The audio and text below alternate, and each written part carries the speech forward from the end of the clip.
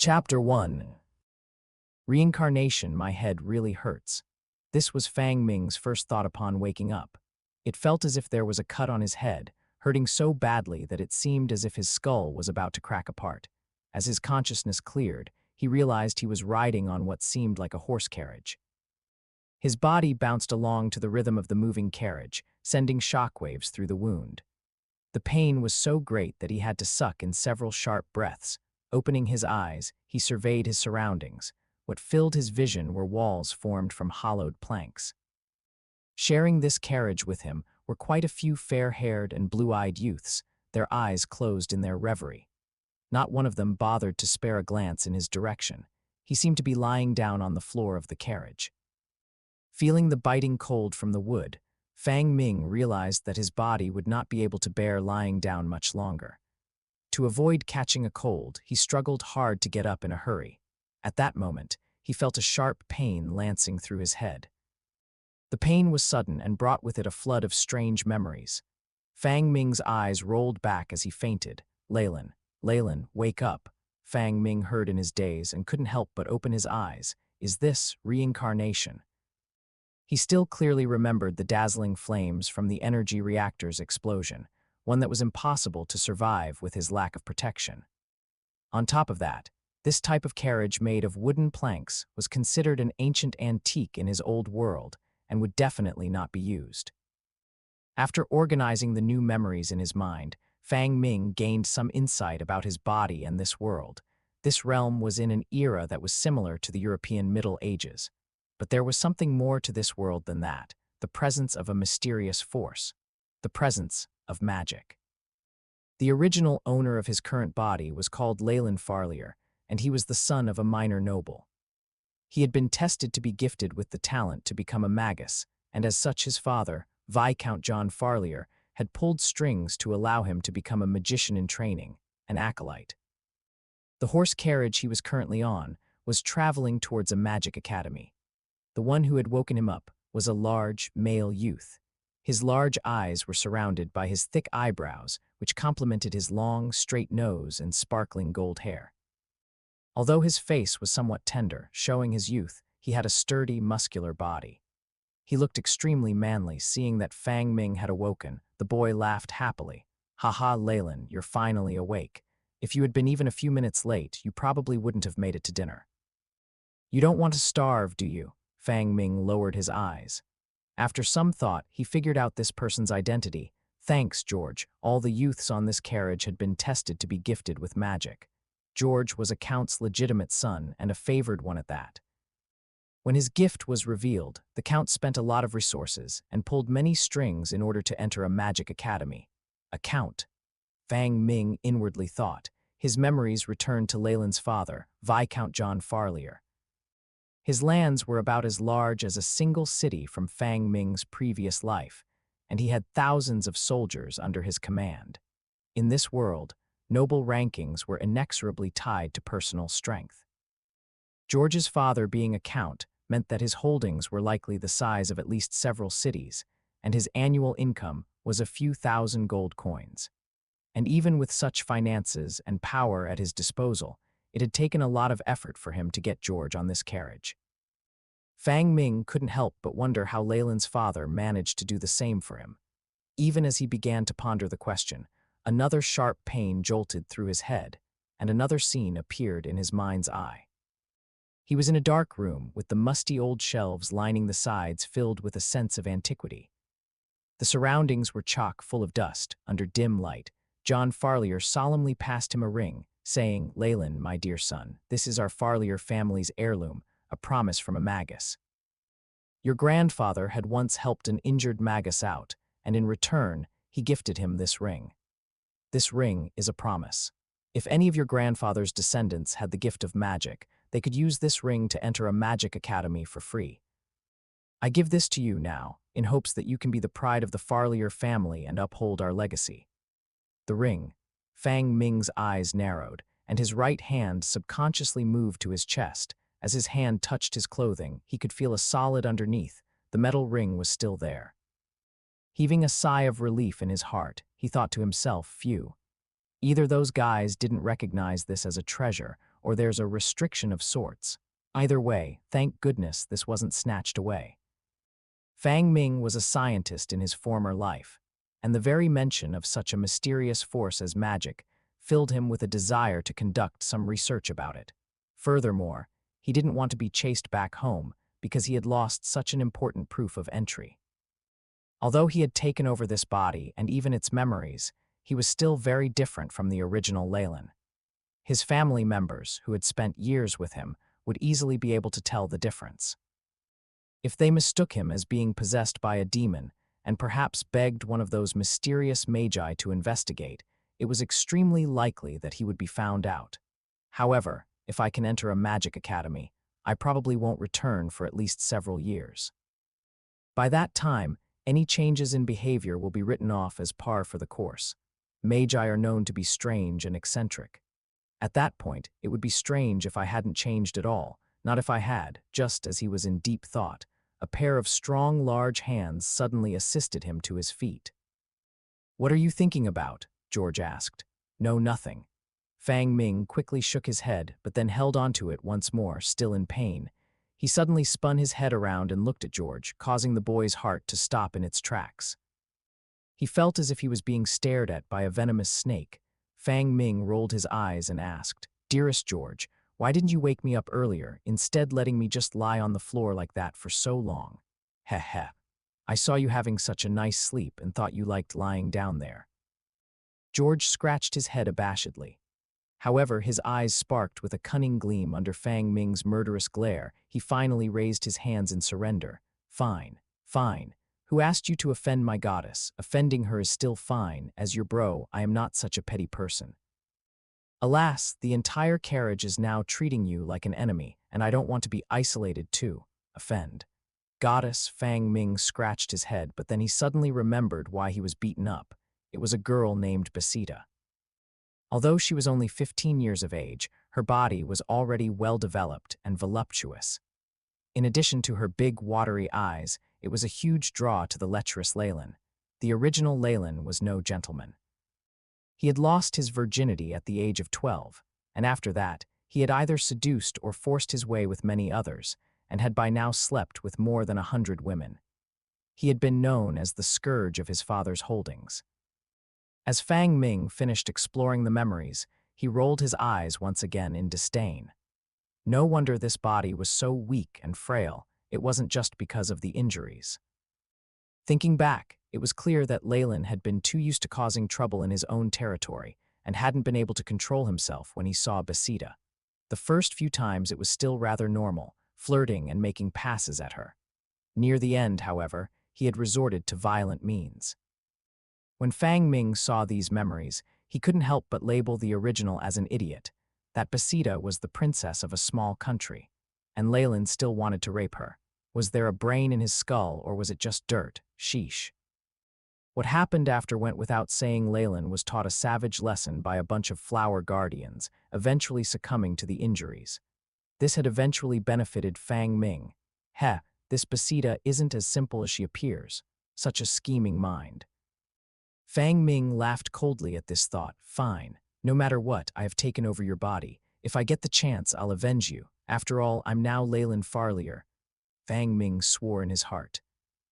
Leyland found no mention of anything resembling Asians in his memories, nor had he heard anything about China. In this new Western world, using his own Chinese name would be too dangerous. Leyland looked around to find that there was nobody else inside the spacious carriage. It was no wonder that George had come to call him over. "No matter what, I still have to thank you. George, do you have any medicine?" Fang Ming stood up and stretched his body. Although it still hurt in a few places, it did not impede his movements, and the wound at the back of his head had already become a scab. "Heh heh, I knew that you'd need this." George laughed as he tossed a small bottle over. "This is my family's secret product. I heard that it's usually used during night training and is extremely effective against any bodily injuries." As George spoke, he looked around furtively. "All right, dinner is about to start. I'm going to head there first. You should apply the medicine quickly and hurry over too. Remember, do not tell anyone else about our friendship." After he finished speaking, he ran off like a gust of wind. Looking at George's figure disappearing into the distance, Leyland couldn't help but massage his forehead. It looked like this Leyland had truly stirred up a hornet's nest. Was it such a big deal? His memories told him that the people of this world were rather open about sex. At this point, he couldn't do anything to remedy the situation. Swiftly taking off his clothes, Leyland quickly rubbed the medicine all over the injuries on his body. HSS, this damned George. Couldn't he help me apply the medicine before leaving? Leyland drew several sharp, cold breaths as he applied the medicine. The medicine was extremely effective. As soon as he applied it, there was a cooling sensation and the pain vanished. After he had dealt with the wounds on his body, Leyland put on his clothes and opened the carriage door. Whoosh! A gentle breeze blew over. The sun was setting on the horizon, painting everything a golden red. Leyland's eyes moistened as he muttered, "No matter what, it feels good to be alive." Looking at the surroundings, he noticed several large carriages forming a circle to make a crude temporary campsite. There was a large fire in the middle. There were many youths around the fire, sitting and resting on cloth mats laid on the ground. They were laughing and playing with each other while eating the bread in their hands. Leyland walked towards a table that had quite a few breads and juices placed on it. According to his memories, this was where food was distributed. When he approached the area, he saw that there were a few people queuing up. As they spotted Leyland, their gazes turned to ones of derision. Though Leyland thought of himself as thick-skinned, he still found it somewhat difficult to endure. Still, he did not leave. No matter what, he still had to eat. "Hurry up," a hoarse voice rang out. "So sorry, Lady Angelia." A freckled boy quickly apologized and took his share of the food before running away. Beep, danger alert, danger alert. Host body is extremely close to a source of danger. It is recommended to move at least 1,000 meters away. Chapter 2. AI, chip this. Leyland's eyes widened when he heard the mechanical voice in his mind. Isn't this the assistant AI chip from my previous life? How did it reincarnate with me? This doesn't make sense. He found it hard to believe. He thought to himself, AI. Chip, scan my mind and locate assistive systems. After a mere moment, the AI, Chip's mechanical voice replied, beep, scan complete. No foreign existences were found in host's mind. Scan my body and display its stats. This statement was met with another mechanical sound, beep. Scan complete. Fang Ming, Leyland Farlier. Strength, 0.4 agility, 0.5 vitality, 0.4 status. Blood hemorrhaging at the back of the head, many injuries to the soft tissues. No AI, chip present in host's body. A 3D hologram appeared before Leyland's eyes. It displayed Leyland's own body and showed stats on the side. No AI, chip. The AI, chip is equivalent to a material substance. How did it follow my soul through reincarnation? Leyland thought to himself, it seems like some abnormality occurred during the explosion or my reincarnation, and the AI, chip's functions have fused with my soul. If I was still in my previous world, this would be a major discovery. It not only confirms the existence of the soul, but also shows that physical matter and the soul can possibly transform each other. This is definitely something that group of old men in the National Academy of Sciences would go crazy over. It's a pity that I'll never see them again. This kind of chip was essential to scientists in his previous world. Because of issues with human rights and the conscious thought, this technology didn't have any intelligence of its own, instead serving two primary functions: data storage and analysis. It would analyze data on the command of its host, gathering data samples and running simulations to make deductions. Its storage ability was even simpler. It would store everything the host experienced through their 5 senses and recorded it down. Empirical data showed that it had enough wherewithal to store over 10,000 years' worth of events. Why did the AI, chip and my soul fuse together? I'll ponder this kind of question later when I have the ability and qualifications to do so. At least with this AI. Chip, I have some resources in this world. The corners of Leyland's mouth suddenly lifted to form a brilliant smile.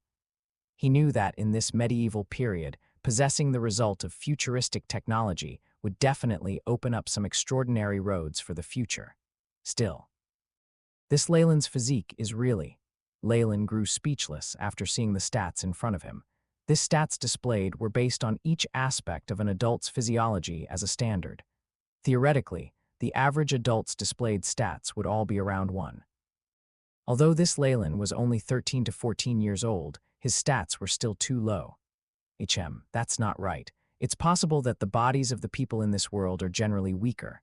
AI, Chip, scan the bodies of the people around me and display their stats. Beep. Task established, beginning collection of statistics. In almost an instant, 3D holograms of the surrounding people's bodies appeared in front of Leyland, displaying their stats. Name, unknown. Gender, male. Strength, 0.9. Agility, 1.1. Vitality, 0.8. Name, unknown. Gender, male. Strength, 1. 2. Agility, 0.8. Vitality, 1.0. Name, unknown. Gender, female. Strength, 0.8. Agility, 1.2. Vitality, 0.7. Well then, it looks like the bodies of these people are stronger than those from my previous world.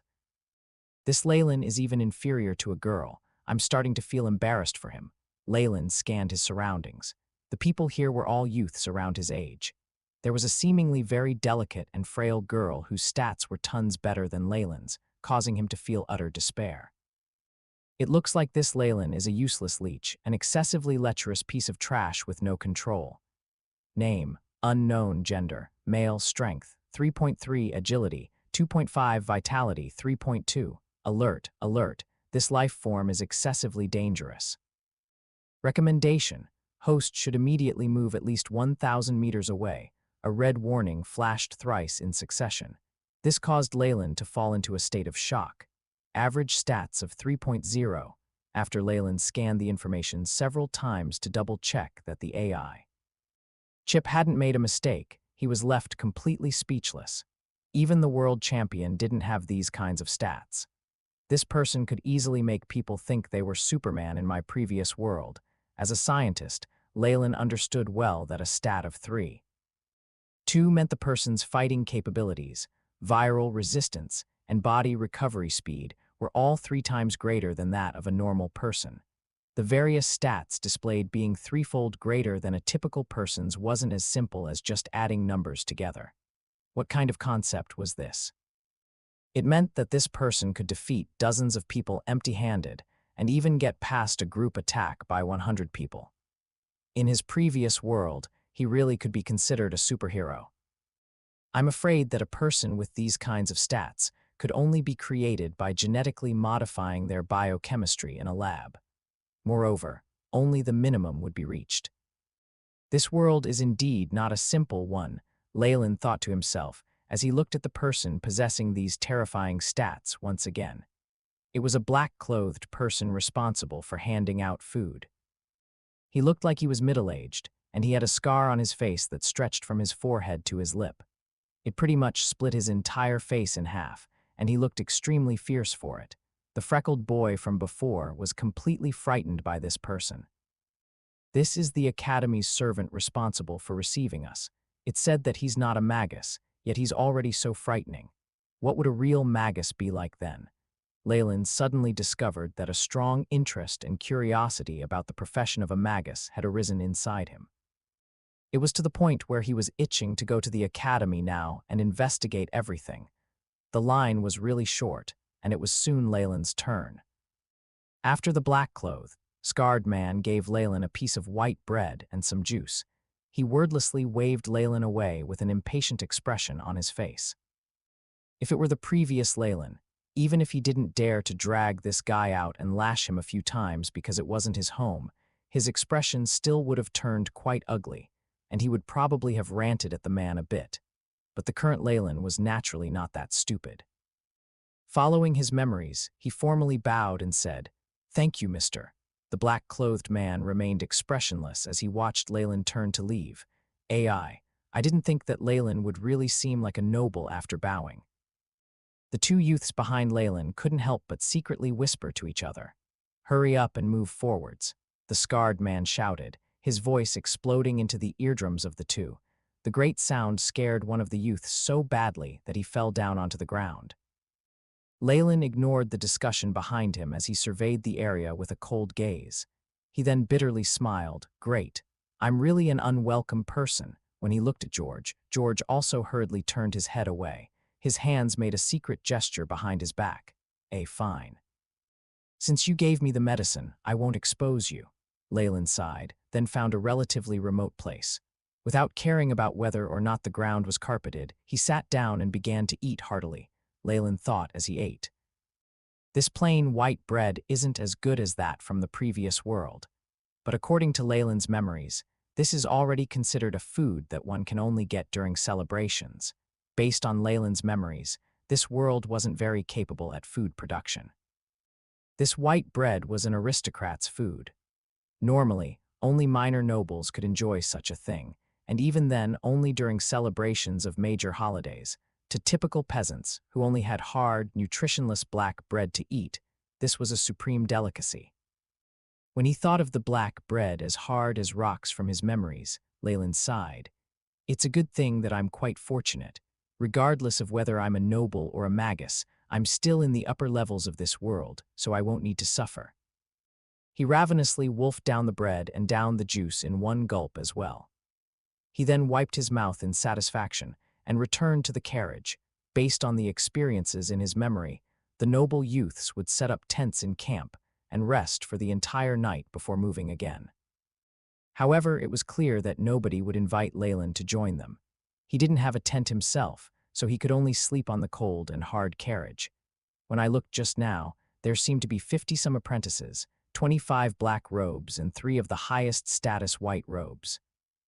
When he thought of the scene just now when he had been noticed from a distance, the hairs on Leyland's body rose.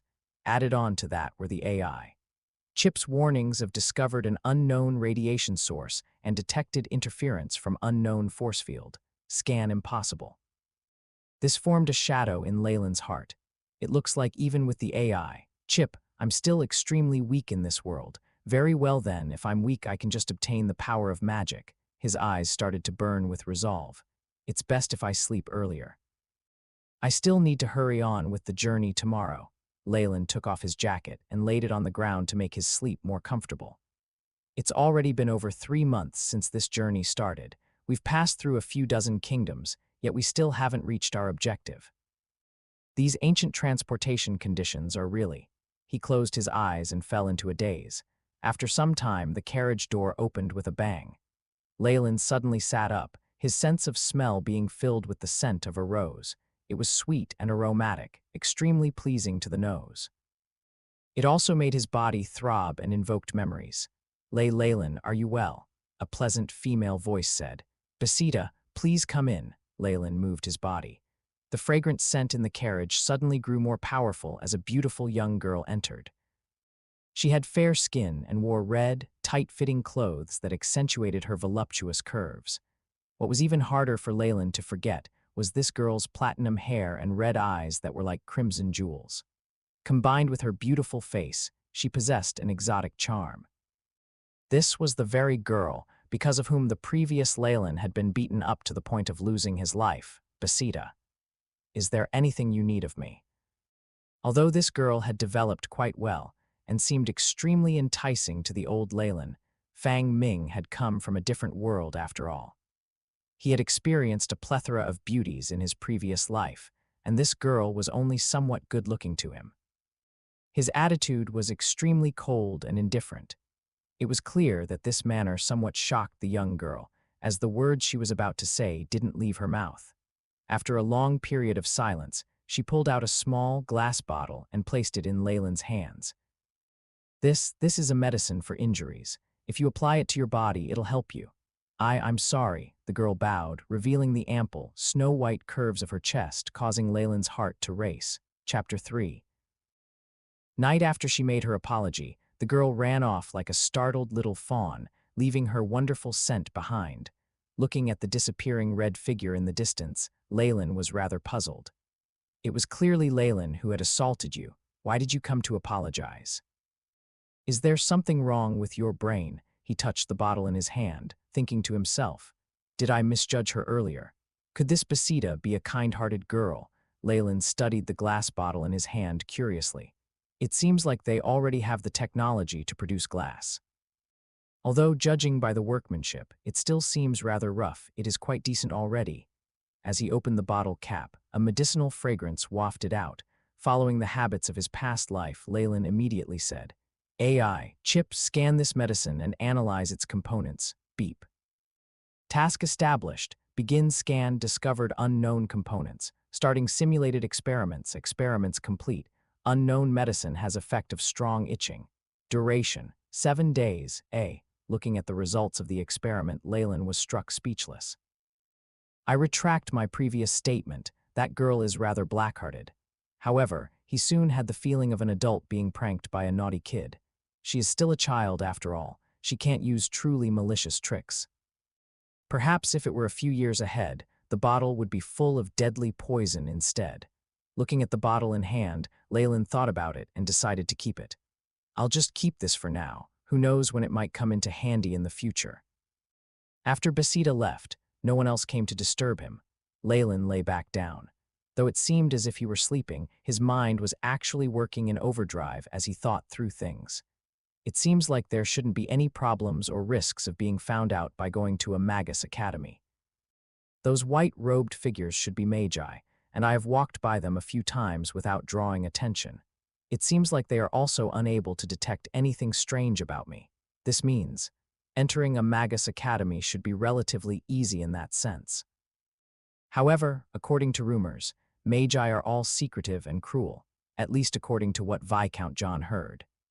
It also seems that in the academies, there is extremely fierce competition amongst the acolytes of the same level, despite it being against the rules to kill one another. I need to at least have some form of self-protection. As he thought about that, he once again touched the ring hung around his neck and held it in his hands. The ring was jet black and nondescript. Within the inner ring, there was a small Y inscribed, along with elaborate inscriptions around it. With the technological advancements of the Middle Ages, to be able to inscribe such a complicated pattern onto the inner ring is incomprehensible. However, regardless of the issue, as long as it has to do with the mysterious magi, it shouldn't be surprising at all. Leyland muttered to himself and issued another command. AI, chip, scan the ring in my hands. Beep, task established. Begin scan discovered unknown metallic components. Comparing to data banks. Insufficient data. Unable to analyze as I'd thought with the AI. Chip's current level, it is still inadequate to analyze something that a magus left behind. Leyland sighed and stored the ring. How can I increase my power? This body of mine is truly too weak. It cannot even compare to those of the same age. That will not do. If it were my past life, I could still undergo genetic modification. Alas, there is no such option here. Perhaps I should explore this Leyland's memory once again and see if there are any methods.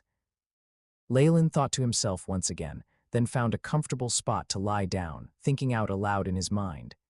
AI, chip, scan the entirety of Leyland's memory and arrange it. Beep, task established, starting arrangement. In Leyland's former world, the world of science had always been of the opinion that the majority of the human brain's power was not being harnessed. Amongst that power was the ability to access every memory since birth. Some memories, even if the person in question could not recall them, were actually still stored somewhere in the brain.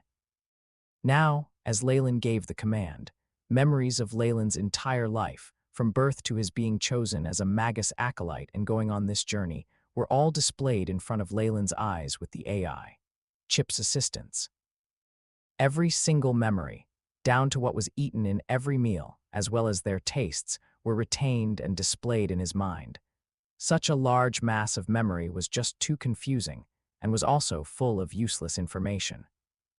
In the past, Leyland had only taken what he had urgently needed and ignored the rest. At this point, with the help of the AI chip, he was arranging and sorting everything out. Data sorting has been completed. The AI chip notification sounded out. Create a new file named Leyland Farlier and save it. Leyland gave a new order. Beep. File created Leyland Farlier. New task, search the file for all possible methods for the host to improve strength quickly. Beep. Task established. Begin search. In front of Leyland, innumerable amounts of data flashed past, seemingly forming a beautiful picture. Search complete. Search results 453 methods. So many. Leyland paused a while as he thought.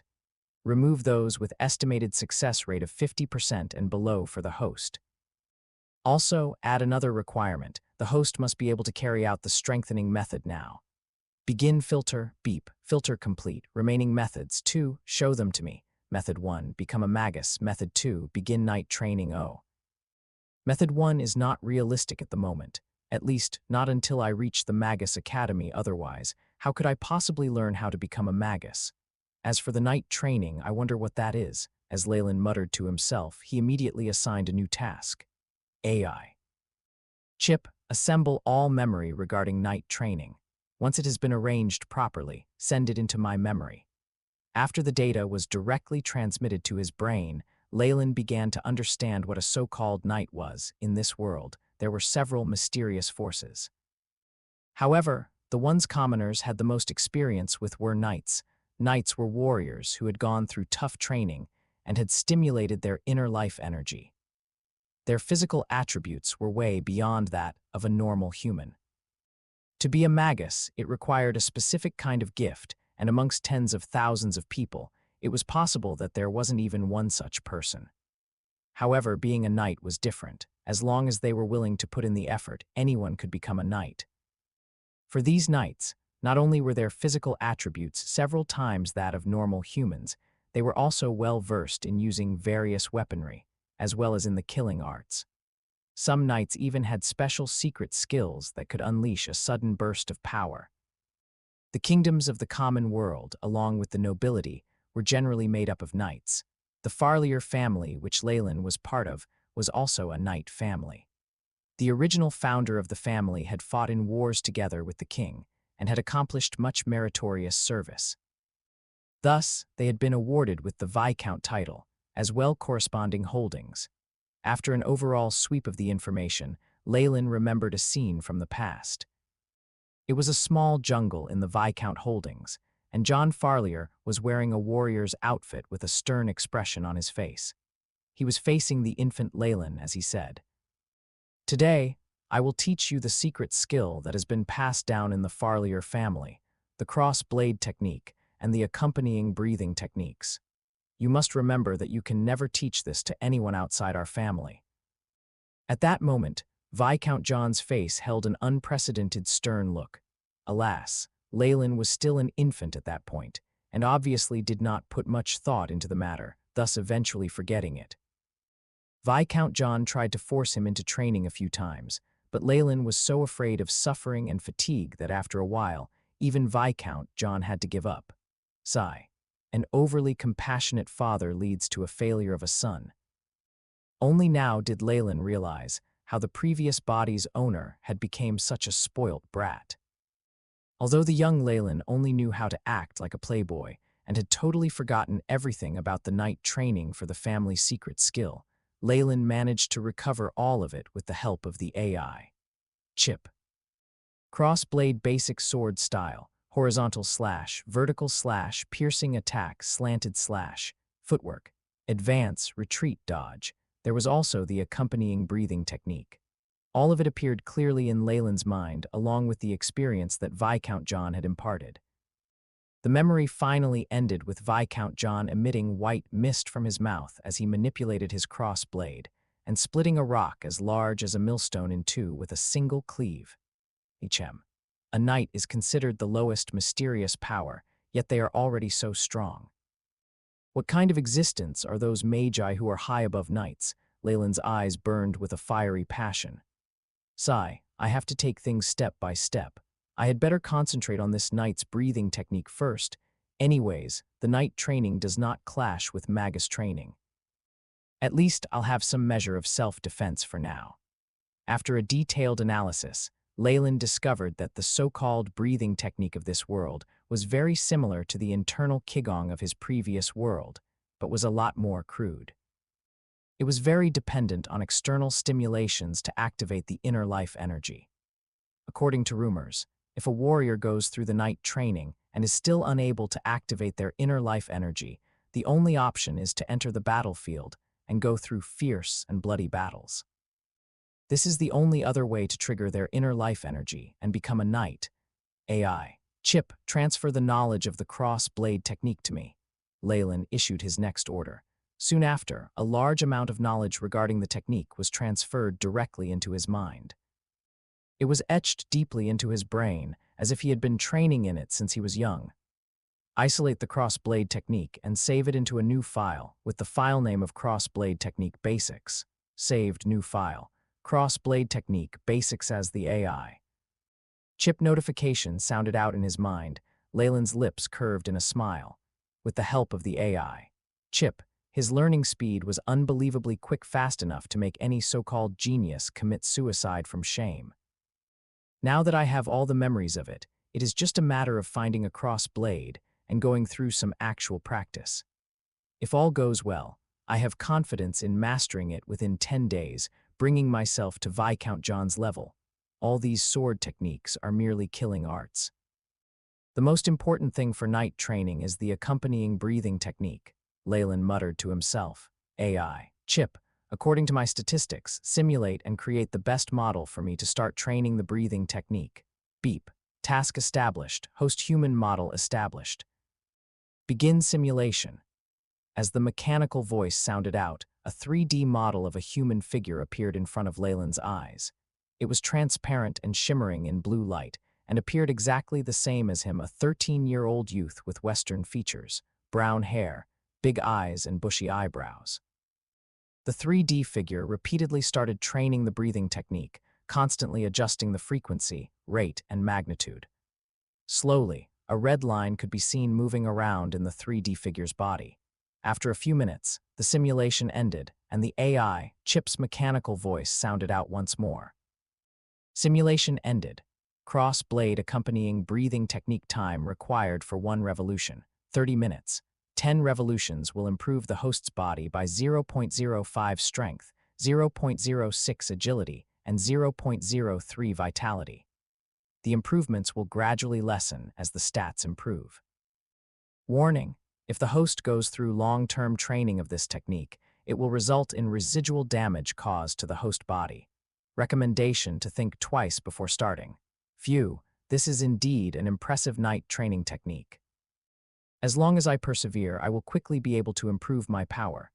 Alas, I wonder if there is any way to remove the effect of the residual damage, Leyland said with a faint smile. At this time, the AI, Chip's voice suddenly sounded out. Do you wish to optimize the breathing technique? Y/N/N. The AI, Chip, actually has such abilities.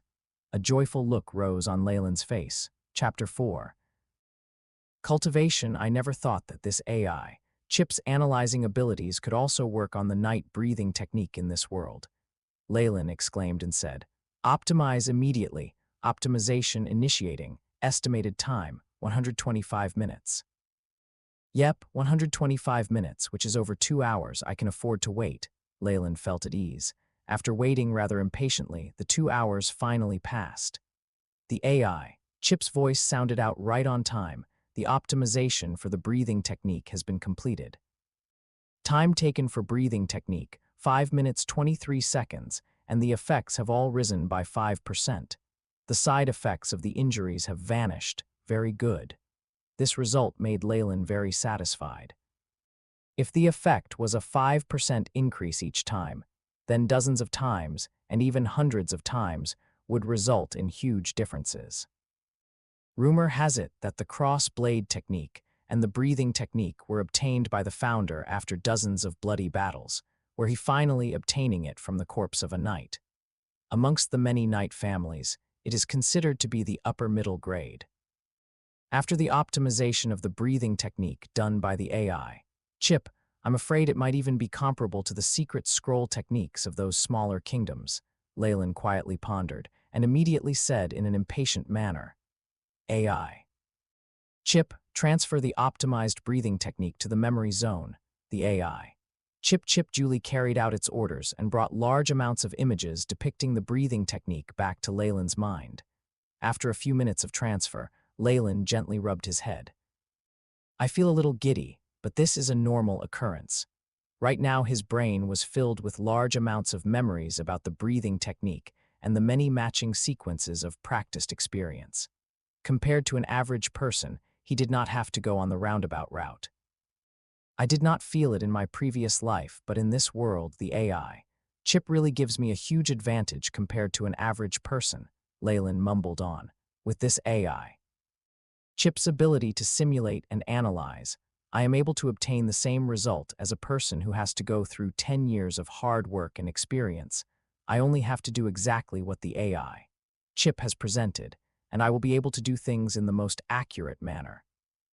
The breathing technique had many contradictions, and some of them required more than a verbal explanation to be understood.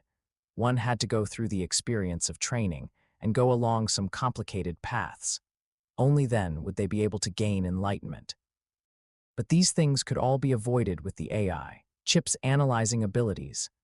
I'll give it a try, Leyland thought, and his body laid on the floor in the shape of a cross, according to the suggestions on the breathing technique which was presented by the AI.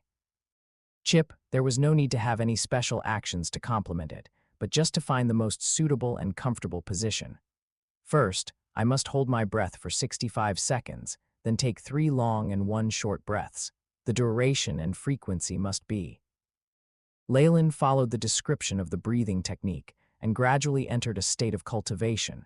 He looked unconscious. His face was bright red, and his temples throbbed as if carrying out some kind of exercise. As time passed, Leyland's face grew redder, and eventually, he began to perspire out some faint black-colored fluid.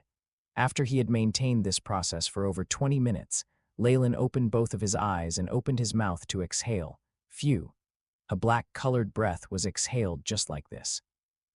Within his body, some cracking noises could be made out. Leyland stood up and moved his 4 limbs. His whole body was warm as if he had just undergone a vigorous exercise. AI, Chip, display my body's statistics, Leyland ordered. Leyland Farlier. Strength, 0.4 agility, 0.5 vitality, 0. 4 state, mild injury. Leyland remained impassive.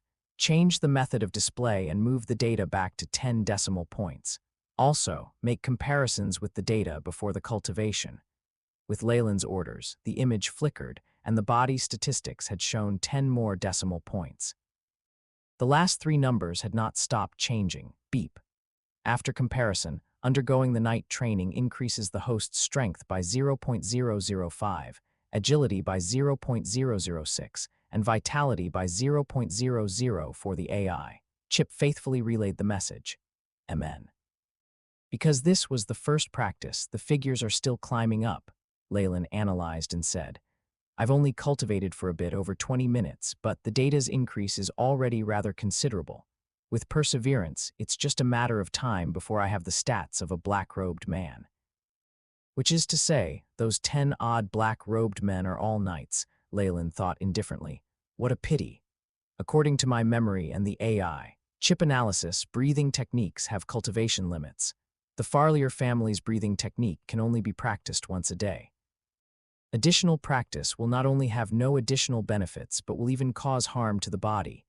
AI, Chip, are there any methods to let me increase the number of times I can practice the breathing technique? Leyland asked. Medicinal items are required as a supplement. The AI. Chip feedbacked. List all the necessary medicinal items. Quinoline element, Marco 21, magnesium dioxide. The AI. Chip listed a whole bunch of medicinal items which were all from Leyland's previous life. Is it possible to substitute any of them with other medicinal items or herbs? This seemed to be an obviously impossible task, but Leyland furrowed his brows and asked anyway. A sample is needed to analyze the medicinal properties. As of now, the data is insufficient. The AI Chip prompted. As long as there is a way, then it's all right. Leyland heaved a sigh of relief. He looked at his own body again. Because large amounts of sticky substance had been produced after the breathing technique training, his body felt very sticky, which was extremely uncomfortable to the touch. Leyland frowned. Looks like I'll have to wash up first. He began to make his way out of the horse carriage. It was midnight by this hour, and the various young nobles were all sleeping soundly in the tent. Leyland quietly stepped out of the carriage and ran towards a small river that was nearby. Warning, a human is approaching. The AI, Chip prompted.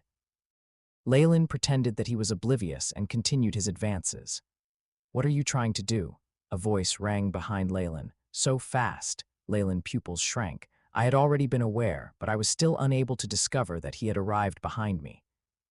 If he has any bad intentions, then I definitely won't be able to resist in any way. On the surface, he still pretended to be scared out of his wits.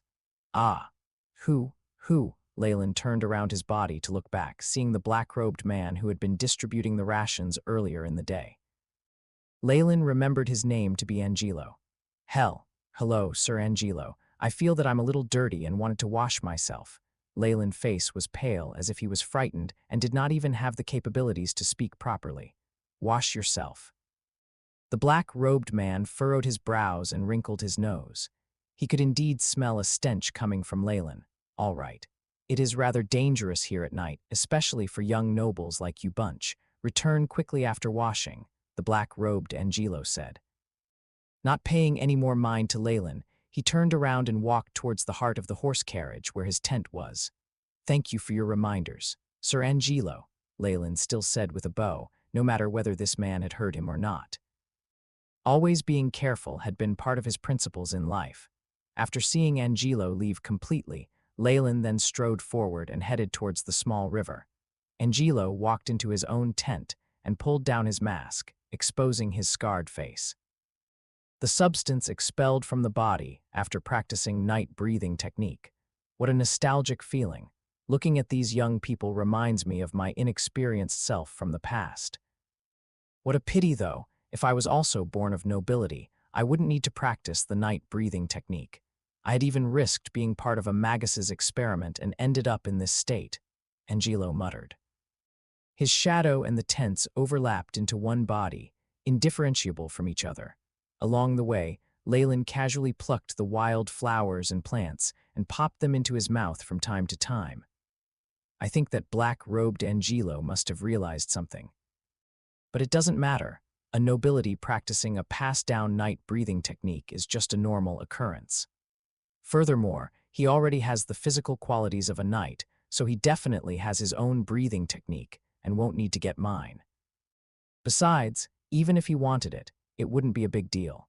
I can just write it down and give him a copy.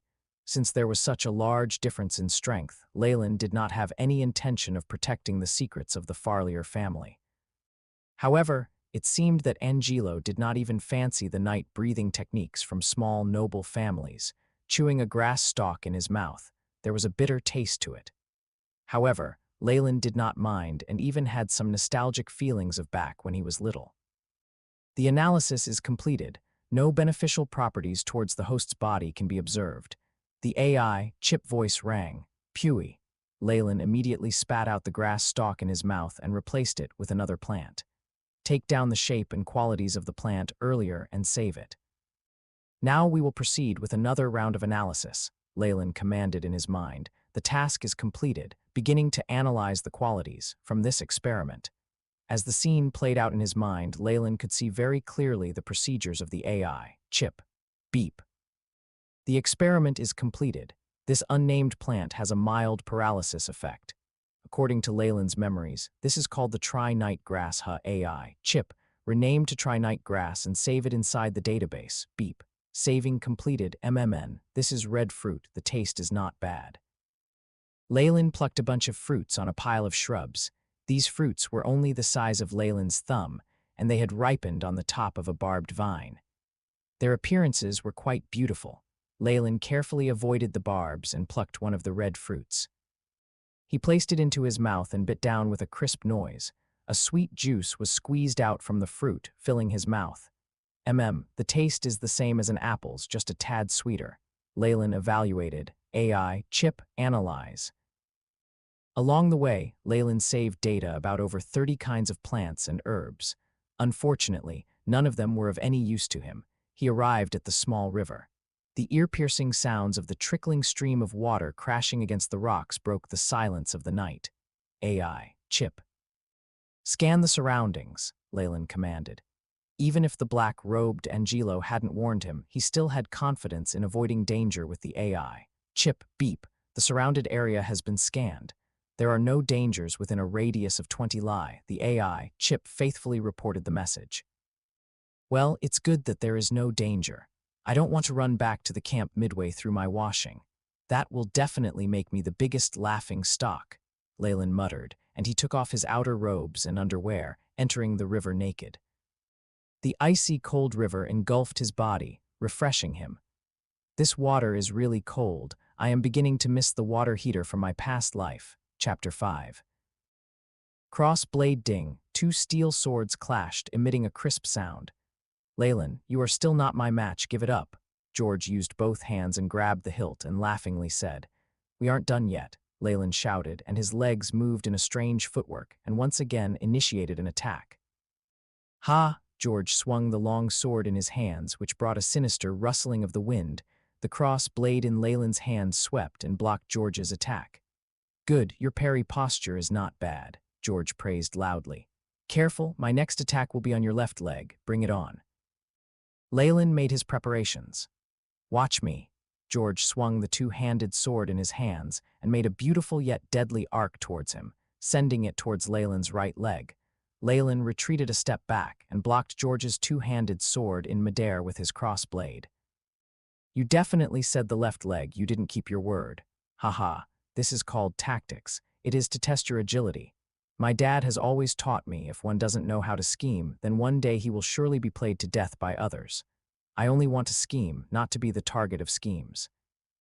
George laughed and said, and then pulled back his huge sword. No more, no more, you are getting better each and every time. I wouldn't be able to beat you after a few more days, scratching his puzzled head. Leyland. My sword technique is passed down by a grand knight. I put in much effort, training with blood and sweat, so much so that my teacher said that my swordplay is better than the average knight. Yet, you who can fight me to a standstill, how could you have been beaten by our inn? These sword techniques were taught to me by my father when I was younger. Unfortunately, I had forgotten it, and I'm currently trying to practice more in order to recall it. Leyland clenched his fists, and his face turned red. Once I have strength, I will definitely seek revenge viciously and break our inn's legs. He looks like a hot-blooded youngster who is filled with determination after a setback. My dear Leyland, I believe in you. You will definitely fulfill your wish, George patted Leyland's shoulder. And with another look of pity, currently, with your ability, it is already sufficient to seek your revenge. After sparring, George had a rough understanding of Leyland's strength. Right now, I can deal with one or two of them, but our inn has 5 members. Leyland was fretting over it. Actually, he was already confident in dealing with our Rin and his gang, but without an excuse, how could he fool George into continuously practicing with him? Oh right, you mentioned Grand Knights earlier, what are they? Leyland remembered George's complaint earlier and casually asked. You are talking about the Grand Knights. They are one realm higher than knights. No matter where they go, they are considered a great existence. If one is lucky, a king might even be hospitable to them. And if one is willing to pledge loyalty, then they will definitely become a troop commander. Their physical body has been pushed to the extremes, and rumors has it that apart from the long-distance crossbow formation, even if a heavy cavalry troop were to charge at them, they won't be able to stop them from advancing. So powerful, Leyland muttered. A commander of a troop has the same status of an earl, and even Viscount John had to greet them if he saw one. A heavy cavalry troop is the peak of a troop's strength in this era of medieval weapons. Once they charged, even a smaller city's walls might fall. For a Grand Knight to actually be able to use merely their physical body to fight with them, how strong would they have to be? Looking at Leyland, who had a yearning expression on his face, George laughed out loud and consoled. You don't have to envy them. A magus has an even more mysterious and stronger power compared to that of a knight. As long as you become a magus acolyte, your status is comparable to that of a Grand Knight. And if you become an actual magus, then congratulations, killing a Grand Knight is easier than stepping on an ant. The various kings from kingdoms will all want to strive to be first and fear to be last in stuffing their beautiful daughters on your bed. A magus is that powerful. Leyland was skeptical. Then why are the black robes so cold to us, who have the possibility of turning into a magus? They are naught but knights. About this, I'm not too sure, but a magus's status is definitely very high. This was told to me by my father. I can swear it upon my Borunin family's reputation. George touched his nose and replied rather awkwardly, all right, it's not like I don't believe you. Leyland felt a little exasperated, speaking within his heart. AI. Chip, scan the person in front of me. Beep. Name, George Borunin. Strength, 1.9. Agility, 1.8. Vitality, 1.9. Status. Healthy. George's stats could not have been achieved just by standard training. According to him, he had trained with the Knight's technique since he was young, and that was the reason he was able to achieve his current physique. Warriors who had started cultivating the Knight breathing technique and thus improved their physique, but had not been able to ignite their internal life energy yet, were commonly known as preparatory Knights. George's physique could be considered at the peak standard even amongst these preparatory Knights. This was also linked to his nobility status and being able to use large amounts of expensive medicine to assist in improving his body's physique. All right, we have sufficient rest now. Let us head back. I do not want to return too late and find those black robes staring coldly at me. George looked at his surroundings, and the bright moonlight coated the surrounding with a layer of silver color light. The tranquility of the night was occasionally interrupted by insect cries. Leyland did not wish to attract attention during the day as they were traveling, so he sneaked out to practice with George at night. Naturally, this did not escape the black robes, but after a few encounters, Leyland found their attitude to be extremely cold. As long as one did not wander too far away from the camp and cause trouble, they would not care about them. Just once more round, we'll head back, Leyland said. After this round, I'll return this cross blade to you. George was a little absent-minded, and then his eyes lit up. Are you finally done using it? Gus had been bothering me for it. In order to train in sword techniques, the first requirement would be to have a cross blade. As nobility, there were many youngsters that wore warriors' robes with a sword attached to their waist. However, the previous Leyland did not do so, the reason being that it was too heavy and it restricted his movements. Because he found it troublesome, the previous Leyland had traveled without even a dagger on him. This had caused Leyland now to be in the awkward situation where he was totally weaponless, without even a cross blade to practice with. For the sake of practicing, Leyland turned his attention to the first friend he saw when he woke up George. Using threats of exposing their friendship, he had made George lend him a weapon and train with him. Thinking back when George's eyes had turned white and had an expression as though he has met with a bad friend, Leyland laughed uncontrollably. Your swordplay is improving at an extremely fast pace. But do you really not need the cross blade? George asked. I am rather familiar with Gus anyways, so even if I were to lend it to you for a little while longer, it's not a big deal. Thank you for your kind intentions, but I really do not need it. Leyland smiled as he rejected his offer. After this period of sparring, he had already seen through the secret technique of the Farlier's family. Furthermore, due to the AI chip, his swordplay would always remain at its peak state, so his skills will not go rusty due to not practicing the cross blade for a long time. Good, then we will fight one more match with the same rules. I will only use the same amount of strength as you will. As George said that, he picked up his big two-handed sword and walked towards the center of the patch of grass, his sword emitting a cold light as it reflected the moonlight. Leyland had also walked over. Come on, this time I won't hold back. He had thought of an experiment and had sent out the invitation in order to carry it out. AI chip, establish task, analyze the opponent's strength and the surroundings to come up with the best plan to defeat him. Task establishing. Beginning analysis. Simulation results. Host is unwounded. Target loses his ability to fight. Please confirm on whether to turn on the vision aid. Turn it on. Upon Leyland's command, countless of blue lines appeared before his eyes that, as if turning the area into some sort of virtual world. According to the target's reactions, there is a 99.98% probability that the first attack will be the host's right arm. Most effective method of combating this, sidestep, jump slash, following the voice of the AI chip, the blue rays of light in his retina had already formed an image of George raising his sword and slashing towards Leyland's right arm. Watch the sword. George shouted, and as expected, he initiated the attack first, waving his two-handed sword. He charged over, the motion almost mirroring the projected image. Leyland's lips curled and dodged the attack, and he raised both his hands along with the cross blade. Leaping up high, he viciously swung it down, jumping slash. Damn, how did this happen? George cried strangely and ducked the crossblade with a roll on the floor. Leyland's cross blade struck onto the floor, which brought up some of the mud and small pieces of stones. George got up, a serious look on his face. He felt as if Leyland had predicted his attack, almost as if he had read his motions and knew them like the back of his palm.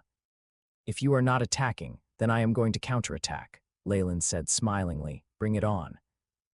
George stared nervously at Leyland. Leyland gripped his crossblade, took a step forward and pierced forward. Every action and movement had all been accurately performed as seen from a textbook. George made a blocking motion, but his body moved to the side instead, and as he dodged the pierce, he countered Leyland's attack with a slash of his own. The best way to react: left turn 50 degrees horizontal slash following the AI.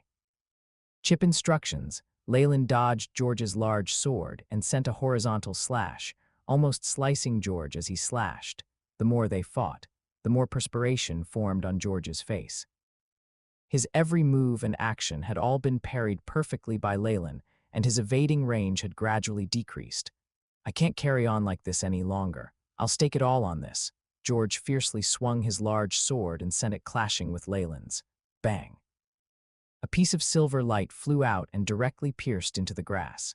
It was the large sword in George's hands. The blade had not stopped quivering as it let out a wang-wang sound. In the sparring area, Leyland's cross-blade sword had touched horizontally at George's waist. You've lost, indeed. I lost, George muttered, and then immediately stared at Leyland. How did you do that? It is actually very simple. After training with you for a long time, I have already remembered the sequence of your movements. Leyland withdrew his sword and bowed smilingly. The sequence of my movements. George repeated. Yes, to put it in a simple way, everyone has a habit when they strike. As long as you can remember them, then it will be easy to arrange a trap according to the enemy's habits. I have used the same trick on you. Phew. George exhaled out a long breath. I understand now. And then looking at Leyland momentarily, as if he was looking at a monster. Your gift in sword technique is absolutely the best that I have ever seen.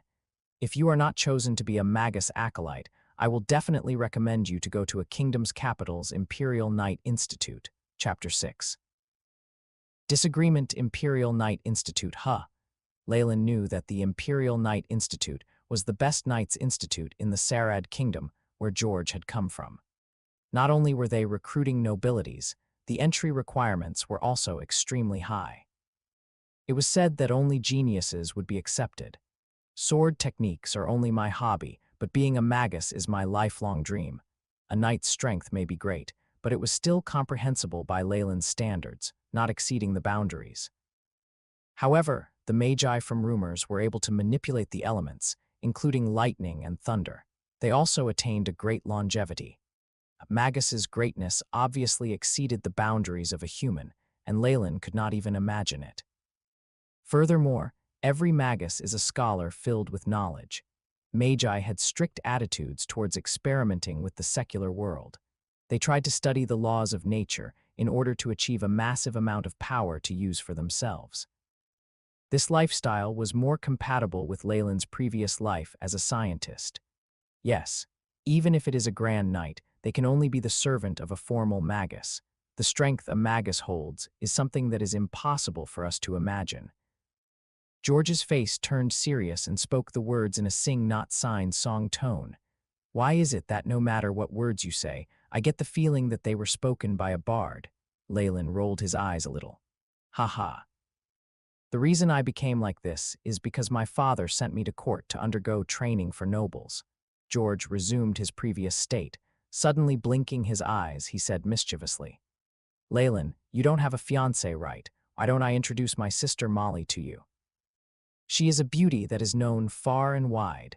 Scram, under the moonlight, the two youths left the grasslands as they fooled around. Good night, George. Good night, Leyland. After Leyland handed the cross blade to George and bid him farewell, he returned to the carriage. The dimly lit carriage had only him inside. The interior of the carriage let off a very faint odor. The stench was a mixture of rot and sweat. Because of this, many noble youths refused to stay in the carriage any longer than necessary. Once they got to pit stops, they would escape to the grass fields outside like little wild horses coming out to play. The concept of relationships in this world was very open-minded, all the more so for nobility, with the strong perception ability of the AI. Chip, Leyland had discovered many affectionate couples around, which had led him to seek an even further location for him to train. Using his supervision eyesight to look at the wild battle scene, Leyland's heart burned in rage, as this had made him recall the former memories of the spoilt brat. Who would have thought, after changing into a youngster's body, even my desires have increased? Leyland smiled bitterly, calming his emotions. AI, Chip, show me my body's statistics. Leyland Farlier. Strength, 1.5, agility, 1.6, vitality, 1. 4. Status. Healthy. It had been over a month since he first began practicing the night breathing technique. Right now, Leyland's body state had not only caught up to his peers of the same age, but had also surpassed some. Against George, he had concealed his true strength, which had caused George to gauge his strength wrongly. Not bad. I should proceed with today's cultivation. Leyland settled into a good posture and entered the state of cultivation. This was his homework every day, according to the AI. Chip's instruction: after training at night, he should cultivate in the breathing technique again to have the best effects. After 20-odd minutes had passed, Leyland was completely drenched in his perspiration, but the amount of black impurities that had flowed out were clearly less than before. Phew! Leyland opened his eyes and looked at his body. He said in slight exasperation, "The breathing technique's effect is reducing, which is logical, according to the AI." Chip's estimation: Farlier family's breathing technique, even after optimizing, will completely lose effect by the times I've enhanced my body's statistics to 2. This is the realm of preparatory nights. After this, I must use my own power, as well as the external stimulations from near-death experiences, to attempt exciting the life energy. Only then will I be able to improve again. Thinking up to here, Leyland took out a yellow-colored fruit out from his pocket. There were some black spots on its surface, making it look quite horrifying. Leyland directly placed it in his mouth, and then picked out a root of a herb, munching them together. Beep. The host's body is slowly recovering from fatigue. It is possible to carry on with another round of the night breathing technique, the AI. Chip's voice rang. That's great. These herbal concoctions had been created by Leyland over the past month from countless experiments using the AI. Chip. It could reduce his fatigue and increase the number of times he could cultivate in the breathing technique daily. With the addition of a few more body, not sign-strengthening medicine, the quality of Leyland's physical body had improved at an extremely fast pace. Again. Leyland once again entered the state for the breathing technique. During the past month, the traveling party had already passed several small kingdoms. Eventually, they had completely entered the wilderness. There were very few people in the wilderness. It was only a desolate stretch of sand, with fresh markings from vicious beasts and horse-mounted bandits. Ever since the traveling party had first entered the area, they had already encountered danger several times. Although nobody had died, Leyland's sense of crisis had slowly grown stronger. He could not wait to quench his thirst for power. When the rays of dawn shone brightly, the traveling party once again resumed its journey. Leyland sat alone in a corner with his arms crossed in front of his chest. The youths around him had all avoided him with disgust, allowing him to have quite a bit of space. I don't know what method Basita used. The people in the carriage are still isolating me. If it were a regular youngster, this would have most likely driven them crazy ages ago. It's just too bad that they met me instead. Leyland contentedly stretched his back. He had trained late into the night yesterday, which had made him extremely exhausted. This empty space was sufficient for him to rest for a while. However, this world sure is huge. The traveling party has been traveling for half a year, but they still have not reached their destination yet. We haven't seen the ocean yet either. As Leyland thought, he entered slumber with half-closed eyes, ding-ling-ling. At this time, the traveling party had already stopped.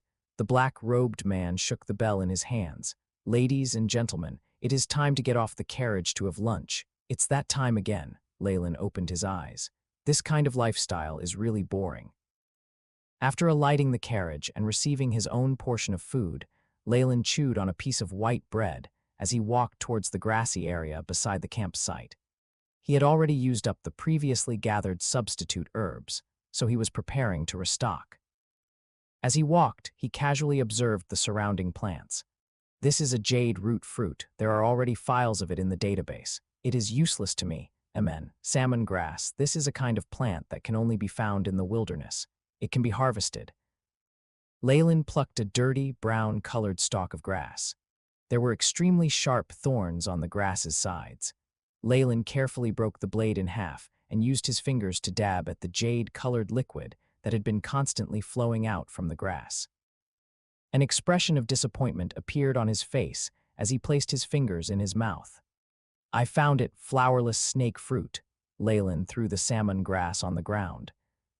As he casually walked over, he noticed, through the corner of his eye, the same yellow-colored fruit that he had eaten yesterday, growing on a shrubbery.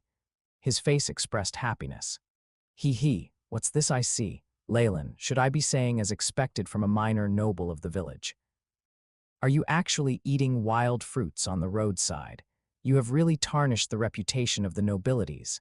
Just after Leyland had plucked the flowerless snake fruit and placed it into his pocket, an annoying voice was heard. Is that our inn? Leyland raised his head and saw the murderer who had killed the previous host of this body. Our inn had fiery red-colored hair, and there were ripped muscles all over his body. His arms were as thick as Leyland's thighs. He currently had his arms crossed in front of his chest as he smiled mockingly at Leyland. There were a few nobility youths at his side, which had all coordinated to jest at him. AI, Chip scanned their statistics. Scan complete. Hourly, strength 1.7, agility 1.2, vitality 1. 5 status, healthy. The AI, Chip feedbacked. Looking at the data in front of his eyes, Aurin's strength wasn't bad. His strength was almost as strong as 2 adult men. It was no wonder that he had been able to fatally injure the previous Leyland. As a child of nobility, as long as they are able to endure sufferings and persevere in their training daily, coupled with the breathing technique, it is not strange to achieve such results. The nobles who were beside Aurin were not that strong. Most of them were below 1. Leyland had even seen a pale, not sign-faced youth whose stats ranged about 0.5, giving a run for the money for the previous Leyland. Mentally calculating the stats, Aurin's strength did not differ much from his. But his sword technique and moves definitely couldn't rival Leyland's, as he had the help of the Chip. As for the rest of the youths, they were only there to increase their numbers. The disparity between his stats and theirs was too huge. It would be extremely easy to deal with them, like an adult bullying a child. Is there a problem? Leyland asked, his voice calm. You. Leyland's reaction had obviously exceeded Aurin's expectations. He actually had no fury or fear, and that made him speechless. If it was the previous matter regarding Basida, haven't I already apologized before? Basida has also forgiven me, Leyland added. At the same time, his heart began to race. This could be a probe sent out by Basida. After enduring for a whole month, had she finally been unable to endure any longer? That's right, it's because of Basida. She has forgiven you, but I haven't. Aurin spoke loudly, his hands tightly clenched into fists. All right, then what do you want? Leyland spread out his hands as if helpless. However, there was a glint of mockery deep in his eyes. Aurin hadn't imagined that Leyland would be so submissive and struggled for a long time before spluttering. You have to make an oath to never bother Basida again in the future. All right, Leyland agreed immediately, and even placed his right hand on the crest pinned to his chest. The crest had a cross blade and a picture of a skylark on it, which was the emblem of the Farlier family. With my honor as a member of the Farlier family, I swear that I will never bother Basida ever again on my own accord. Using a family's reputation to make a vow was the most serious oath a noble could take. Those who had gone back on their words would meet with the disdain of all nobles. So, Mr. Aurin, can I leave now? Leyland bowed slightly with perfect noble's etiquette. Hold on. It had not occurred to Aurin that Leyland would show no resistance, and at this point his eyes contained an avaricious glint. According to the noble's conduct, you still have to compensate. Hand over all the magic crystals that you have. Magic crystals. The surrounding onlookers gasped in surprise. Magic crystals, Leyland repeated. According to his memory, the magic crystals were a kind of currency between magi. They were items of necessity for acolytes with no credentials to enter the academy.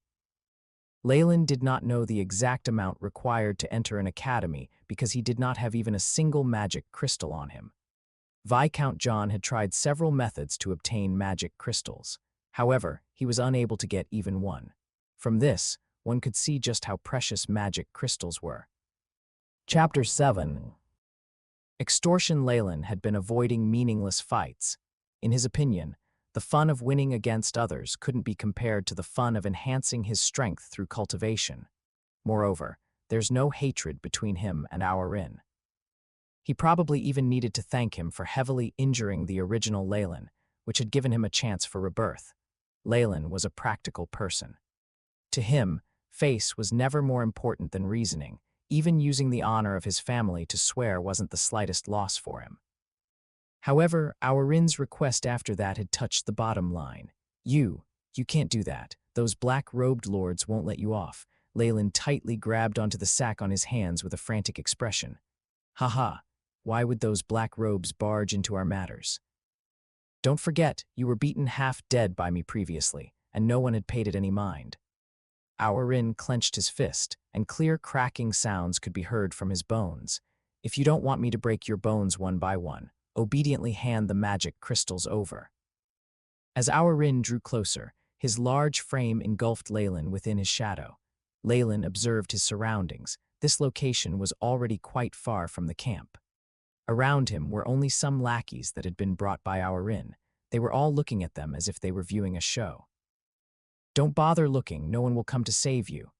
Our inn grinned. Really? That's best then. Leyland suddenly laughed, his silhouette flashed. When Leyland reappeared, he was already behind our inn. Perfect, I can take revenge for that day's incident. A fierce kick was thrown out. Carrying intense wind, it kicked into our inn's waist area. Our inn felt an intense force coming from Leyland's leg, sending his body into the air. Bang! Our inn fell to the ground, severe pain coming from his waist which made his eyes turn slightly red. You dared, you dared. You actually dared to hurt me. You're dead. I will hang you. Our inn ferociously stood up, rays of bloodthirsty and savage light shooting out of his eyes. This is the advantage of having a good constitution. Seeing that the kick that he used 50% of his strength for did nothing much to our inn, Leyland's pupils shrank. Ha! Our inn waved his fist around like a violent black bear. Leyland flashed sideways, dodging our inn's fist. When our inn's fist landed on the small tree behind, it actually left a deep dent. A strength of 1.7 is indeed not a trivial matter. Such a heavy punch. Even with my constitution, I can't withstand more than a few punches. Leyland swiftly thought. AI chip. Simulate the best method to defeat him. Beep. Task established. Starting assist mode. A voice came from the AI chip. Its powerful calculation ability instantly came up with the best solution. Duck. Task established. Initiating assist mode. The AI chip prompted. Leyland immediately crouched down, dodging the roaring our inn's tackle. A flaw appeared in enemy's defense. Most effective attacking location. Armpit. The AI chip's voice sounded. Leyland's figure continuously flashed, dodging our inn's attacks while also getting closer. Do you know? Although your strength is powerful, you're not agile enough. This is the disadvantage of your body shape. As Leyland could still speak when he's attacking, it showed that he was still holding back. Is this still the Leyland from before? Why has he become so much more powerful? The surrounding youths all opened their mouths in shock. Under everyone's expressions of disbelief, Leyland threw out a punch. It hit our inn's armpit with his entire strength. Our inn, who had suffered the attack, fell onto the ground with a pained expression and couldn't get up for a long time. Leyland's full strength was at least 1.5 and wasn't very different from our inn's. Furthermore, the place that he had hit was also the weak spot. Our inn fell onto the ground, his eyes bloodshot as he growled, "You're dead for sure. My family will not let you off." Oh, really? Leyland remained indifferent towards our inn's threat, and even gave our inn a kick in his lower abdomen. Our inn curled himself up like a cooked prawn. Leyland squatted down, looked at our inn with a face full of smiles. Since you won't let me off anyways, do you think that it would be better if I just made the first move and killed you? At that moment, Leyland's smile at Awarin looked like the devil's. He's not joking, he really dares to take action. Awarin saw the killing intent in Leyland's eyes. Suddenly, he felt as though he was being stared at by a tiger. The anger within his head completely vanished and was replaced with fear. Mr. Leyland, Lord Leyland, you can't do that. I have the Dorland family behind me. If you kill me, you'll get yourself in trouble. Then do you admit your wrongs? Leyland issued a ridiculing question. I admit my wrongs. I apologize. Sorry. Under the threat of death, Awarin succumbed quickly. Very good, I accept your apology. In addition, according to the law of nobility, I have the rights to request for compensation. Leyland said smilingly, which gave Awarin a bad feeling. As compensation, hand all the magic crystals you have with you. Leyland smilingly said those words of extortion. Oh, no, you can't do this. Do you know how many people have been sacrificed for my family to obtain these magic crystals? Awarin struggled to protest. Sometimes, it's just a simple multiple-choice question in the world. Now it's your turn. My dear Awarin, life or magic crystals, choose one. Leyland didn't seem to have any reaction to Awarin's begging. Instead, he stepped on Awarin's face, gradually increasing the amount of force he exerted. The boots stepping on Awarin's face sent his head further and further into the ground, giving a suffocating feeling. After a few minutes, Leyland released some of the pressure. So, have you thought through it properly, Pua? Awarin inhaled the fresh air in big mouthfuls. His face was now covered with mud and footprints, making him look hilarious. However, none of the surrounding youths dared to smile. One of the youths slowly began to retreat, wanting to leave this place.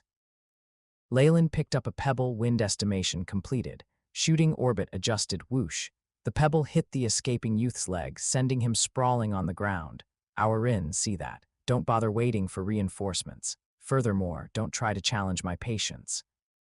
Leyland looked at the surrounding youths. Those who had Leyland's gaze sweep past them all lowered their heads, their bodies trembling. Okay, I can give you the magic crystals, but I left them in the carriage. Follow me back to get them, Awarin said in surrender. Magic crystals are so important. You don't bring them with you, but leave them at the carriage. Are you treating me like a fool? Such childish lies naturally couldn't get past Leyland. It seems like you haven't had enough. A ray of fierceness flashed across Leyland's eyes. He grabbed onto Awarin's arm and suddenly gave it a snap. Crack! Ear-piercing sounds of fracture could be heard, followed by Awarin's miserable scream. If you still refuse to speak the truth, I'll break your other arm. No, no, no, you can't do this. The black-robed lord won't let you off.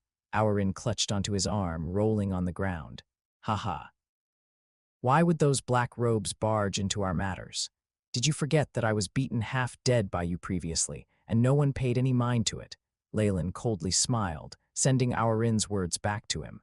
Seems like you're really yearning for death. Leyland was just about to go up and take action. Wait, fine. I'll give you the magic crystals, but you have to swear that you will not take revenge on me anymore. Awarin shouted with a pale face as he saw Leyland approaching him. Okay, I swear with the honor of my Farlier family, Leyland answered. Awarin's face turned green. Struggling to a half-seated position on the ground, he took out a golden-colored pouch from his bosom and tossed it at Leyland. All my magic crystals are here. Leyland took it and gave it a look. This was a palm-sized pouch made with gold and silver threads. In the center of it was a picture of an eagle and a shield, surrounded by many plants. It appeared to be a family symbol. Leyland opened the pouch and saw over dozens of black-colored crystals quietly lying there. Beep, discovered an unknown energy source. The AI chip alerted. So, can it be used? Leyland had an excited expression on his face, searching the database. Information insufficient. The method of usage not found. Alert. An energy source with unknown radiation. Recommendation. The host's body to strengthen defense, so it's like this. Leyland inwardly thought, then turned to Awarin and asked, which academy are you going to? Wetland Gardens. Awarin had an ugly expression on his face. Wetland Gardens. I've heard before that the entry fee is 10 magic crystals, right? Correct. Where did you hear it from? Awarin was a little surprised. Leyland faintly smiled, looking a little mysterious. He had never heard of any wetland gardens before and was only bluffing our in since most of the school fees were basically all in rounded figures. It wasn't a big deal if he guessed it wrongly anyway. Okay. I'll return it to you. Leyland took out 3 magic crystals from the pouch and tossed the pouch with the magic crystals back at our inn. These 3 magic crystals will be my compensation. Although he could take all the magic crystal now, Leyland is still unsure of the attitudes of the black and white robes on this matter. He also doesn't want to use himself to test out their bottom lines. Thus, he left our inn the sufficient amount of magic crystals for the entry fee. That way, even if they quibbled about it, Leyland had an excuse. Thank you. Our inn's facial expression turned a lot better. If he were to lose all of these magic crystals and wasn't unable to enter the academy, he really didn't know how he'd face his family. Rest assured. I won't take your magic crystals. Leyland raised his head and looked at the surrounding nobles, who all had their hands tightly clenched into fists. Seeing this, Leyland couldn't help shaking his head. Thank you, Lord Leyland. Hearing Leyland's assurance, the other youths all felt relieved and immediately bowed. But I want to request other compensation. Leyland looked at a youth, the one that tried to escape but had been knocked down. The cross blade at your waist looks pretty nice. Leyland looked at the youth, who looked a little frightened. Leyland then pointed to the cross blade at the youth's waist. Having heard the hint, the youth hastily replied, Lord, you can have it. Haha, I won't hold back then. Leyland took the cross blade from the youth. After gauging its weight, he nodded his head in satisfaction. As a noble's sword, the quality of this crossed sword was excellent. The hilt of the sword was decorated with beautiful flower patterns to prevent it from slipping from the hand. The scabbard was made from the skin of sharks, giving it a luxurious feeling. Chapter 8. Alliance, so the method of distinguishing time is very similar to the past. Leyland thought inwardly to himself as he messed around with the crystal pocket watch in his hand. The surface of the crystal pocket watch had fine workmanship, with 24 small frames inside. Each frame represented an hour. Not only did he extort a weapon from our inn's lackeys, but also spoils of war worth thousands of gold coin. This pocket watch was contributed by a small fatty. As for the revenge from their family, the Dorland family that our inn belonged to was from the Bourbon Kingdom, which was a few kingdoms away from Viscount John's territory. Furthermore, the relationships between the 2 kingdoms were already in a state of hostility. Not to mention that time it took to become a magus was at least a few years, and even sending letters back and forth would also take at least a few years. Leyland only gave it a little thought before throwing the matters between him and our inn's family to the back of his head. This time, I've really made a profit. Furthermore, the magic crystals are the currency among magi, so they are very useful for acolytes. Leyland took out a magic crystal and flipped it around in his palm. It emitted a steady, cold feeling, according to the calculation of the A. Although this magic crystal had some slight radiation, the effect it had towards the body seemed to be positive. It could enhance the body's vitality. But, ever since the news about me defeating our inn spread, everyone's attitude towards me has changed. Should I say that this is a world that respects the strong? It had already been 2 days since the previous incident, and the battle results with our inn had spread among the nobility teenagers. Especially the scene of him breaking our inn's arm while smiling, it had become the nightmare of those teenagers present. When our inn returned, he immediately hid in his carriage and tended to his injuries. As for those nobility teenagers, they trembled the moment they saw Leyland and quickly ran away. Hi, Leyland, do you want to play together? A nobility girl from the same carriage came over and asked.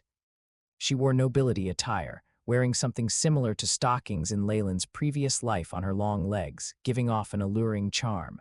The custom of this world was to respect the strong.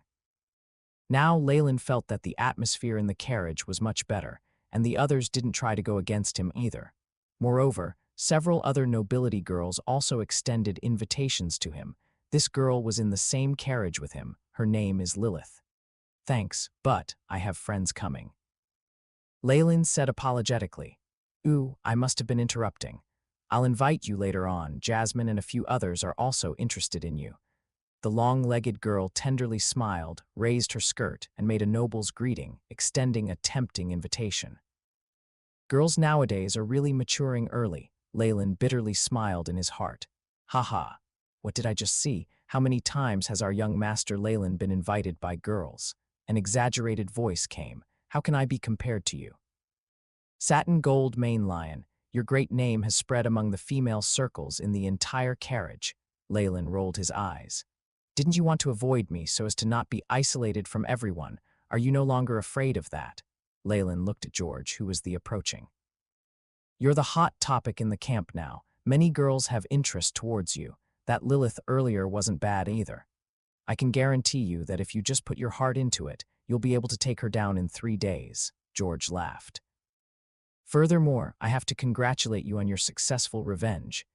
With a wave of his hand, a glass bottle drew an arc in the air and was caught by Leyland.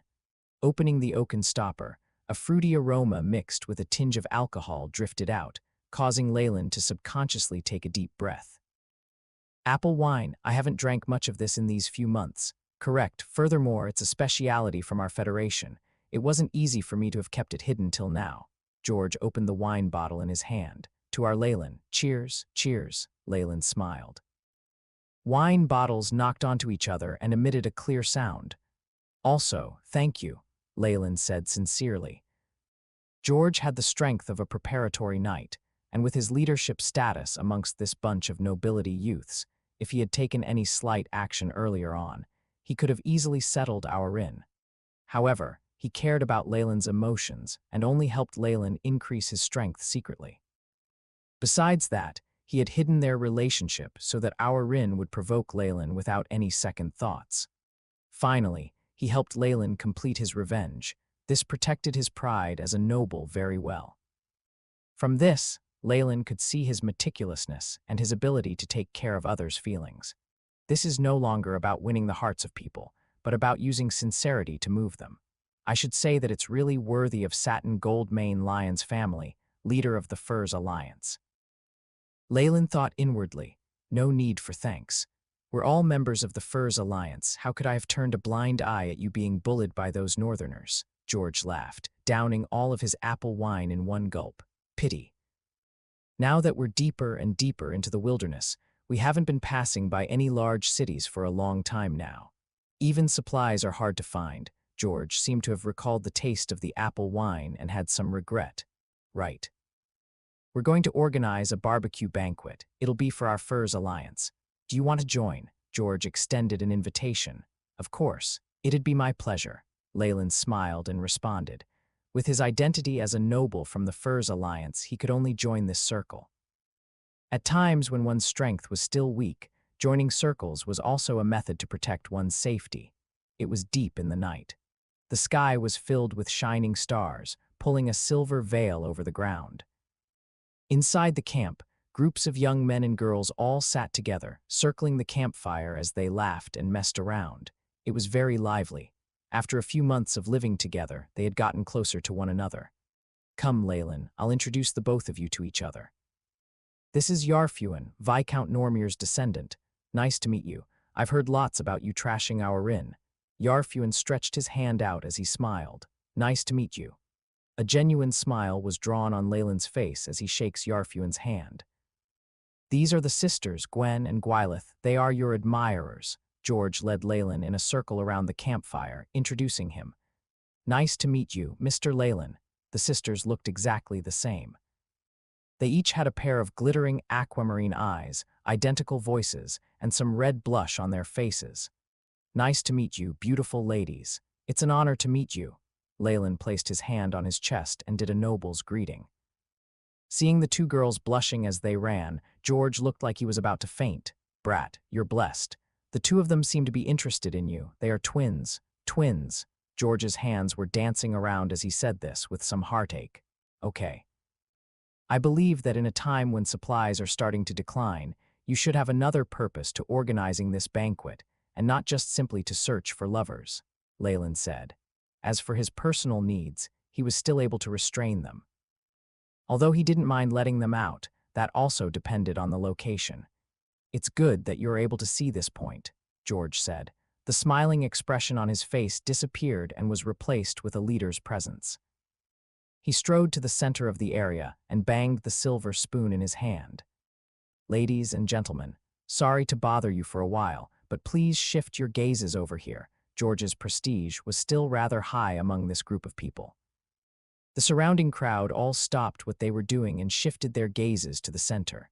"Firstly, I would like to welcome a new comrade joining us. He's Leyland," George announced in a loud voice and clapped. "Pa, pa, pa." An intense, wave-like clapping sound could be heard from the surroundings. Leyland got up and made a greeting towards the surroundings. "Okay," George waved his hand, stopping the clappings, and continued. "I set up this small alliance to guarantee that every single acolyte from our Furs Alliance would safely reach the Academy and become a well-respected Lord Magus.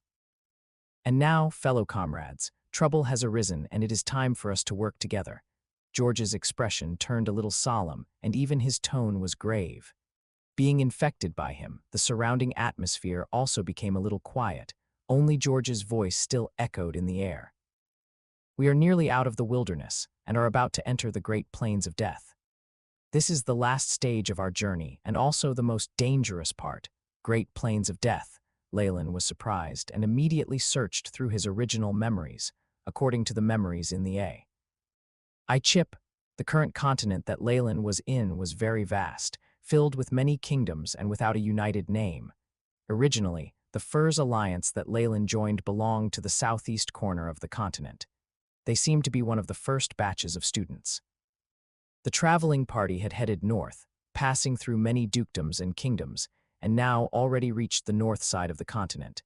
After passing through the wilderness, there was a long patch of narrow plains. Opposite the plains was rumored to be an ocean.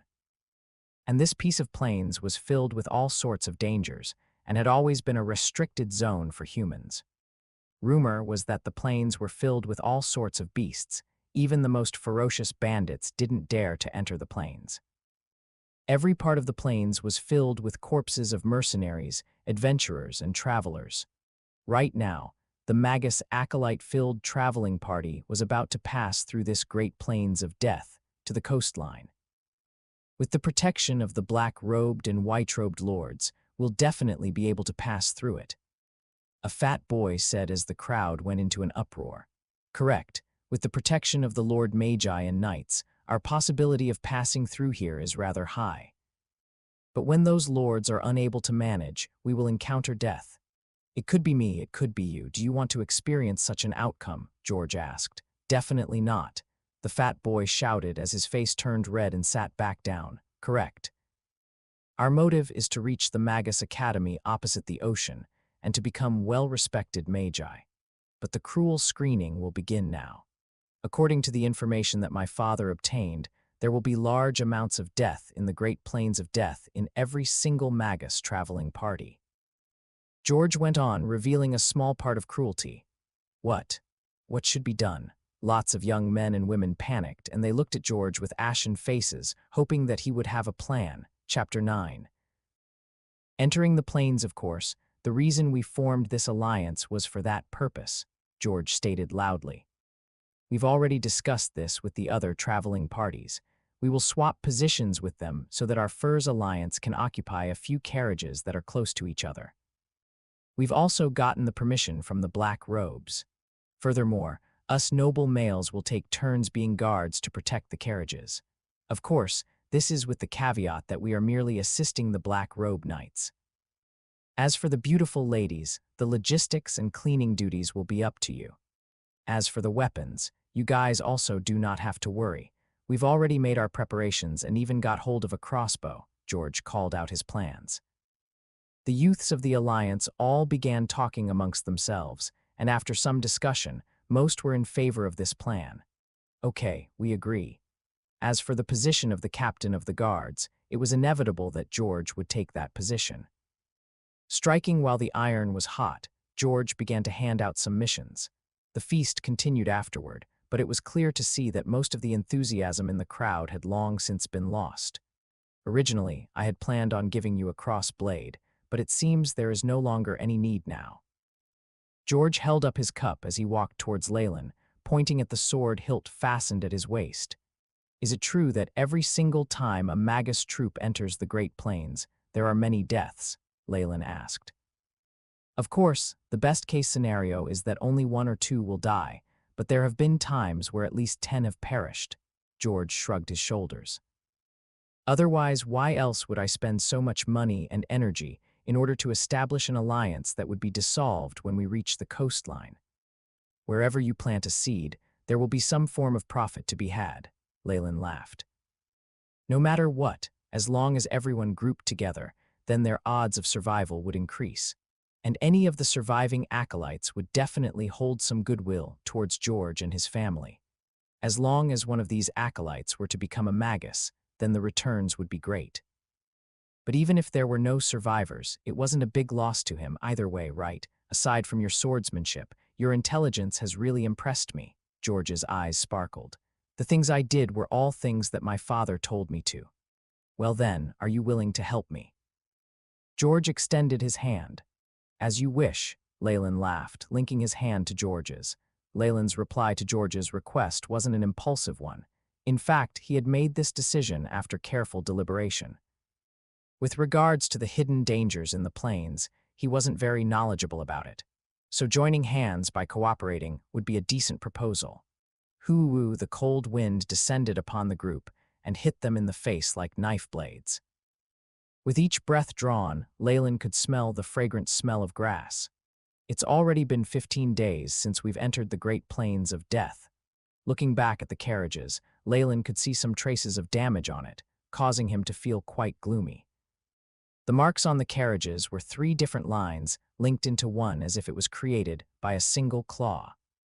The Great Plains of Death have dangers that even normal humans or even preparatory knights would have trouble with.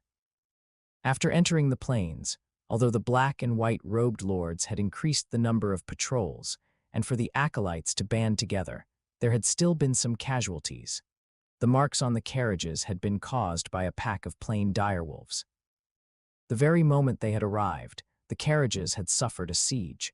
Although there hadn't been any deaths, the pack of plain direwolves had nearly pushed over the carriages and damaged it, giving Leyland a deep impression of them. From that moment onwards, the students didn't dare to camp outside and all tried to sleep in the carriages. But even with that, there had still been some casualties. Leyland's face grew dark. Although the black-robed knights were guarding them, some of the youngsters still needed to go out to take care of their bodily needs. Alas, within the danger-filled Great Plains of Death, that meant danger. One youth had been bitten by a poisonous insect the very moment he stepped off the carriage and died. According to the calculations of the AI chip, the poison of the insect would corrode the brain within 13 seconds. There was not enough time for medical help, and even the few white-robed Magus could only watch the youngster die. After that incident, the students would get off the carriage only when absolutely necessary. However, due to the small size of the carriage and the sheer number of people squeezed inside, the smell within was certainly unpleasant. For the price of helping the black-robed knights drive a carriage, Leyland was given the chance to get some fresh air. Although being on the outside of the carriage seemed to be more dangerous, with the black-robed knight right next to him, it was actually much safer. As for the carriage driving skill, Leyland only had to listen to the black-robed knight for a short amount of time while the AI chip recorded everything. It's getting dark. Everyone gather within the carriages to rest. A voice called out from the front, causing every single carriage to stop. Not only was traveling at night dangerous, but it meant the horses did not have time to rest, which could lead to their deaths and cause even more troubles. Your carriage driving skills are quite good. The black-robed knight looked at Leyland and spoke softly. Thank you for your praise. Leyland nodded. Returning to the inside of the carriage, a fierce smell hit his nose the moment he opened the door. Leyland's eyebrows creased together, but seeing the stupefied looks on the students' faces, he could only sigh to himself secretly. Ever since the first casualty, none of the youths had a happy look. Instead, there was a mournful atmosphere. This was another reason why Leyland did not like staying inside the carriage at all. Leyland, you're back. A small, freckled youngster forced out a smile as he greeted him. Yeah. Leyland sat down and looked around before taking a piece of flatbread to gnaw on. The dry piece of flatbread was chewed up inside his mouth, feeling as if he was chewing on sand. Despite its taste, Leyland managed to swallow the bread with great difficulty, but in doing so, he felt a sudden pain in his throat, prompting him to hurriedly take out his canteen and chug down a large amount of water. After he finally finished the entire piece of bread, he heaved a sigh of relief. After entering the Great Plains of Death, supplies were hard to come by. Even though the students had some gold coins, there were no merchants around, so in this situation, the gold coins were not much better than mere stones. Leyland, what's the situation like? Just how many more days until we're out of this damned plains? After Leyland had finished eating, the freckled youth asked him a question. His words were clearly what everyone wanted to know the answer and drew everyone's attention as they turned to look towards Leyland. While driving the carriage, I talked with the black-robed knight. We've already traveled half the distance, so if everything goes well from here, we'll reach the coastlines in another half a month. Good God, there's still half a month more. What terrible days these are. I can't even stand another single day in this place. The freckled youth began to pull at his hair as he complained. Hey, cheer up, Casa. As long as you can take these 15 days, then you'll reach the coastlines.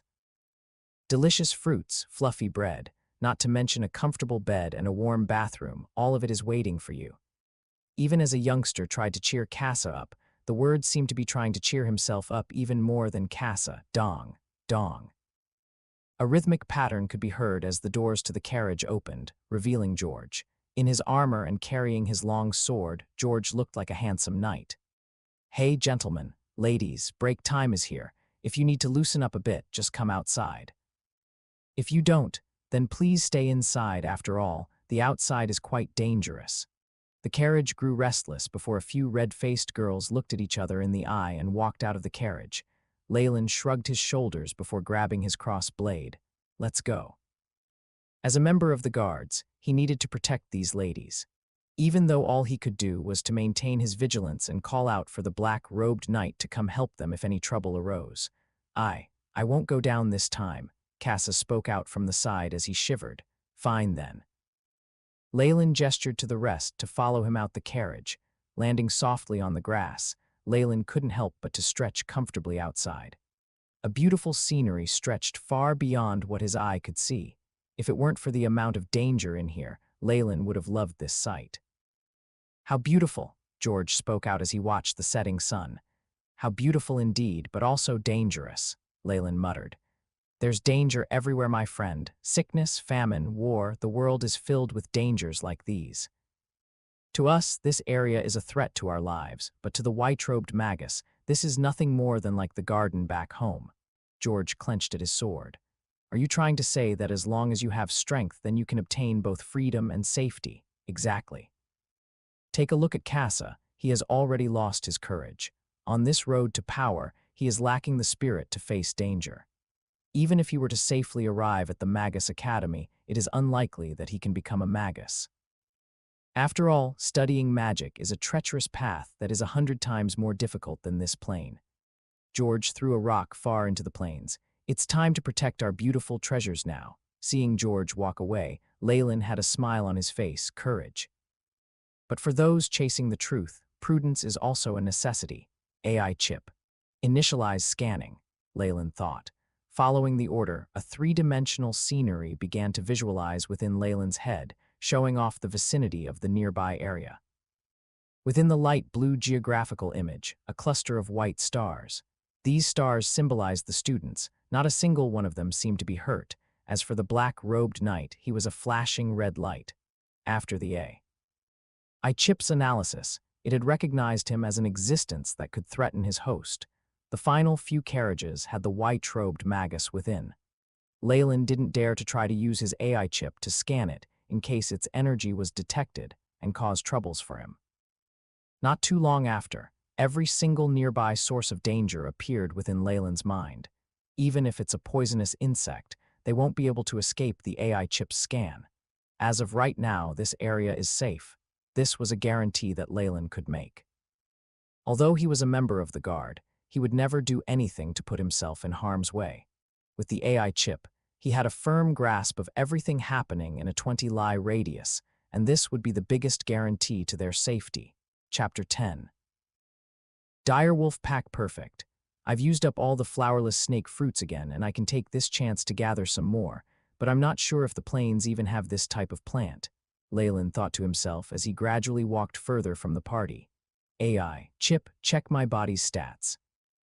Beep, Leyland Farlier. Strength, 1.6, Agility, 1.7, Vitality, 1.5, Status, Healthy. AI, Chip transmitted back the information. There isn't much improvement, only around 0.1, Leyland furrowed his brows. Ever since everyone started resting in the carriage, I can no longer find a suitable place to cultivate the breathing techniques. Furthermore, the effects of the medicines are decreasing. According to the calculations, the optimized cross-blade breathing technique should allow me to increase my basic physical stats to 1.9 before hitting the limit. After that, I can only improve after stimulating my inner life energy and becoming a knight. Leyland kept watch on the girl from the Furs Alliance from afar, as he also kept an eye out for useful herbs and materials. After a long time, he finally looked up in disappointment. It is as I had feared. The conditions are too different, and the flowerless snake fruits are not able to survive on these grassy plains.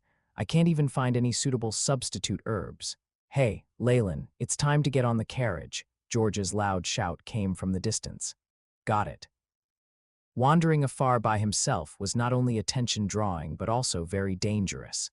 As such, Leyland could only give up on his plan and return to the horse carriage. Warning, warning, dangerous creatures are approaching. Just at that moment, Chip's mechanical voice sounded out, and red warning words appeared in front of Leyland's eyes, attracting his attention instantly.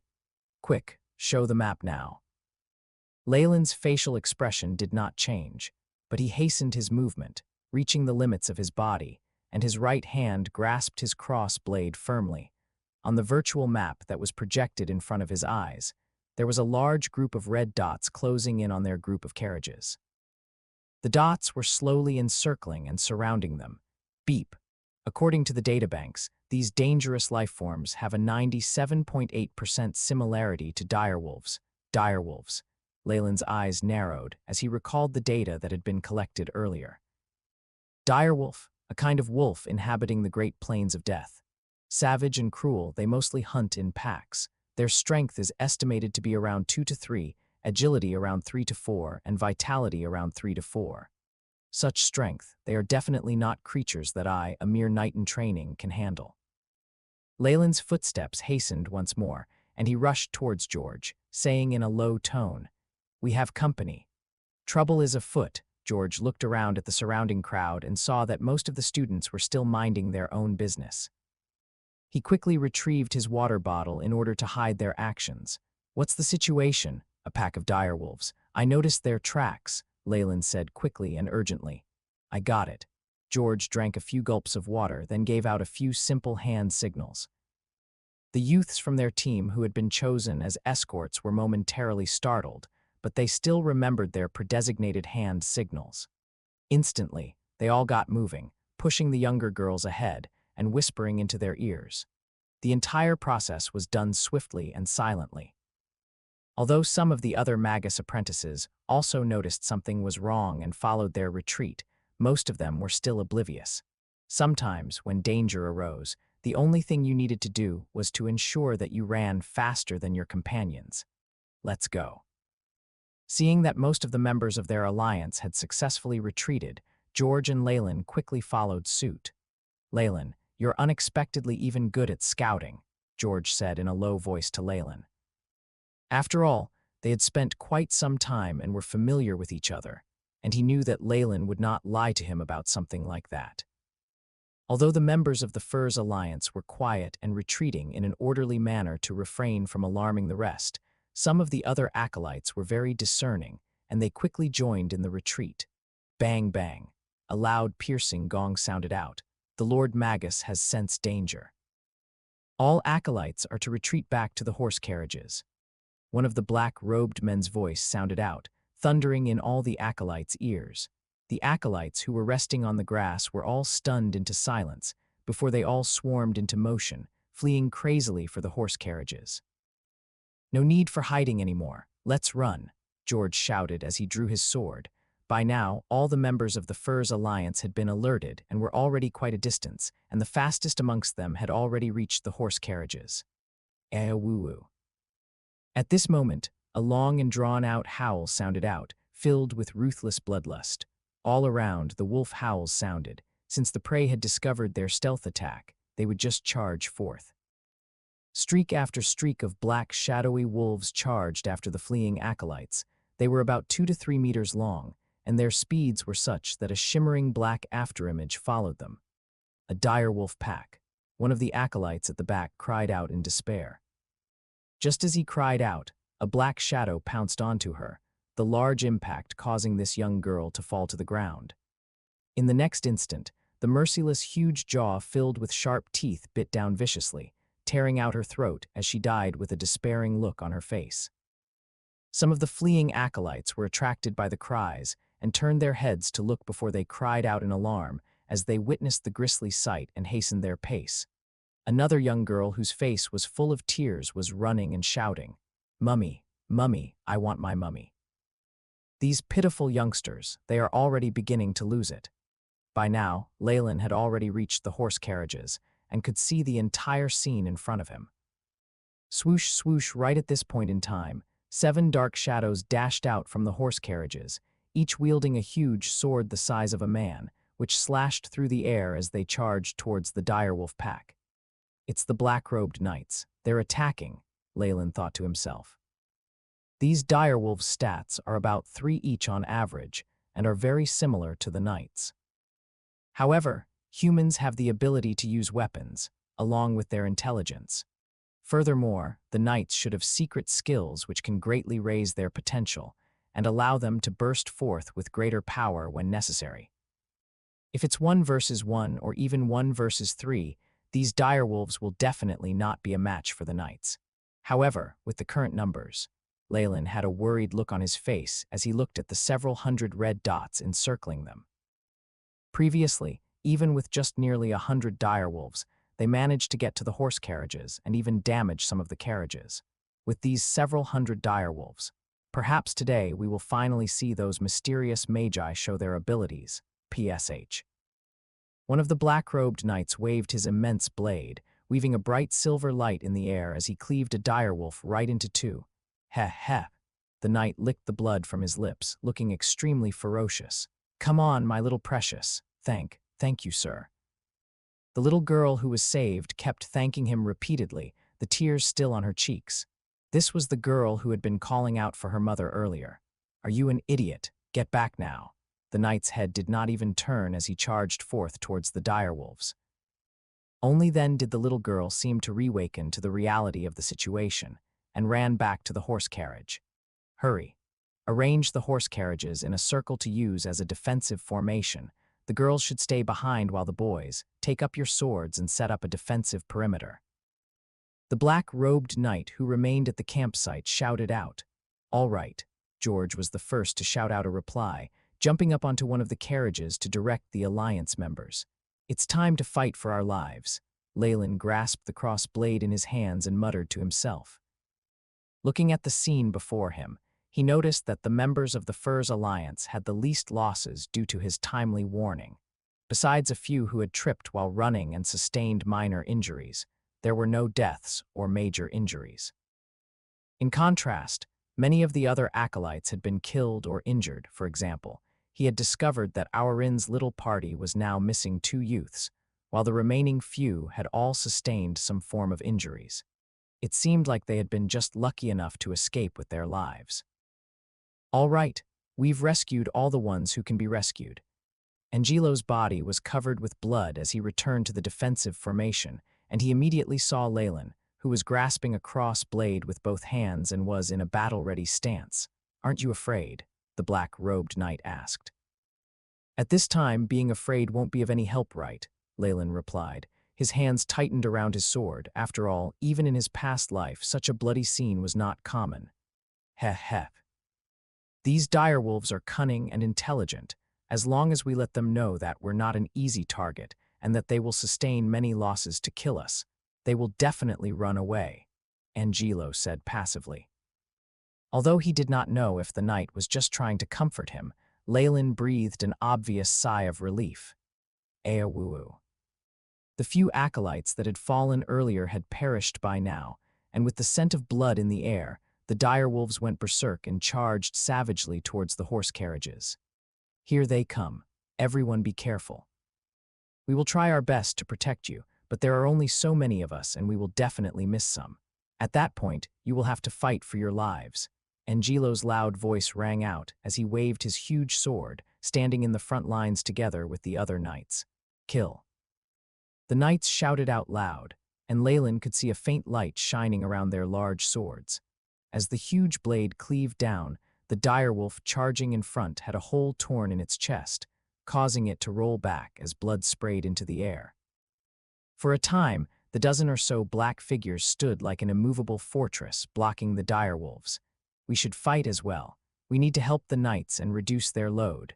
George walked up to Leyland and said, "Yes, if this continues for long, the knights will grow too exhausted to fight, and all of us will be in trouble." Leyland nodded in agreement. Under George's leadership, all the men took up their swords and followed behind the knights, attacking the ferocious direwolf pack from the side. Eowuu.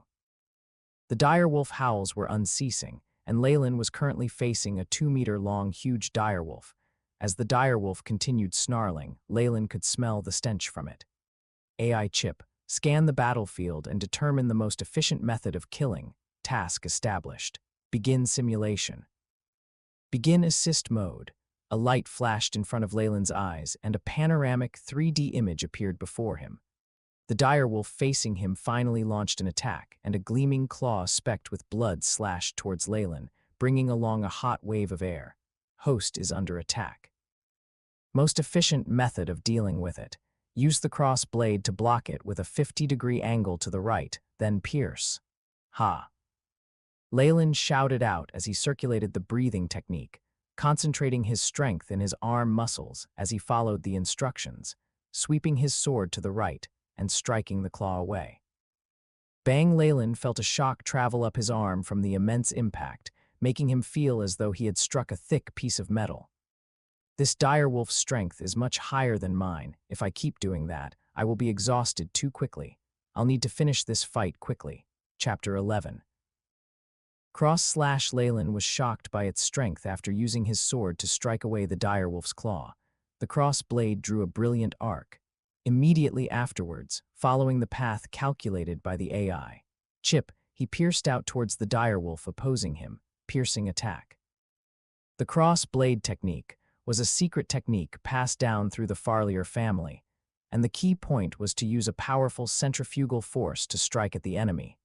At that moment, Leyland used his waist to exert power.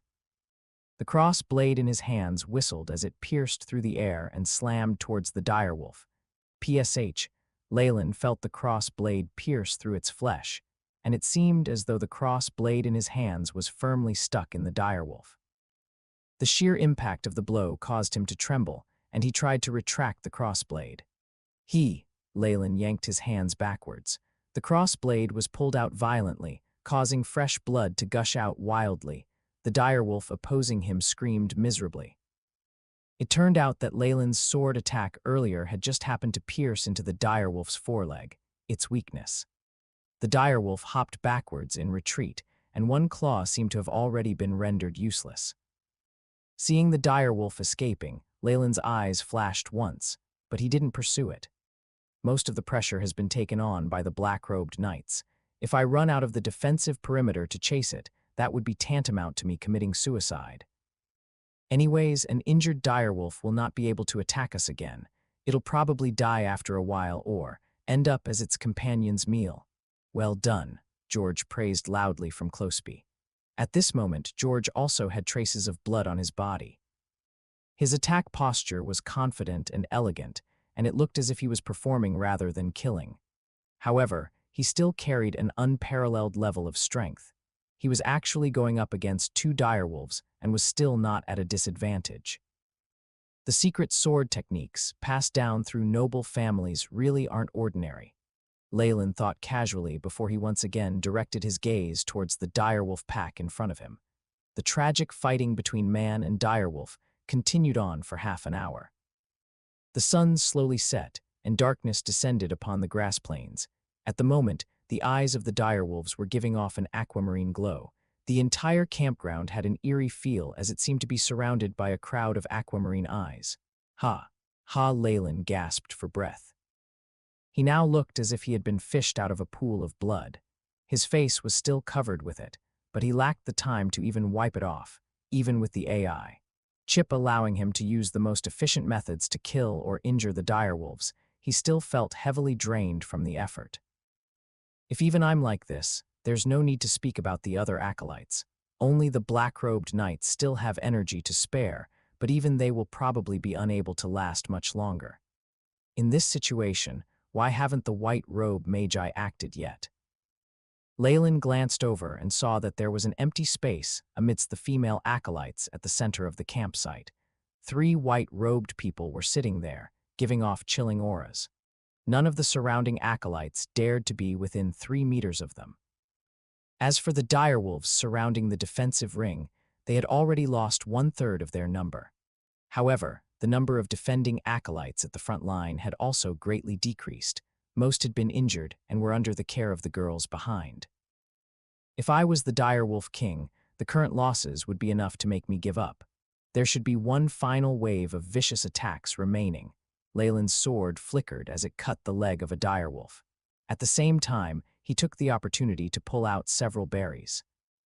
He tossed them into his mouth and chewed twice before swallowing. These were the useful plants he had collected along the journey. They could quickly replenish the body's energy, but he was running out of them.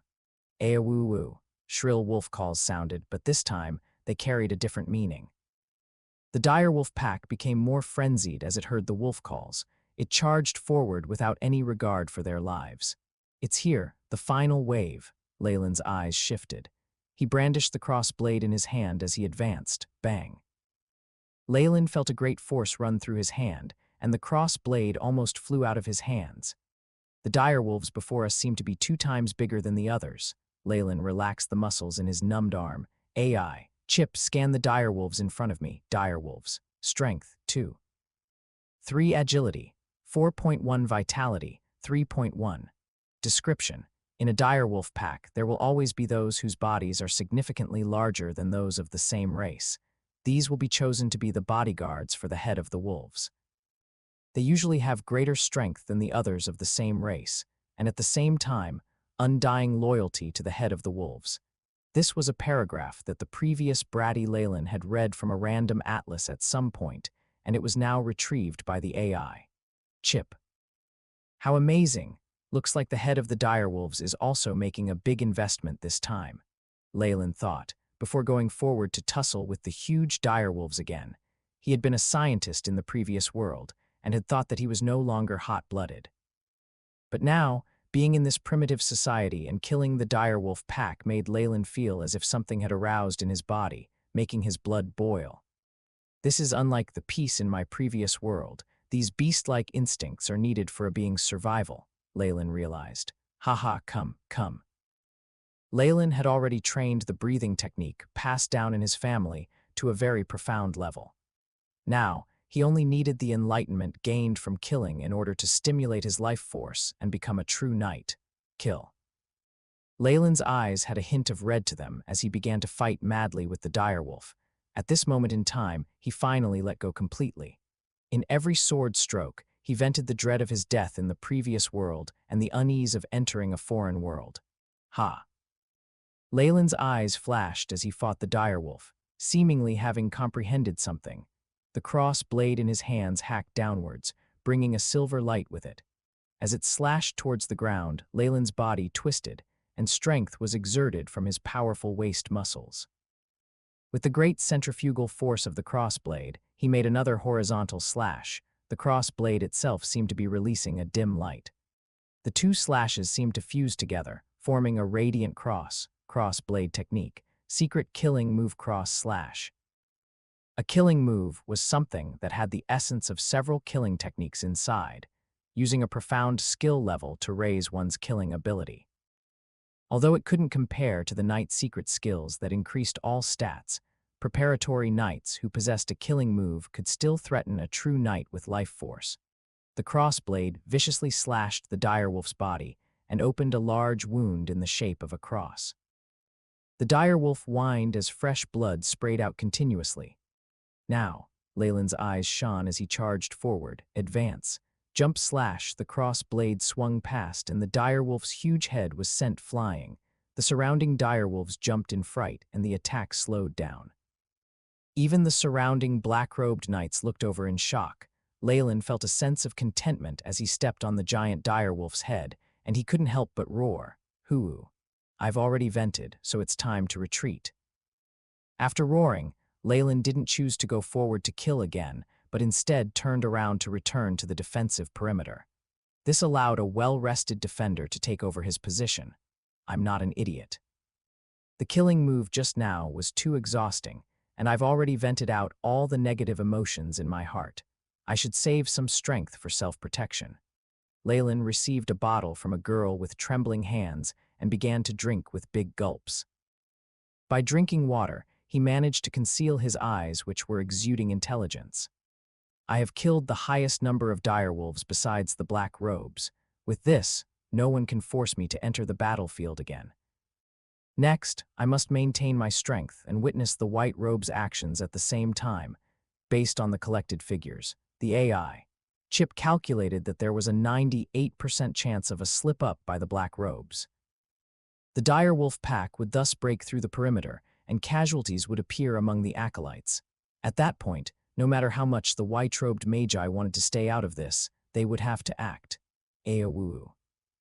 With the non-stop howling from the head direwolf hidden amidst the direwolf pack, the direwolf pack's charge became more aggressive.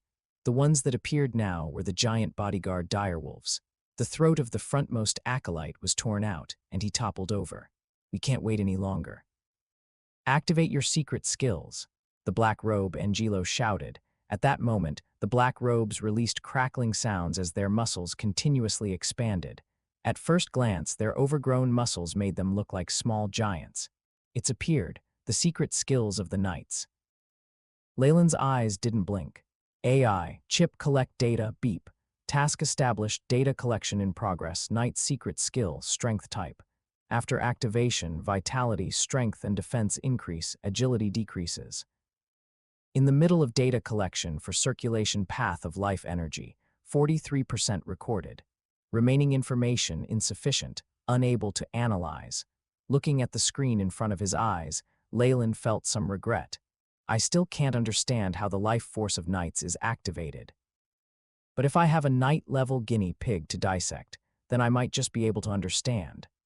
As for the black-robed knights who had activated their secret skills, not only did their muscle strengths increase, their defenses seemed to have increased as well.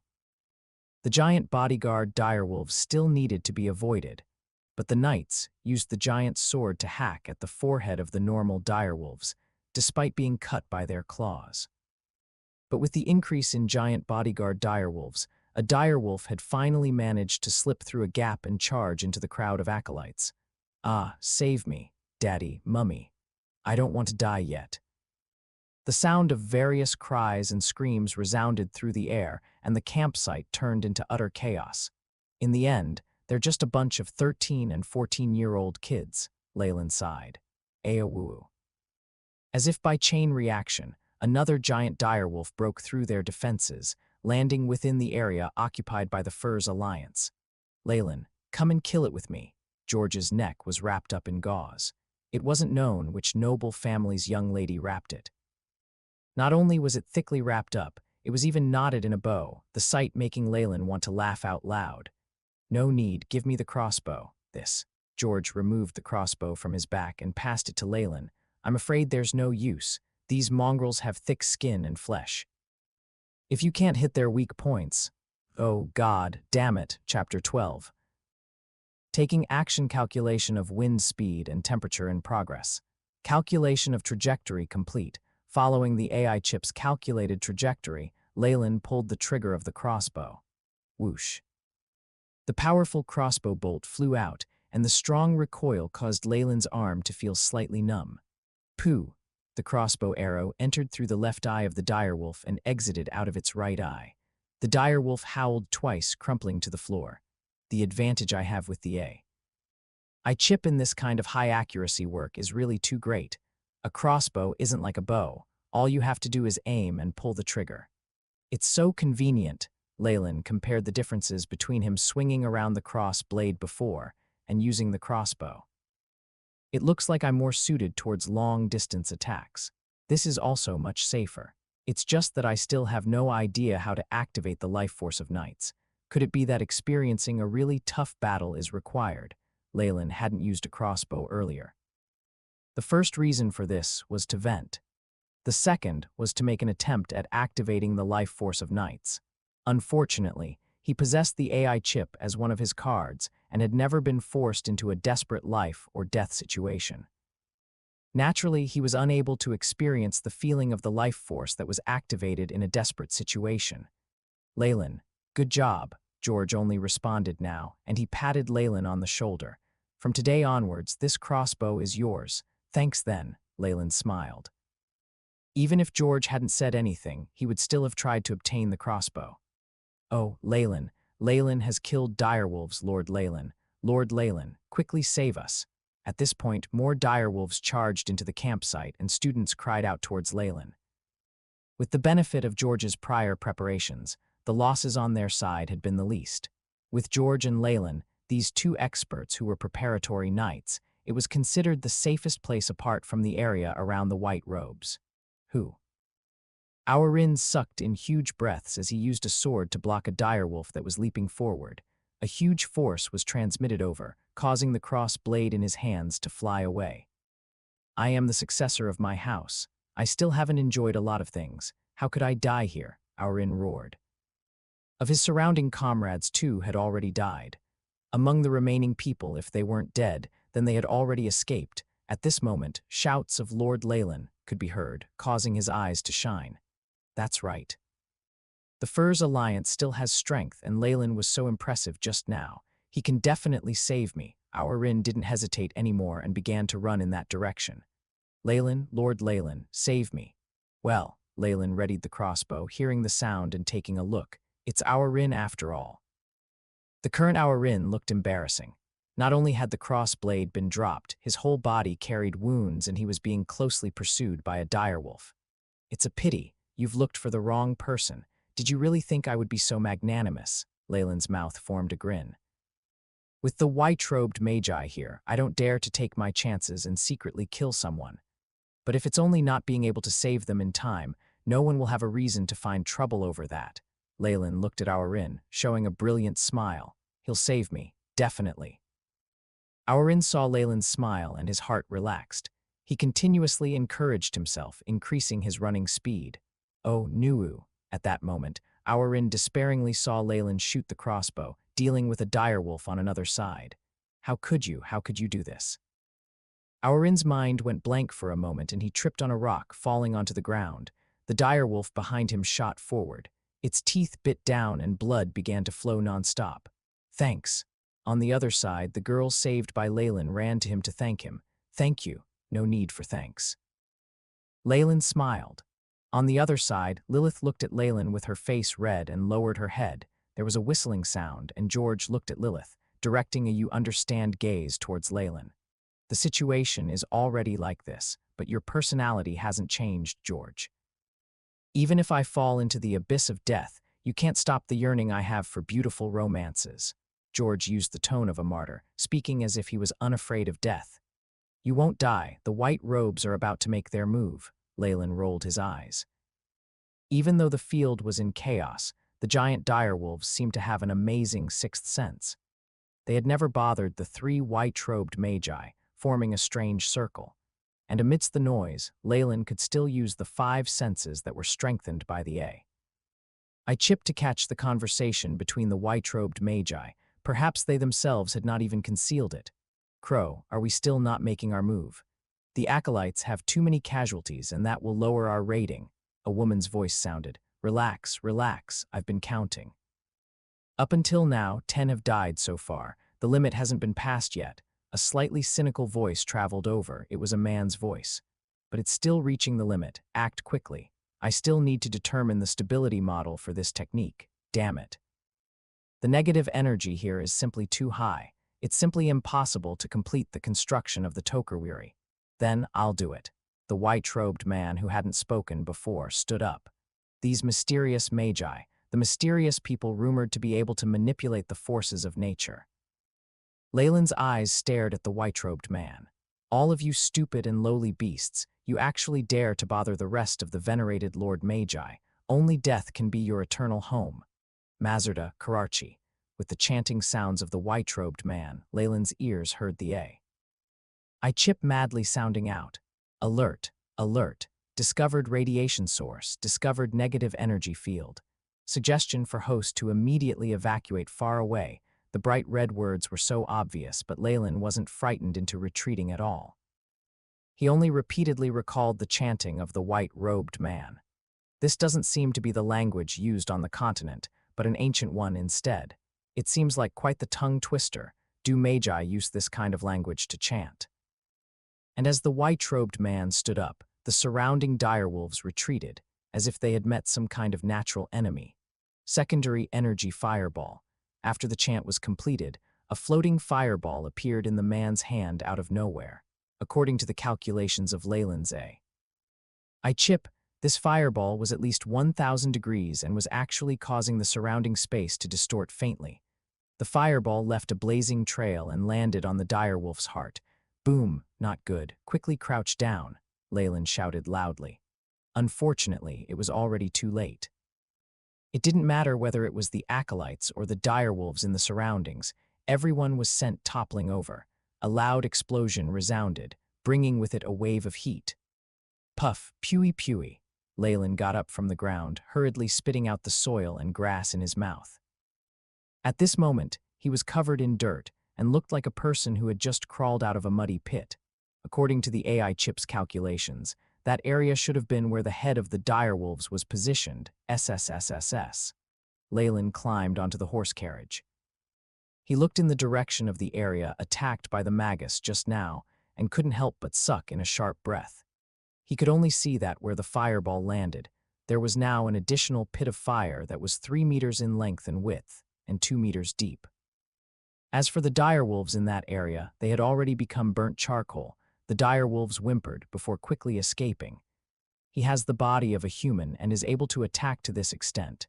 This is the strength of a magus. Leyland looked at the white-robed magus, eyes burning with passion. The strength of a magus, I must obtain it, quickly. Clean up the battlefield, the white-robed man said, ignoring the fervent gazes of the surrounding acolytes. He returned to his original place where the 2 other magi were. When he passed by Aurin's corpse, he stopped. He took a small golden pouch from Aurin's bosom and placed it in his own bosom. This seems to be the bag Aurin used to store magic crystals. Leyland's pupils shrank. Evaluation, boundary, magic crystals. Leyland's mind raced. It looks like these magi received a task, which was why they helped escort us, acolytes. It seems there was a death count quota that would have lowered their evaluation and decreased their rewards if they had passed it. And it seems that I had slightly underestimated the value of magic crystals before. These white-robed magi let the acolytes die, most likely because they had planned to take away the magic crystals of the dead acolytes. Luckily, now that the dead acolytes have reached the danger limit already, we'll be safer from here on. After thinking it through clearly, Leyland's face turned ashen. This is the world of magi, logical to the point of cold-bloodedness, cold to the point of apathy. Everyone, quickly pack up so we can continue our journey. The smell of blood here will attract other predators. The black-robed knight, Angelo, took off the outer clothes that had been torn due to the activation of the secret skill. The sweat on his face flowed non-stop, and he was gasping for air, looking slightly weakened. Leyland's eyes flashed with light. It looks like a price needs to be paid to activate the secret skill for knights. Hey, Leyland, look. Just as Leyland was about to enter the carriage, George snuck over and surreptitiously pointed to the side. On another black-colored horse carriage, Basida was hugging her legs as she sat. Her shoulder had bloody marks on it, and she looked like she had just gone through a crying session. Our Rin has always been Basita's #1 flower guardian. Now that that group is almost completely dead, Basita's situation isn't looking very good, George said next to Leyland's ear, with an expression that implied that Leyland's chance had come. I've already lost interest in her. Anyway, we're in such danger. Can't you control your lower half a little? Leyland didn't really know what to say. He pointed to George's collar, and on those clothes were marks from a girl's lipstick. He really didn't know when this beast had been able to fool around. He. My brother, it's only in this kind of dangerous moment that we preparatory knights can show our might, and girls will always show goodwill towards the man who saved them. This is the most basic of techniques. George took out something that was similar to a handkerchief from his bosom, smugly showing his harvest. Can you see, just today I've already won the goodwill of 3 ladies. Yeah, Leyland had nothing to say when thinking of his playboy past. It seems that the previous Leyland always used force when he met a girl he liked, seriously. All right, it's time to set off. Leyland saw the black-robed knights gather the acolyte corpses together. They took out several magic crystals and passed them to the white-robed magi before hurriedly changing the topic. Chapter 13. Arrival. The Great Plains of Death is indeed a place no ordinary person can cross. Leyland sat in the carriage as his body constantly jolted up and down. The tiny window opened as a golden ray of sunshine peeked in, giving the interior of the carriage a trace of liveliness. It had already been over 10 days since the attack of the plains direwolves' pack. During these 10 days, the traveling party encountered an increasing amount of danger as they ventured deeper into the plains. Only now did Leyland find out that the plains direwolves were merely at the bottom of the food chain. There were still many more cunning and vicious predators above them. On the way, Leyland saw several animal colonies whose numbers were not inferior to that of the direwolf pack from before.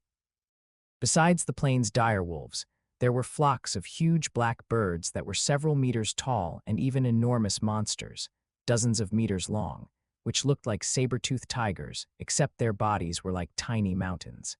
Just their aura alone caused Leyland to feel suffocated. Fortunately, the deaths of the apprentices seemed to have reached the limit, and the white-robed magi had started to act. Not only did they set up magical defensive arrays on the carriages, they also directly stepped forward to disperse the animal groups that attacked. Through these measures, a large number of casualties was prevented. The most dangerous time was when they confronted the monster that was dozens of meters long. Thankfully, that small mountain-like monster seemed to possess some intelligence and knew that the white-robed magi were not to be trifled with. It quickly left after a short confrontation and did not unleash any attacks, causing everyone in the traveling party to sigh in relief. It's time. Leyland took out his pocket watch and looked at the clock hand. It had already reached the 3 o'clock position. He stood up and opened the front door of the carriage. A moist breeze blew towards him, bringing a salty smell with it. It smelt very fresh and clean, and Leyland could not help but deeply breath in a few times before seating himself beside Angelo. Good afternoon, Sir Angelo. Good afternoon. Such a courteous, noble gentleman. Angelo did not turn as he directly handed over the horsewhip and reins to Leyland. Good timing. I need to rest for a while. Leyland chuckled as he received the horsewhip and skillfully urged on the carriage. Angelo leaned to one side as he unclasped a bottle at his waist. When he opened it, a strong alcohol smell floated out, and as he lowered his head to take a gulp, his eyes narrowed in joy. We are about to reach our destination. Based on the fact that you've helped me drive the carriage for a month, I can answer 2 of your questions. Leyland was just enjoying the view on both sides when he heard Angelo's voice sound out. All right. Leyland lightly smiled. He had specially tried to get into Angelo's good books, and this was one of the reasons why he had done so. Then my first question is, what will there be at our destination? Some temporary tents set up by the various Magus academies. Over there, all of you can freely choose an academy to join based on your interests, and also undergo an even more accurate aptitude test. Angelo looked a little impatient as he answered. These things will be explained by the great magi when we arrive. Don't waste your opportunity. An accurate aptitude test. Leyland was stunned. Soon after, he recalled that they had only managed to identify his talent in magic initially before being sent onto the carriage by the Viscount. As for how good his talent was in comparison to others, he did not have the slightest inkling. Temporary tents set up by the Magus Academies. Looks like this is similar to the school recruitments of my previous world. I wonder what the requirements are, Leyland silently thought to himself. All right then, my second question. In your heart, what is a Magus? Leyland asked his second question. A Magus. They control enormous power and pursue the truth with an equivalent exchange as their doctrine. Brat, don't daydream of obtaining any free benefits from a Magus, or else the flames of desire will gush out from the abyss and punish your soul. Angelo's face twitched as if he had thought of an unfortunate event, while his voice became extremely low. Pursuit of truth, equivalent exchange. I like it. The corners of Leyland's mouth formed a smile. After answering, Angelo seemed to have lost all interest in talking. He ferociously chugged down 2 mouthfuls of the potent alcohol as he lowered his head and closed his eyes. 10 minutes later, the sounds of snoring could be heard. Leyland dully gazed at the scenery to his front.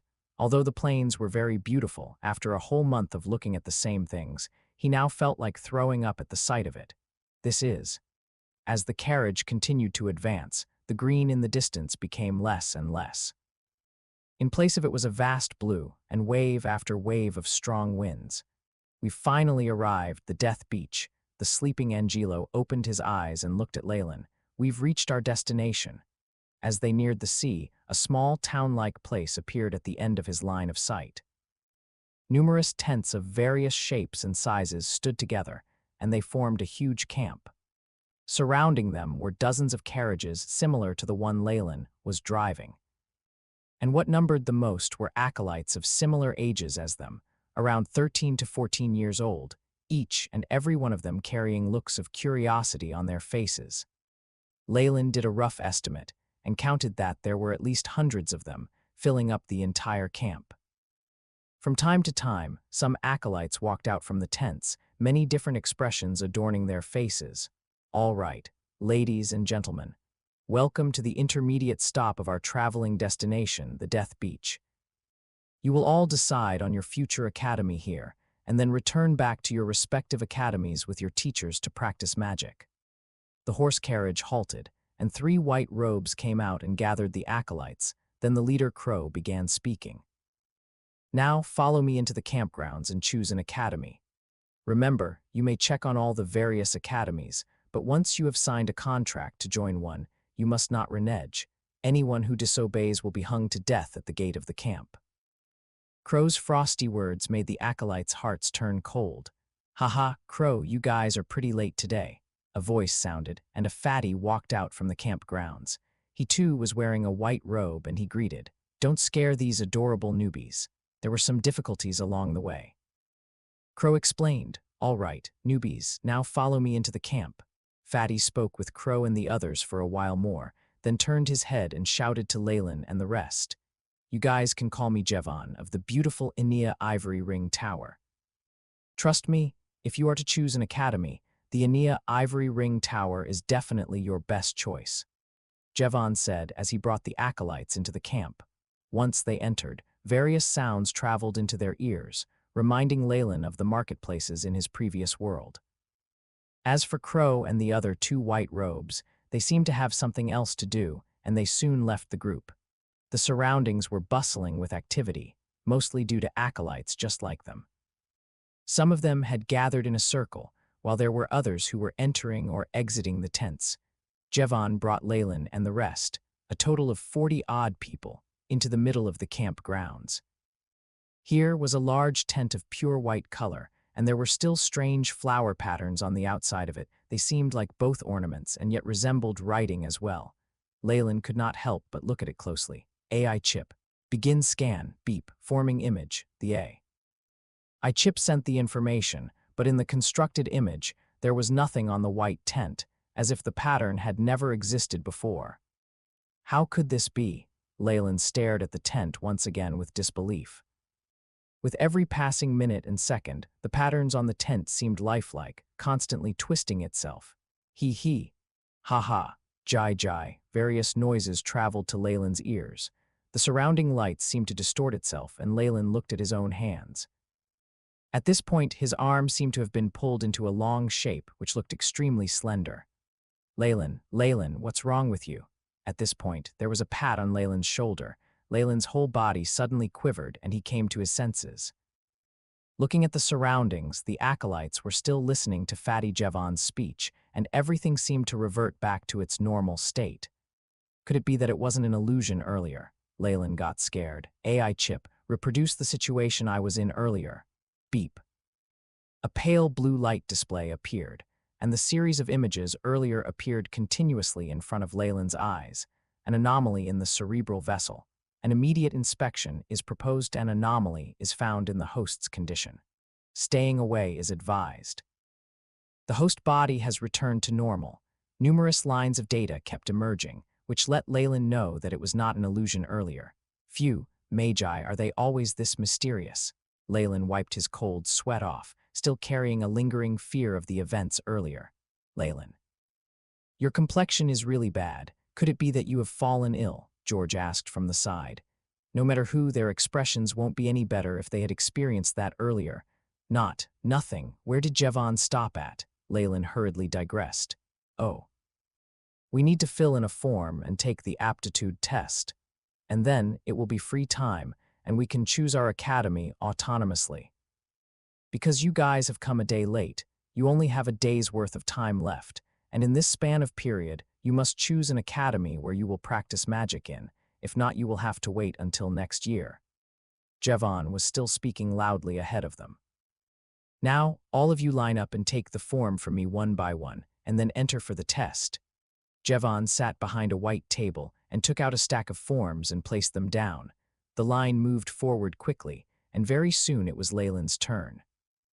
Fill in your particulars in this form, and then enter the tent and follow the instructions of the person inside. Leyland took the form and realized that it was made of sheepskin paper. The particulars required were minimal, only a name, age, and location born, as well as a few others. Picking up the goose feather pen on the table, Leyland filled in the form very quickly. The faint, red-colored, inked flower patterns on the sheepskin seemed to be very beautiful. I never thought that this brat's handwriting from the mainland is still pretty good. After Leyland finished writing, he picked up the sheepskin paper and entered the white tent. Come over. An ancient voice sounded. It was very spacious inside the tent, and there was only a white-haired old lady sitting on a black chair and a crystal ball which rested on a table. Okay. Why would I suddenly think of those divination witches? Hello, Leyland greeted the witch. Bring the form here. Clearly, this witch was not having any of it, and her voice was still frosty cold. Leyland, place your hands on the crystal ball. Chapter 14. Aptitude test. Leyland followed the witch's instructions and placed both of his hands on the crystal ball. Icy cold. Vibrations. A strange tactile feeling was transmitted from the tip of his fingers. Leyland's head hurt as if there was a glass rod stirring inside. Along with the start of his headache, the crystal ball in front of Leyland also emitted a faint glow. Very good, don't let go. The witch stared attentively at the crystal ball. As the pain increased, the crystal ball in Leyland's hands also grew brighter. No more. Leyland clenched his teeth, and the pain that practically split his brain into two caused him to loosen his grip uncontrollably. Okay, so you are at this level. The witch nodded her head. She took out a goose feather pen and scribbled on Leyland's form.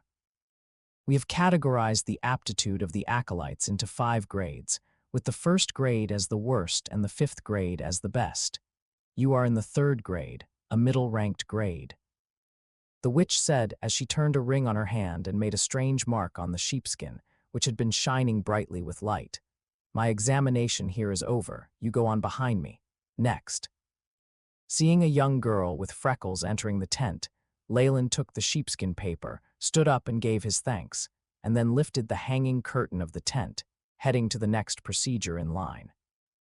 The area was still as spacious as the one earlier, and in the middle, there was a white-bearded old geezer. From the layout of this tent, there should only be 2 tests. It is really simple, Leyland thought, as he sat in front of the old geezer and handed the form over to him. 3rd grade.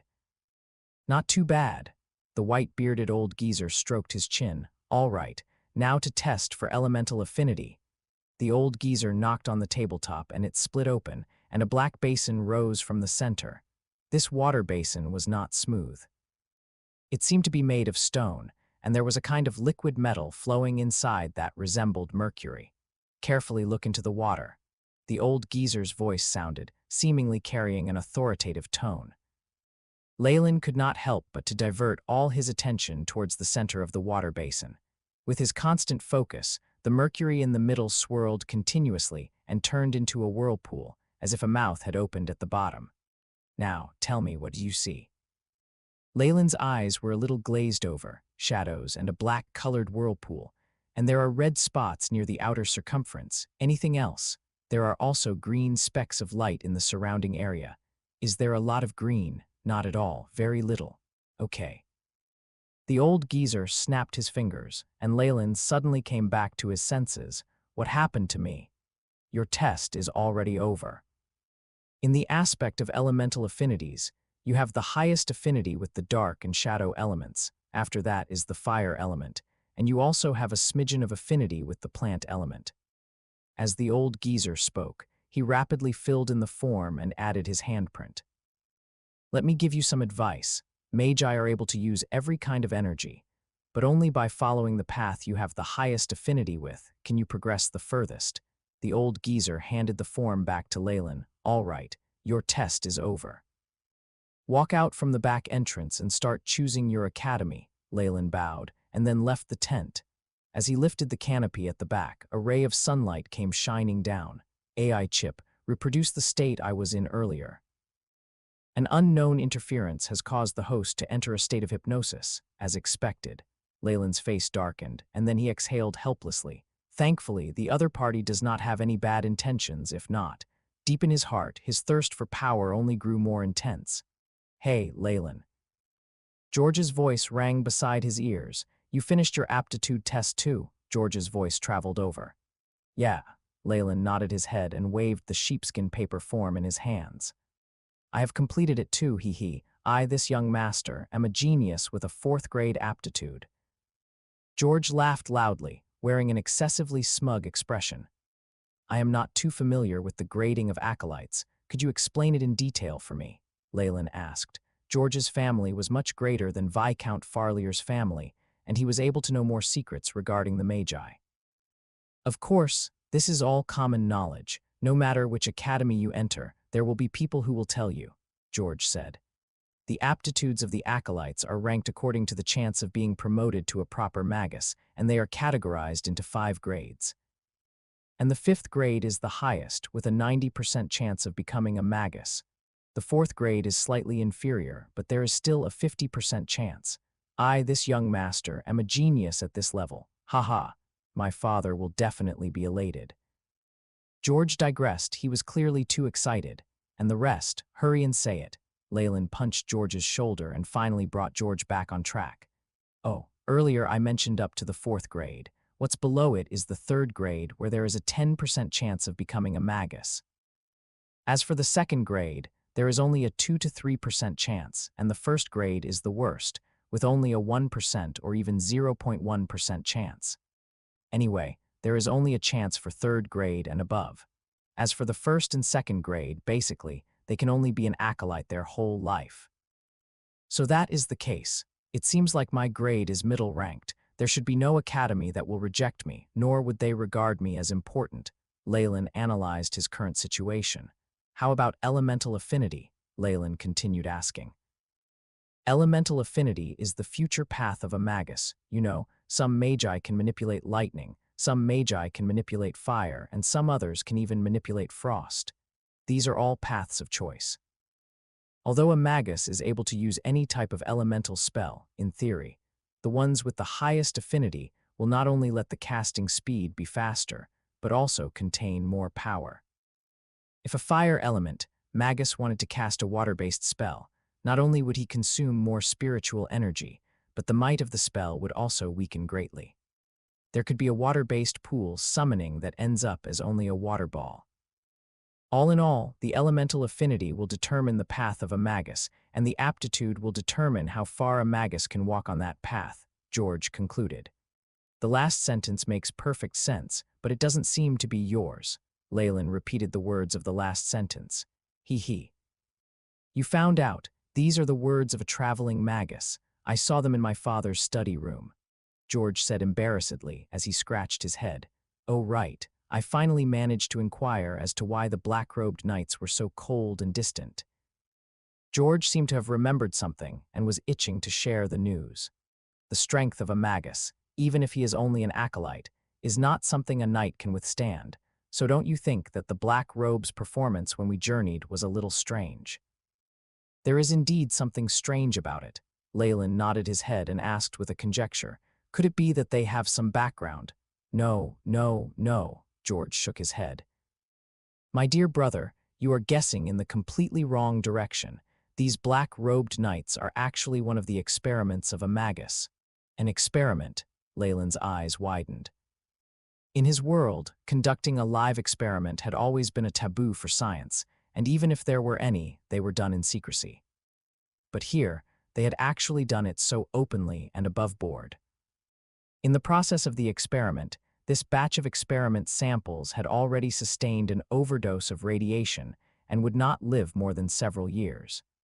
That was why they were used as disposables, to escort acolytes like us. This was the reason.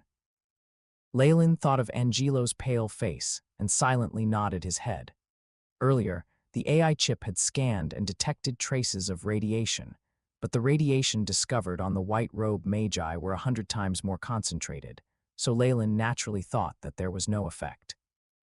For us magi, we will be acolytes at least, which knight would not want to prostrate themselves and hope that we pick them to serve us in the future.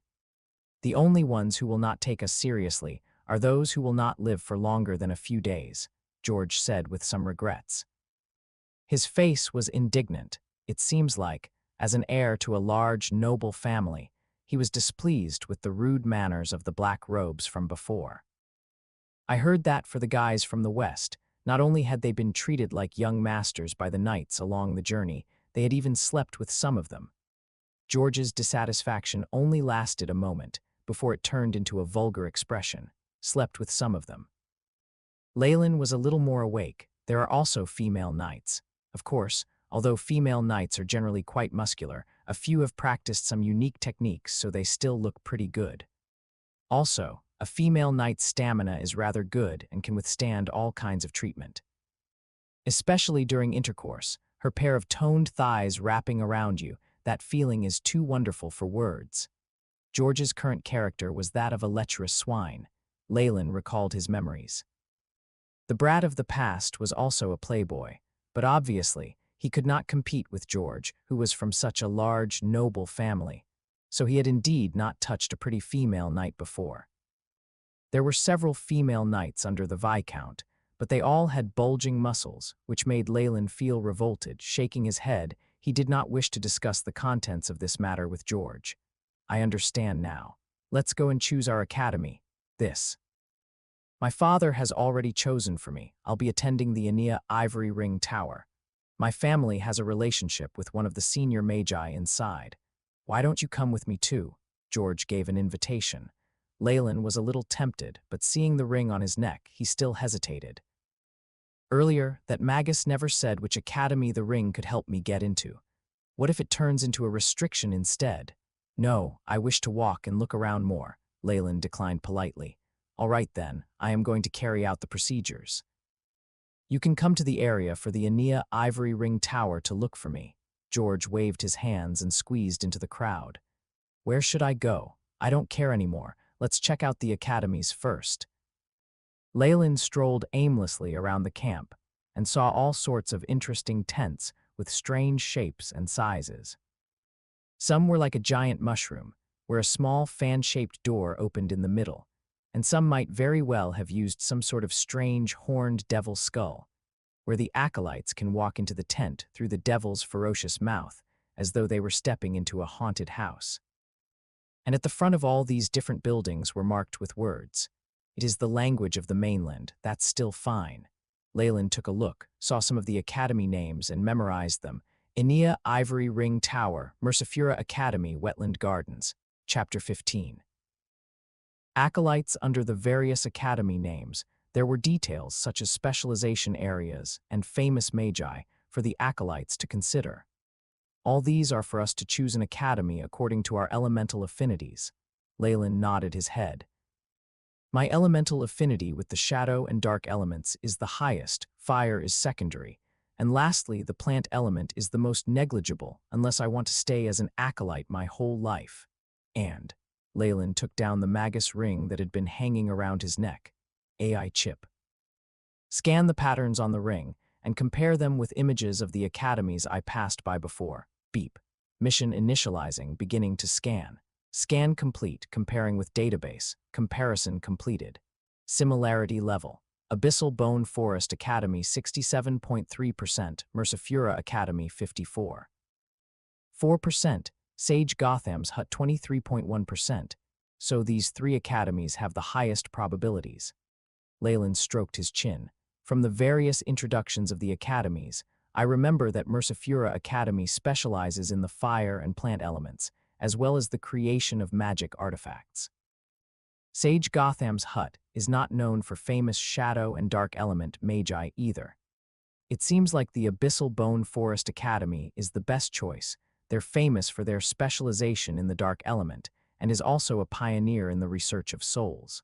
But this Abyssal Bone Forest Academy. Why does the name sound like a cult from the previous world? It seems like a shadow and dark element affinity user like me can never get close to the light. After thinking for a while, Leyland still decided to take a look no matter what. At the very least, one cannot hinder their progress based on a name alone. I remember the recruiting area for the Abyssal Bone Forest Academy acolytes. It seems to be on the east side of the camp. Leyland walked for about 10 minutes and finally reached a tent that was constructed with numerous white bones. The words on top were arranged to form, "The Abyssal Bone Forest Academy welcomes you."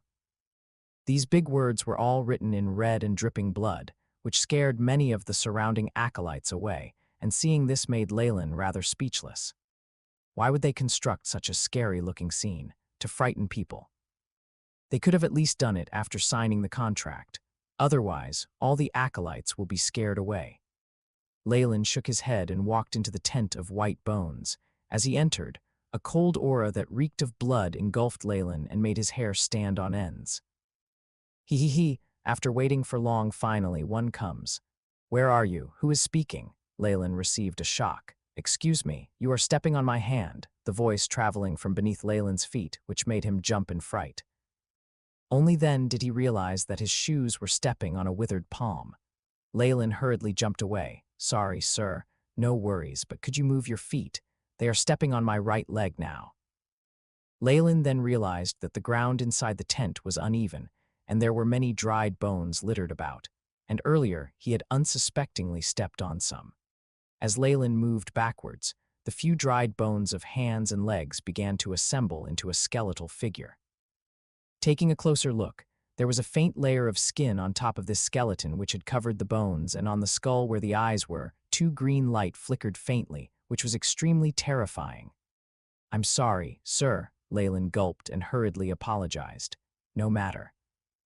The white bony teeth clacked and produced a human voice.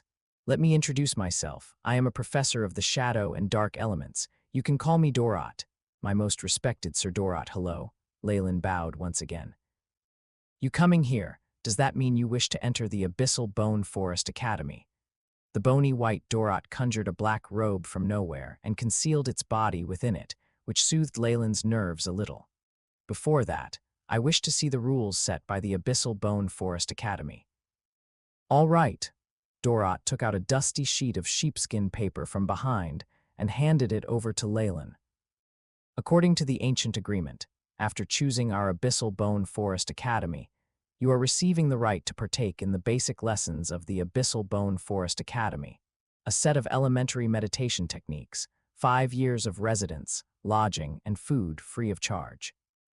We also allow you to use magic crystals as remuneration, to exchange for knowledge from the professors. Dorot spoke nonstop while Leyland read rapidly and compared with the information constantly presented by the AI. Chip. He discovered that what Dorot said was the exact same as the information on the sheepskin paper. In terms of basic hospitality, it was pretty similar amongst the various academies, the feedback from the AI. Chip also indicated that, although it could not successfully scan the person in front of him, Dorot had unintentionally released a fluctuating radiation, which implied that Dorot's strength was above the 3 white robes of the traveling party, and this startled Leyland. I have understood the basic terms now. May I know what kind of payment is needed to enter the Abyssal Bone Forest Academy? 13 magic crystals or an item identical in value, Dorot said. I will use this item to exchange. Leyland made up his mind and withdrew the magus ring hung around his neck. You seem to have an interesting toy. The green flame in Dorot's eyes flashed. The bony white hand took the ring and placed it in its palm, and then took out an item similar to a magnifying glass and inspected it. Amen, it is indeed rather interesting. I haven't seen these patterns in a long time. A low-grade magic artifact. It looks like it was created in our Abyssal Bone Forest Academy, and there is a carved inscription of a hastening spell formation, but it is broken. It's worth 15 magic crystals. Now, newbie, are you willing to mortgage this ring for your school fees? Once you have decided, sign the ancient contract of our Abyssal Bone Forest Academy, Dorot said with an accentuated tone. I accept, Leyland's resolute voice sounded. Good, I hereby declare that the contract is formed. Dorot said, hand over your form to me. After receiving Leyland's form, Dorot laughed. Shadow and dark element affinity, no wonder you chose our academy. In this Death Beach, we are the most outstanding. Since you forked out a greater amount than the fees required, I hereby announce that you have been accepted and won't need an entry test. Take this card, go back and rest. Tomorrow we will proceed with our journey back to the school. Dorot took out something that resembled a metal card. Leyland received it and saw that a number 9 was written on it. It is over just like this. Don't we have to sign a contract or something? Leyland asked casually. Ha ha ha. Never once was there someone who dared to deceive a magus, Dorot sniggered, and it gave Leyland the chills. Then I will leave first, sir. Leyland bowed and walked out of the tent. He went to the area behind the Abyssal Bone Forest Academy tent. Behind the recruitment area of these academies, there were rows of wooden huts erected, and in the middle, youths of both genders were walking in and out of them. They seemed to be there as the temporary residence for acolytes. Hey, nice to meet you. Are you new here? Creak, the wooden door that was numbered 6 opened, and an acolyte with red hair and blue eyes walked out from it and greeted Leyland. Hi, I am Leyland. Leyland smiled. Ha ha, I am Beirut. As for my family background, it isn't very important since it cannot be used on another continent. Beirut seemed to be very amiable. Come, let me introduce you. Beirut headed towards the various fan-shaped huts. Fellows, we have a new companion. Several acolytes streamed out from the wooden doors and gathered together. Leyland counted a total of 7 or 8 people. Good afternoon. I am Caliwir of the Lance Empire, a 4th-grade acolyte. A boy who seemed to have an air of leadership did a self-introduction. You seem to be pretty late. Caliwir said, we met with some troubles along the way in the Great Plains of Death, Leyland said ambiguously, not wanting to say much. The Great Plains of Death, it is indeed very dangerous. Caliwir looked at the acolytes behind him. Let me introduce them. This is Beirut, whom you have met earlier. This is Hancock, a 3rd-grade acolyte. A largely built Caucasian guy scratched his head in embarrassment, looking simple and honest. This is Raynor, a 4th-grade acolyte. He was a small boy with a skinny build, but there was a tinge of pride in his eyes. This is Guricha, a 2nd-grade acolyte, and over there are Nissa and Dodoria, both 1st-grade acolytes. Although Caliwir had restrained himself, Leyland could still detect signs of disdain in his words. 1st-grade acolyte, 2nd-grade acolyte, they could basically only be an acolyte their whole lives, so one couldn't blame him for shunning them. How are you? Guricha forced a smile and greeting. As for Nissa and Dodelier, they were both little girls, and some baby fat were still on their cheeks. At this point they glanced downwards. Who is that? Leyland pursed his lips. Beside their small circle was a boy dressed in black, his face pale. Standing at the side, he did not seem to fit in with the rest and looked rather arrogant. He is Jaden, our genius of this semester, a fifth-grade acolyte. Becoming a magus is only a matter of time. Callieweir's expression turned sour, and he seemed to have some bitterness in his words. Whoa, a fifth-grade acolyte. He has a 90% chance of becoming a magus. No wonder he is so arrogant, Leyland thought, inhaling a breath of cold air, and couldn't help but to give Jaden a few more glances. Chimp. As if noticing the crowd looking at him, Jaden silently harumphed and entered his own wooden hut. This wooden hut obviously had a larger surface area, and the adornments were more exquisite. As a fifth-grade acolyte, his treatment will be the best who knows. There might be some professors looking to take him under their wings early. Callieweir's face soured even more. Leyland realized that this group of acolytes was split into a few cliques. The third-grade acolytes and fourth-grade acolytes were superior to the lower-grade acolytes, but rather inferior to Jaden, the fifth-grade acolyte. As for the lowest-grade acolytes like Guricha, they all stuck together pitifully and formed a clique. And then there was Jaden, who was segregated away from these two groups. "Hello, everyone. I am Leyland, and my aptitude is third grade," Leyland said. "Welcome." Callieweir revealed a smile on his face, while Guricha and the two girls seemed to have their self-esteem lower as they greeted him and returned back into their huts. Chapter 16. Chernobyl Islands don't bother with them. Their highest potential will only be that of a third-grade acolyte, Raynor said with disdain. "Yeah, that's right, to acolytes, aptitudes are more important," Leyland agreed. Although this group of youths was pretty silent during the forming of their cliques, he naturally did the thing that would benefit him the most. Amongst the acolytes, Jaden had the capability to be independent, but Leyland did not have such a good aptitude, so he could only join a group. Also, by comparing, naturally it was the group with Callieweir's as the head with a better future. "Haha, welcome, welcome. With your participation, our group is now more robust. There will definitely be a day where I will make that person regret," Callieweir said while clenching his teeth. Afterwards, a few of them arranged to meet after dinner, and they went back to their respective huts. "Beirut, what did you mean earlier when you said it was a different continent?" Leyland looked for the most amiable, Beirut, and asked him as he was concerned about what Beirut had said earlier. "Oh, this you know. Actually, the continent we're on is rather small.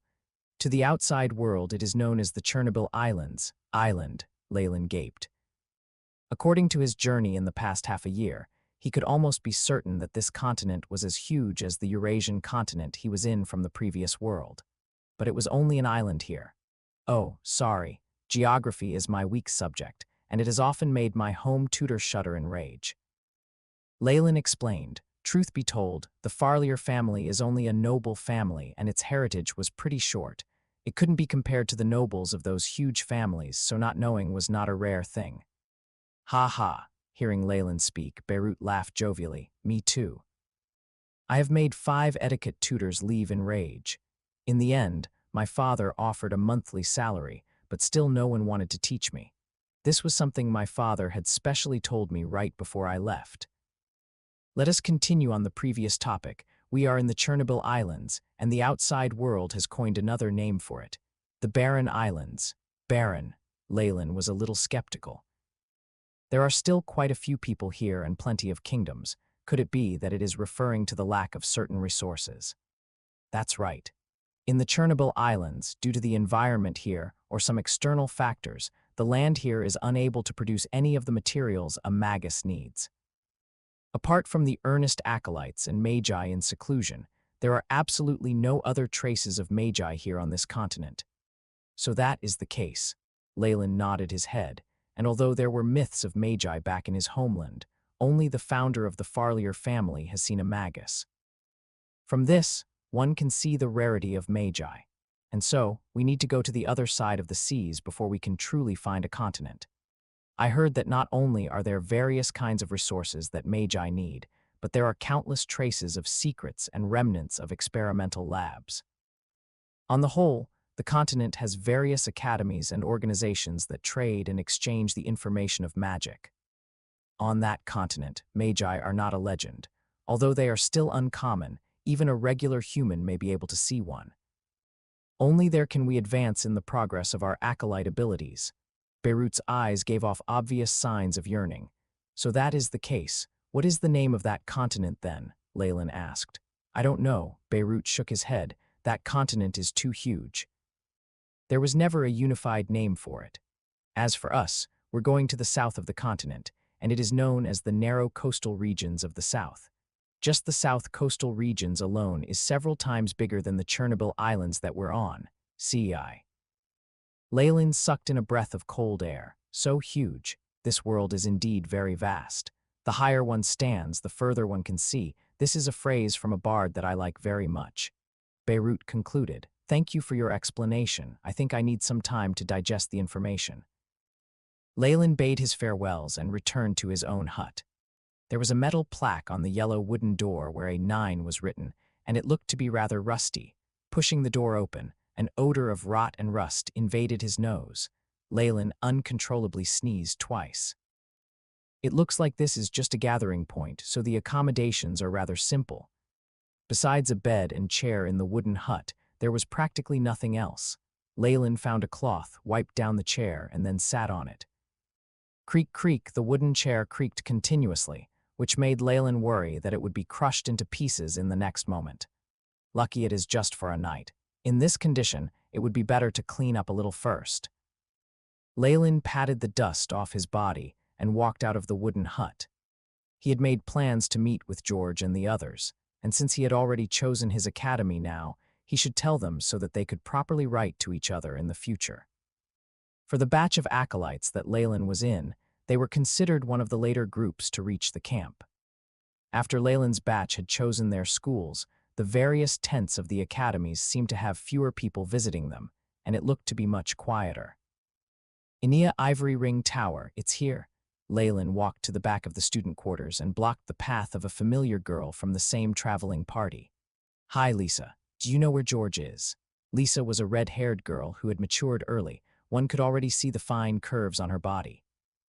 Leyland, Lisa blushed, as she had a good impression of Leyland, who had helped several acolytes along the journey a number of times. George is in room 13, I'll call him for you. Lisa picked up her skirt and rapidly ran off. Whiffing the perfume that was lingering in the air, Leyland's heart trembled. Leyland. This lecherous thought was very soon broken by a joyous voice. George had obviously taken a bath and changed his clothes. He had also shaved his mustache and gave off a very refreshing look. Have you finished choosing your academy? George said loudly as he patted Leyland's shoulder. Yes, I did, the Abyssal Bone Forest Academy, Leyland replied. Abyssal Bone Forest Academy, George touched his chin. I heard from my female seniors that it seems to be famous for its shadow and dark element magic. I hope you won't piss in your pants because of a skeleton during the night, female seniors. Leyland shook his head and had even more admiration for George's abilities for seducing women. He. Those who are able to participate in the aptitude test are all of the nobility, and it just so happens that I met a distant cousin, an elder female cousin. George laughed smugly as if having earned something. As for the skeletons and whatnot, I think we'll see them not only at night but even in broad daylight. Leyland laughed bitterly, as he had signed an acolyte contract with a skeleton not too long ago. No matter what, as long as you know the location, it's fine. Let's keep in contact in the future. George said seriously, a big change from his smug expression earlier. Let's keep in contact, Leyland nodded. Oh yeah, do you know where Basita went to? George asked suddenly. Basita, Leyland shook his head. After the previous attack of the wolves, the vibrant and beautiful girl had been much more silent, but at least she had endured and safely here arrived. Yeah.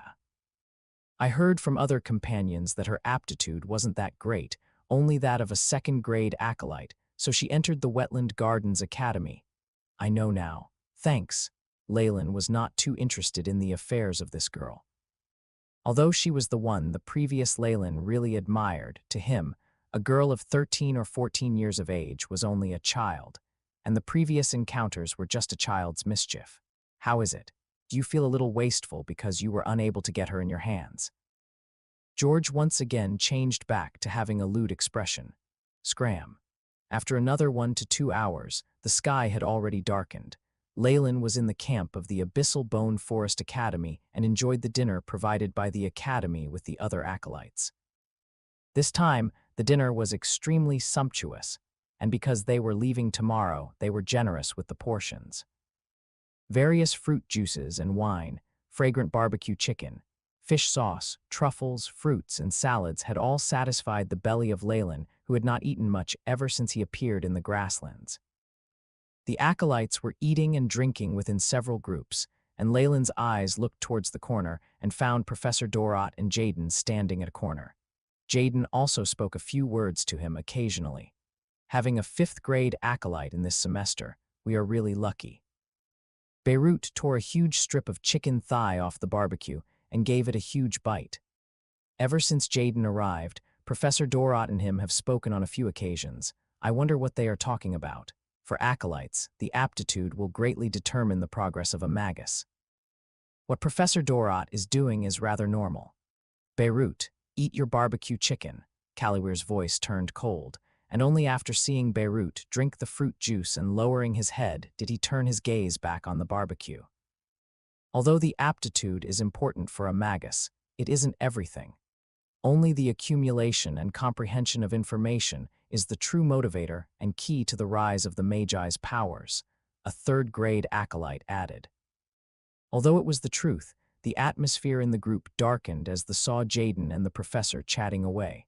The group silently ate their delicacies, seemingly having lost their appetites. Ha ha, Guricha, hurry, what happened next? On the other side, the lower aptitude acolytes sat in a circle with Guricha was in the middle, narrating a risky adventure. He had eloquence and was humorous in his speech. Nissa and Dodoria held their tummies and laughed coquettishly, as if they were 2 happy skylarks. Compared to them, this side was pretty silent. The group looked at each other and craned their necks, listening intently. However, only Caliweir retained his prideful expression. Seeing that even the 4th-grade acolyte Rainer could not bear to go over and listen and seemed afraid of losing face, Leyland laughed silently. After all, they are just a bunch of kids.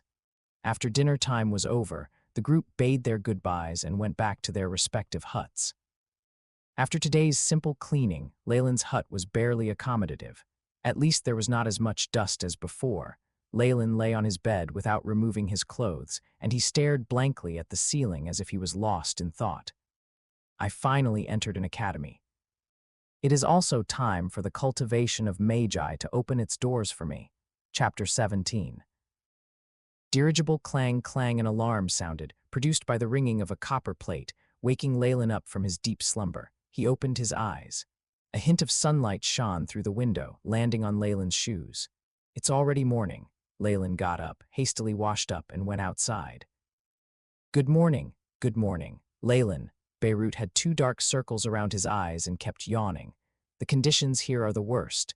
There are actually fleas and fungi on my blanket, my God. I cannot remain here for a moment longer.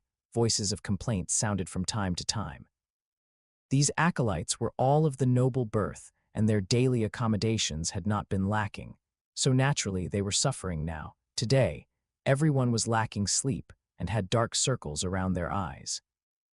Although Leyland could not sleep at the start, he had managed to fall asleep later in the night. Right now, his vigor was greater than the others, and he still had an inclination to walk around. The whole campground seemed to be bustling with activity. There were many who were taking down the tents, and the floors were littered with rubbish. As Leyland silently walked around, many thoughts crossed his mind.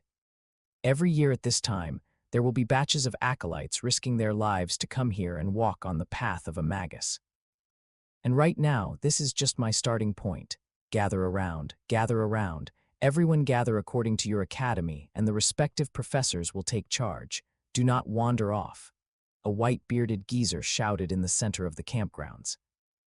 His voice, however, was extremely piercing to the ears, as he used some kind of magic to make it resound throughout the camp. This has a much higher pitch than a trumpet from the previous world. Leyland rubbed his ears, which felt like they had been trampled on, and hurriedly went towards the Abyssal Bone Forest Academy gathering area. Hey, Leyland, you're back. Caliweir was looking for you earlier.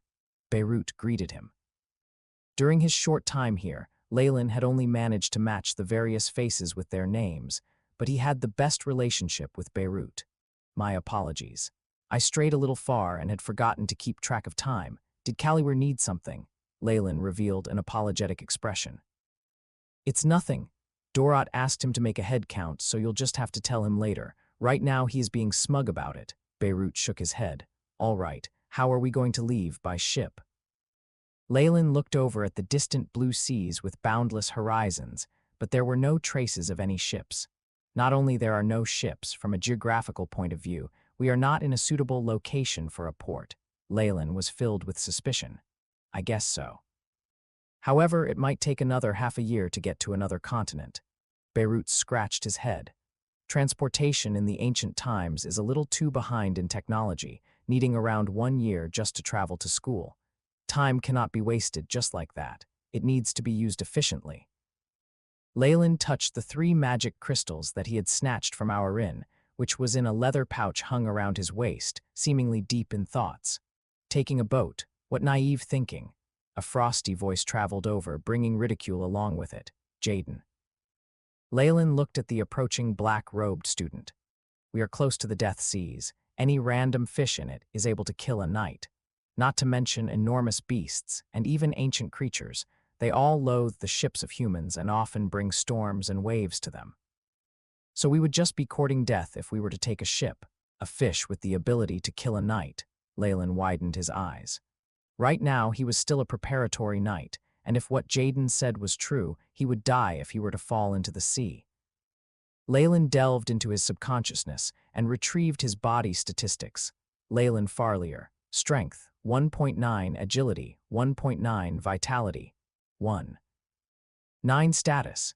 Healthy in the Great Plains of Death, Leyland had analyzed the wolves' flesh and had also belatedly discovered that their eyeballs contained a special component that complemented the knight's breathing techniques, so he had collected many of those eyeballs. And with the contribution from these direwolves, Leyland had now reached the limits of a preparatory knight, according to the analysis of the AI. Chip, when the stats have all reached 2, they have twice the strength of an average adult and is also at the bottleneck of a preparatory knight. Only by igniting their internal life energy can they get over this bottleneck. Clenching his fist tightly, a strong force was controlled within his palms. Right now, if I were to hold a crossblade, I have the confidence to fend off against a squad of common soldiers. But even a knight whose strength is above mine cannot defeat a mere fish in the Death Seas. Leyland was a little skeptical of it. It could be that Jaden has exaggerated things, but the Death Seas containing dangers that even apply to Magi is a fact. AI, Chip. Is it possible to scan the seas nearby? Beep. The radiation surrounding the host body is excessive, unable to scan due to an interference of an unknown force field. The AI, Chip, replied, radiation, unknown force field. Leyland looked at Dorat, who wasn't too far away and had some understanding. In this continent, the Magi population is scarce and there isn't much interference from radiation, so the AI, Chip, is able to scan up to a 20-li radius. But acolytes and Magi professors are present in this camp, which is why the interference is too strong, and hence, the AI, Chip, has limitations with its scanning abilities. Right now, what is the furthest distance you can scan? Leyland's face darkened. Beep. Precise scanning range, within 300 meters radius from the host's body. Vague scanning range, within 1,000 meters. The AI, Chip, intoned. Who? Leyland exhaled loudly. Not too bad. This distance is enough to warn me of dangers. However, after reaching the other continent and the academy, this scanning range will most likely shorten once again. To increase scanning range, please raise the level of the AI. Chip, a message was sent from the AI. Chip, I can still level up the AI. Chip, Leyland was ecstatic. Raise level, beep. The energy required is lacking, please replenish. The robotic voice sounded and brought Leyland down from heaven into hell. Damn, the AI, Chip, has already disappeared from my original body, so how can I retrieve it to replenish energy? Then again, even if I manage to, where am I going to find the energy? Leyland held his head and recovered after a while. Forget it, since its level is able to rise, I can just find a way in the future. As for now, its current functions are enough for me. What did Jaden say to you guys earlier? A voice sounded and brought the absent-minded Leyland back to reality.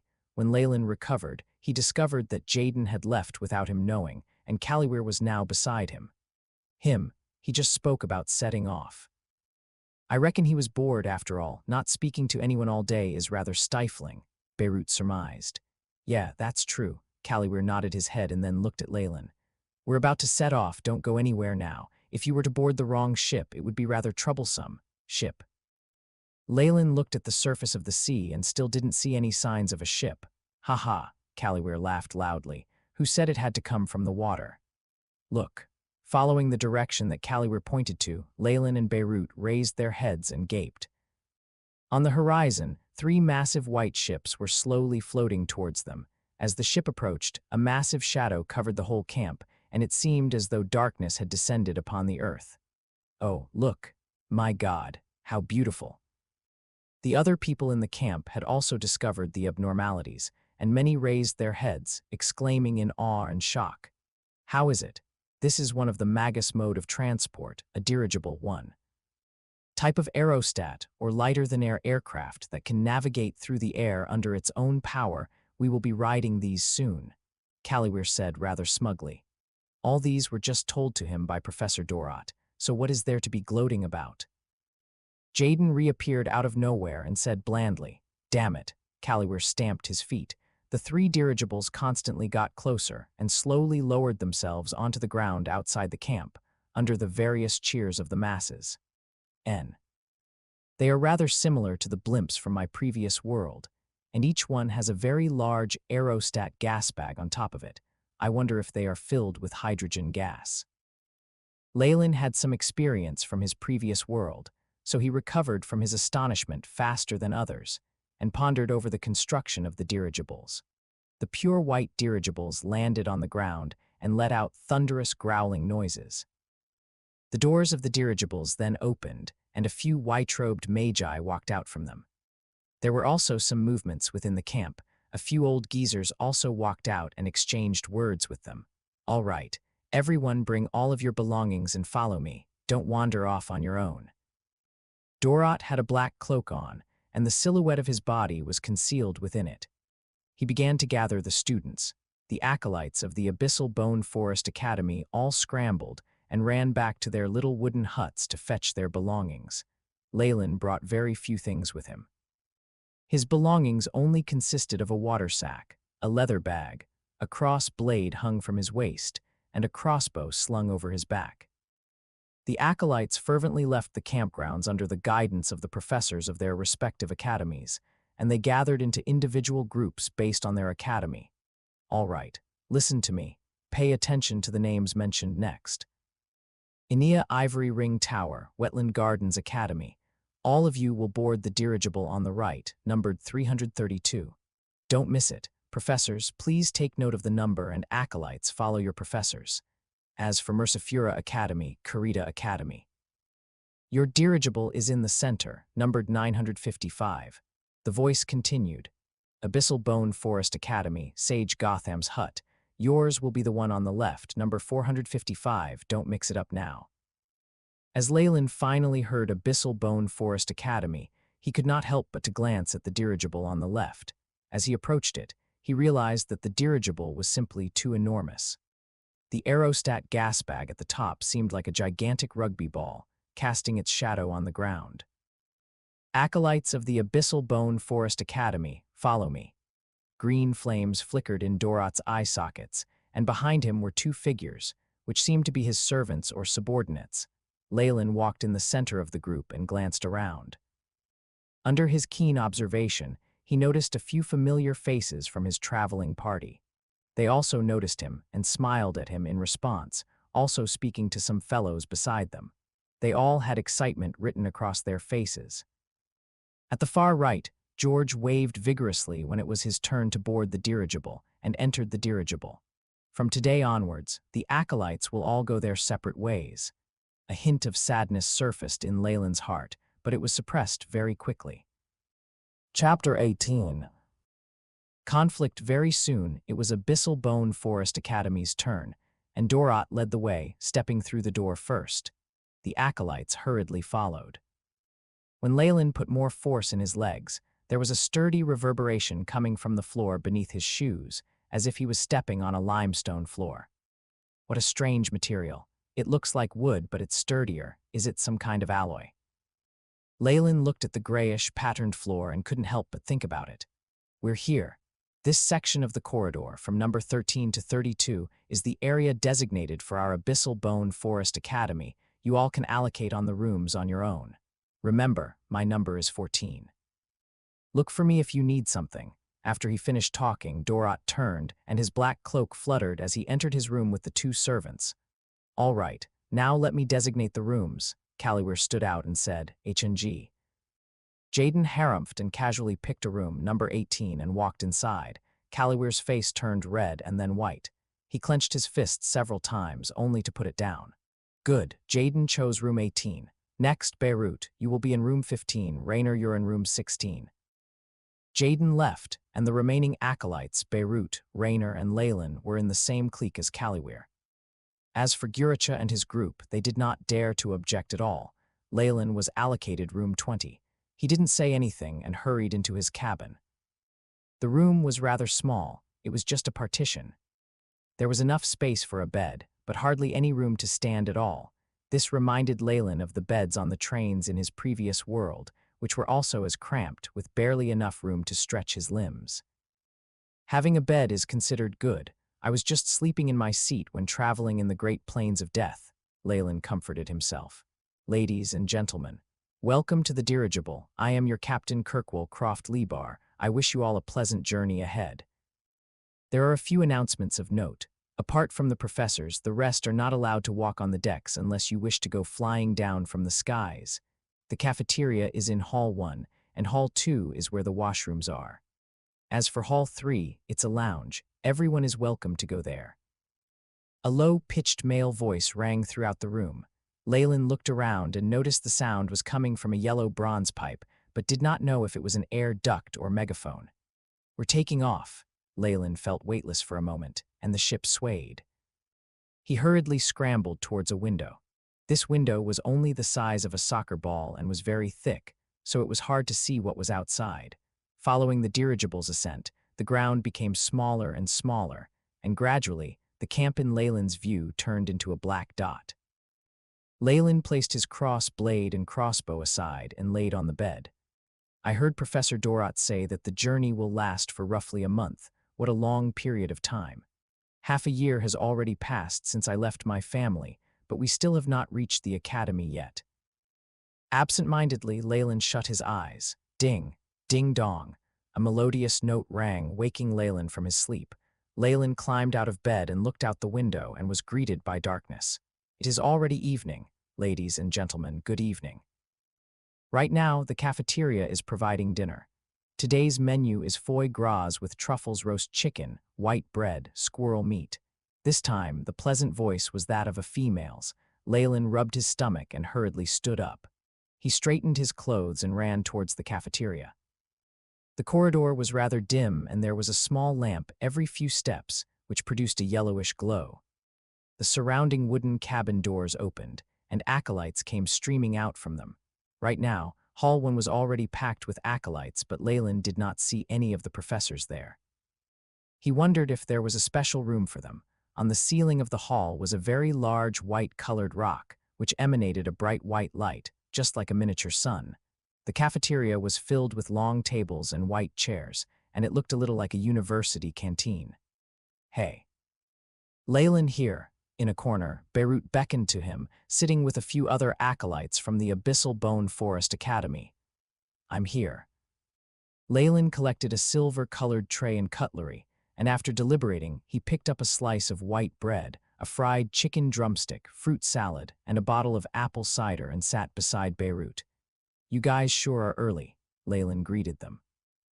It's you who's late. Could it be that you overslept? Beirut said teasingly. Leyland sat down and gulped down half a bottle of apple cider. Yeah, I did oversleep a little. Looking around the surroundings again, are we also traveling with these acolytes? At this moment, besides the Abyssal Bone Forest Academy acolytes, the hall was also filled with acolytes from other academies. These boys and girls sat together according to their respective academies and seemed distant towards one another. That's right, we are on the same dirigible with Sage Gotham's hut and a few other academies. As for Ania Ivory Ring Tower, they are headed in a completely different direction from us, so we could only go our separate ways, Raynor explained. So it's like this, Leyland said with a tinge of regret. George and the others have all boarded the dirigible on the right, and it looks like the distance from Abyssal Bone Forest Academy is rather far. I think there'll be some problem with communication next time. After eating dinner, the masses returned to their own rooms to rest. Every day, apart from eating meals and sleeping, there did not seem to be anything else to do. This boredom lasted a whole 15 days. One evening, the groups did not wish to go back into that tiny cabin room after eating dinner, so they sat around the table and started to chat.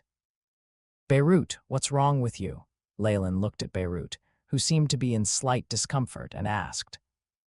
In these 10 days, Beirut, who was the reincarnation of a chatterbox, had spoken of topics ranging from his family tree to how a dish in the capital was created, as if he was speaking fondly to a lover.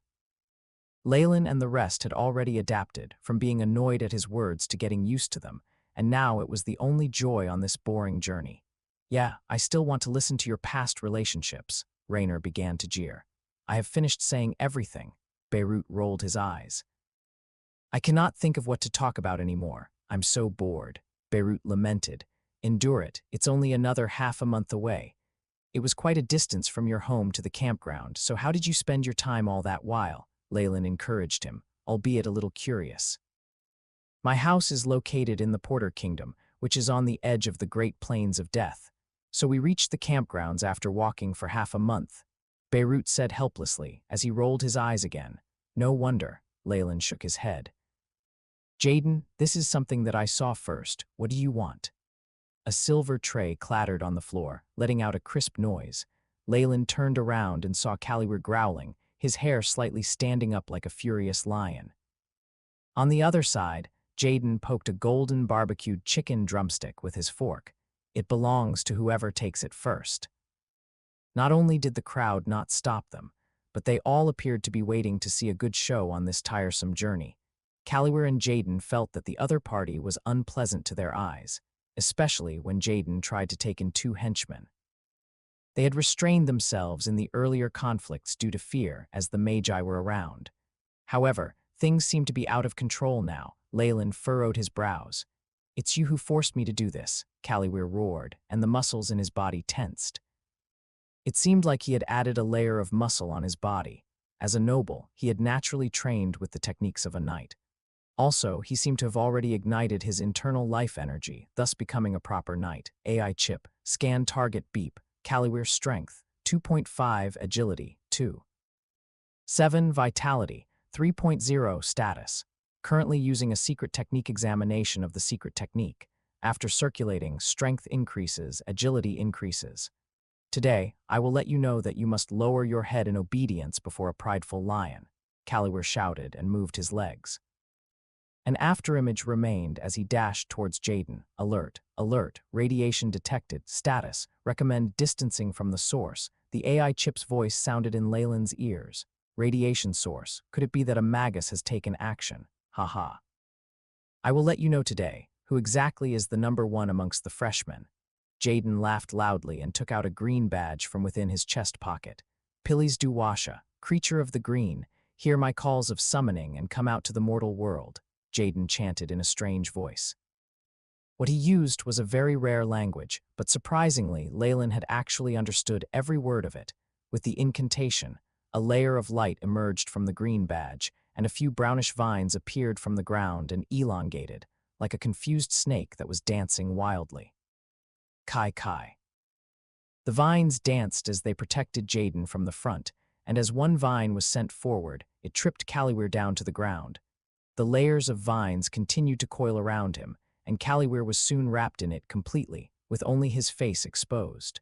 A magic artifact.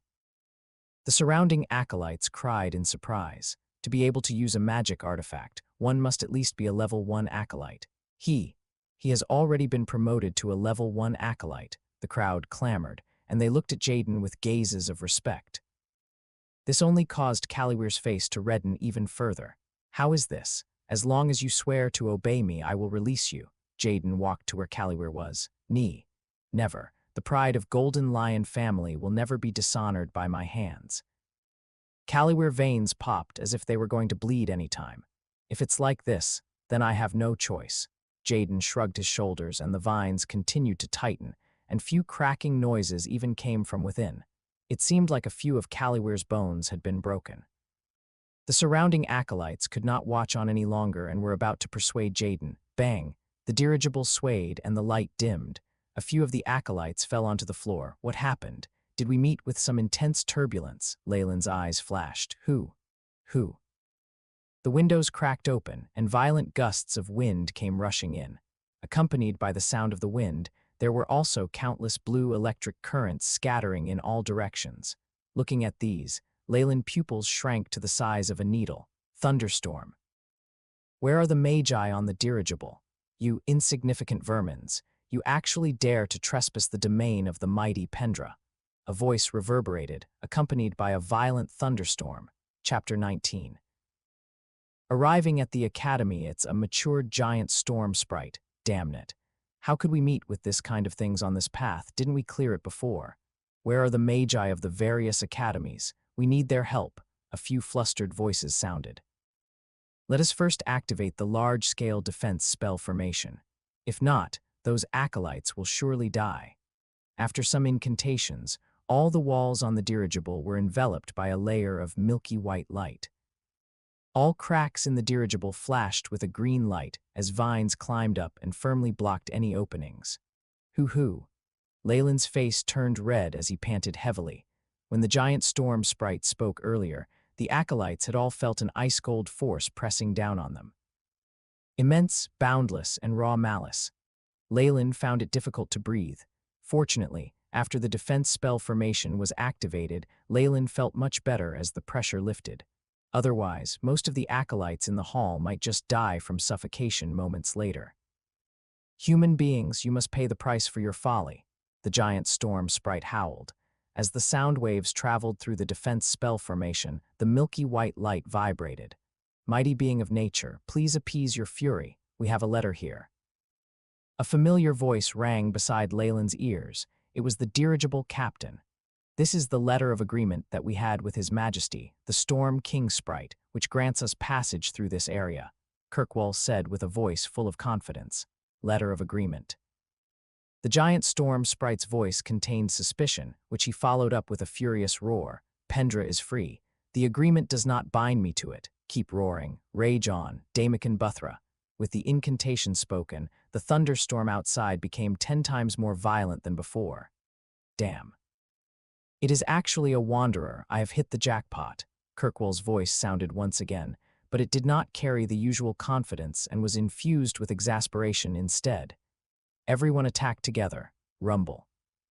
Many bright colored lights flashed continuously outside the window, clashing with the lightning. The dirigible gradually started to sway. Leyland's face turned slightly pale. He could only pray for the Magi to use their might and chase that darn giant storm sprite away. Otherwise, he would not even be able to escape since he was stuck high up in the sky. Bang! There was another rumble, and the dirigible recovered its stability. Has it left? It is only a giant storm sprite that has just matured. It is only comparable to half of an elemental magus at most. There are 9 of us here, so it running away is natural. The voices of the Magi discussions sounded from outside. It obviously did not take a lot of effort for them, which eased the minds of the acolytes. As expected, when the acolytes heard those words, they all shouted and cheered loudly. Woo, to our great Magi, damn it. I thought I would fall and be smashed into minced meat. Ha ha. Look at that coward, he actually peed in his pants. The acolytes all mocked an unlucky acolyte and vented the fear that they had held in their hearts. Leyland's eyes scanned the surroundings. When the giant storm sprite spoke earlier, Jaden had already released the vines binding Caliwir, and right now it seemed like Caliwir had escaped. However, although Jaden's face was rather pale, he stood his ground and maintained the pose of a victor. The AI. Chip did not detect that Jaden was carrying a magic artifact earlier. It seems like it was only acquired recently, and the only means of that is through Dorot. It seems like after obtaining the magic artifact, Jaden has been leading Caliwir into picking a fight with him impatiently. If not for this incident, it is very likely that he would have succeeded, Leyland thought to himself. Because of the interruption from the giant storm sprite, the fight between Jaden and Caliwir remained unsettled as it drew its curtains. From then on, Caliwir tried his best to avoid appearing in the same place as Jaden. It seemed like he was afraid of his opponent's magic artifact. This fight had greatly influenced Leyland's thoughts. Caliwir has already ignited his internal life energy and got through the bottleneck and became a full-fledged knight. However, in front of an acolyte with a magic artifact, he is still as weak as a lamb. It seems like the strength of magi greatly surpassed that of knights. Originally, I thought I must ignite my internal life energy. But after this, if I haven't ignited it before reaching the school, then I'll give up on it. I definitely have to pour all my attention and energy into my studies to become a magus, Leyland made up his mind. The time slowly passed, and the dirigible finally reached another continent. In addition to the incident with the giant storm sprite, the dirigible had several encounters with other flying creatures. This led Leyland to realize that not only was the Death Seas difficult to navigate through, it was the same in the skies. Fortunately, Kirkwall's letter of agreement was still rather effective in front of the various large creatures, and no conflicts were started. During this period, the dirigible alighted several times and sent several professors and acolytes off. The dirigible slowly became more vacant. Another dozen days passed unknowingly. Bang! The dirigible landed and the whole interior shuddered. We have arrived at the Abyssal Bone Moor. Attention to all acolytes of the Abyssal Bone Forest Academy. Please bring your belongings and leave the dirigible in an orderly fashion. A voice rang through the cabins. We've finally arrived. Leyland packed his belongings and quickly left the tiny space he had been holed up in during the past month. Jaden, Caliwir, please take attendance. Dorot held a black staff with a large green jewel embedded in its tip. All right. Jaden and Caliwir nodded their heads and started accounting for the attendance. Leyland glanced at Caliwir. Ever since the incident in the dining hall, this youth had turned much quieter and often holed himself in his own room. Looking at his face now, he seemed to be gloomier than before. On the contrary, Jaden was extremely lively, and according to some rumors, he had already been accepted by Dorot as an apprentice. Apprentices were different from other acolytes as their status were higher, and they could even freely obtain a lot of advanced knowledge from their professor. A dozen or so people walked out of the dirigible. So this is our academy. It seems to be a little desolate. Leyland looked at the surroundings, and it seemed rather desolate. There were a few small trails with obvious traces of others using it before. There was a wooden sign in the middle of a crossroad, riddled with several holes. There were directions written in black, showing the various locations. The Land of Shadows and Deathbone Abyssal Moor. The words twisted, and Leyland felt his scalp gone numb. He, follow me. Dorot stretched his body leisurely, and his white bones creaked and crunched as if they were going to fall apart at any moment. Pay heed. Although our academy's acolytes do a scheduled cleansing, there are still some living creatures and polluted and evil beings roaming in this area. So if you were to stray off, I think we would be able to pay respects to your deceased body soon afterwards. Dorot snickered, and the acolytes' faces all changed. They followed behind Dorot closely for fear of losing him. The group gradually traversed across the Abyssal Bone Moor. What is that? Leyland walked in the middle of the group, and suddenly something black flashed in front of him. It seemed to be a blue creature with a horn. AI, chip, begin scan. Task initializing, begin scan. The AI, chip's robotic voice sounded, an unknown creature of high energy. Estimated strength, 3 to 4, agility, 4 to 5, vitality, about 5, assessment, extremely dangerous, S's. Whatever it is, it's much stronger than the direwolves and may have some strange tricks up its sleeves. A knight would only die if they encounter one. Leyland hurriedly squeezed forward. In this land where danger lurked, it seemed like the black-robed skeleton, Professor Dorot, was his only insurance. It seems like our little acolytes have finally understood the dangers. The green flames in Dorot's sockets flickered as he said indifferently. The group proceeded forward, and very soon the barren earth lessened, and more forestry could be seen around them. Very soon, Leyland entered a black-colored forest. He did not know if it was an illusion, but Leyland felt as if the sun in the sky had dimmed after entering the forest, and there was a layer of white mist in the surroundings giving off a chilly feeling. Warning.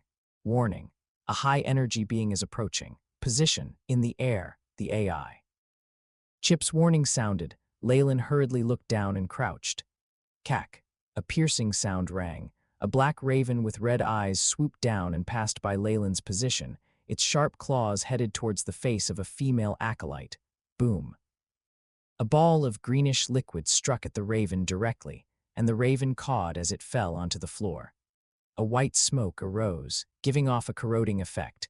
The female acolyte remained rooted to the ground and suddenly cried loudly. Only seconds later, the raven on the floor disappeared without a corpse, and there was only a huge impression left in the corroded earth. It seems like these red-eyed ravens increased in numbers yet again. I think I will need to distribute more missions after we return and let the acolytes cleanse this area. What are you all looking at? Let's go. Dorot's voice sounded at the front, and the crying female acolyte rubbed her eyes and gritted her teeth as she walked forward. Leyland was startled and hurriedly followed. After another hour of journeying, the group arrived in the center of the abyssal bone forest. Leyland saw a spacious area in front of him, and what was projected before their eyes was a large graveyard. In the hearths of the abyssal bone forest, a large graveyard sat there unknowingly. This graveyard was extremely huge and was marbled in black and white, seeming luxurious. Only, it seemed to have been forsaken for some time. Many of the graves had weeds growing on them, and some even had vines. Occasionally, the ravens caw on top of them, giving off a terrifying vibe. Welcome to your home of shadow and death, abyssal bone forest, Dorot snickered, but no matter how Leyland saw it, Dorot seemed to be taking joy in their unfortunate plight. Chapter 20. Selection of mentors. The Abyssal Bone Forest Academy has a satirical sense of humor. They actually have their academy under a graveyard.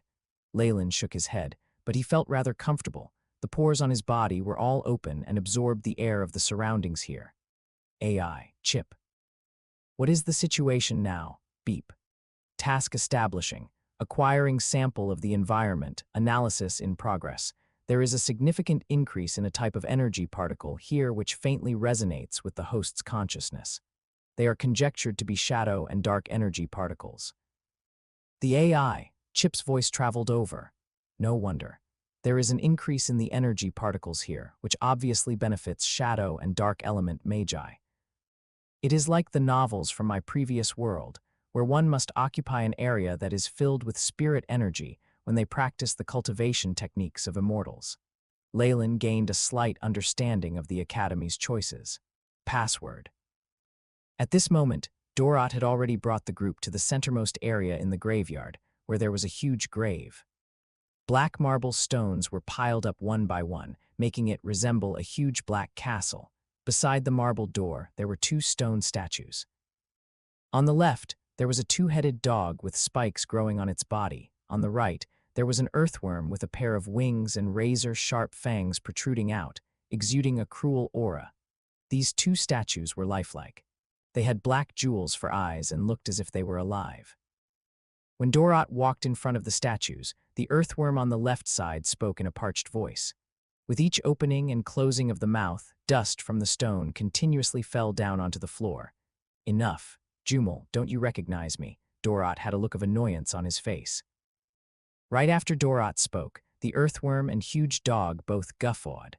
Their voices brought about a huge wind which flipped the robes of the acolytes behind. Dorot. Although we are pretty familiar with each other, rules are rules. Both of the statues seem to have come alive. The huge dog licked its paws and let out a female voice. Or would you like to play with us? The earthworm lifted its claw and made a human-like gesture, beckoning with the claw. Then come. I feel itchy all over my body. All right, let me think. Dorot rolled his eyes. Oh, damn it. I should really take the head of the pig who set up this defensive spell formation and shove it up their ass. Dorot suddenly bellowed. Hurry and say it. What is the password?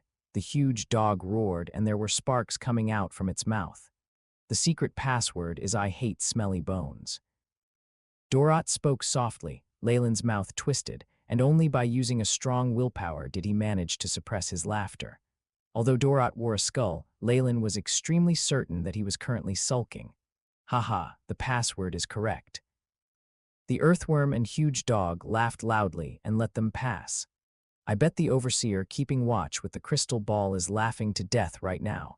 The huge dog snickered, then returned to his original stone platform and changed into its former statue state. Puchai. An acolyte finally found it hard to bear and let out a noise. H&G. Green flames suddenly ignited within Dorat's sockets. It seems like we must educate the new acolytes on how to respect their professors. Pa, Dorat snapped his fingers. Ah, what is this? Don't come over here, don't come over. The acolyte who laughed out loud earlier retreated several steps and fell onto the floor, wailing loudly. Rousey, what is it? An acolyte beside him walked forward. No, don't come over, Rousey screamed, and his face gradually twisted. Seeing this scene, the nearby acolytes all felt a chill down their spines. Magi are equal among themselves, so they can afford to play jokes on each other. However, acolytes must always maintain their humility. Suddenly, Leyland understood the code of conduct in the Magi world. Only with equal strength, one will have the status to speak to another. Jaden and Callyware also seem to be deep in thought. Carry him up and let us go in. Dorat pointed at Rousey, who was still screaming. Both of his servants walked over and carried Rousey, one on each side. Both of them are at least grand knights. Seeing how the two servants subdued Rousey so easily, Leyland's eyes flashed. After opening the door to the grave, they all appeared in front of a stone staircase that spiraled downwards. The flight of stairs was spiraled and descended all the way into the depths of the darkness until they could not be seen anymore. Dorat used his staff and knocked on the floor. Dong dong, blue flames started to light up one by one, illuminating the ground within. Apart from the color, it's similar to an ancient castle from the medieval times, Leyland exclaimed, and tread down the stairs of the Abyssal Bone Forest Academy. Leyland did not know how long exactly he walked for under the illumination of the blue flames, but it was definitely over 20 minutes. So huge.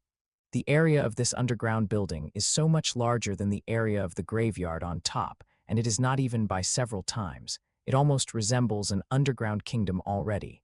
Leyland calculated in silence. Our Abyssal Bone Forest Academy was constructed in the Gregorian year 324, and it has been almost 1,000 years since then. As for our academy founder, it is Merlin Phalek Driwilk. Dorat led at the forefront, and occasionally gave them a few sentences of explanation. The door which you all had entered from earlier is the main door, and besides that, there are still many exits inside the academy. As long as you have become a proper magus, you can apply and choose an uninhabited, empty grave for your own personal passage, Dorat explained. But Leyland's lip never stopped twitching. The purpose for us to advance as a magus is so we can obtain a grave. How delightful. However, ever since the unlucky guy was used as an example earlier, Leyland only dared to rant in his heart and didn't say it aloud.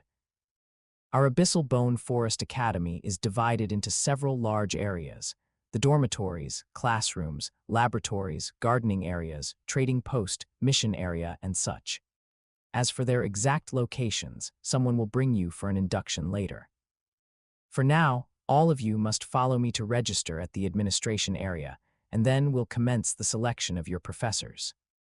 Dorat came to the front of a slightly larger room and pointed at the words on the steel door. This is the administration area, however. I believe none of you will be willing to come here again in the future. Seeing the symbols on the door, which seemed like both words and patterns at times, Leyland finally acknowledged that none of the characters were anything like what the brat one. The brat refers to the previous host of Leyland's body, had encountered in the past. Oh, I've forgotten that you guys don't know the ancient Byron language. Dorat tapped his head. No worries.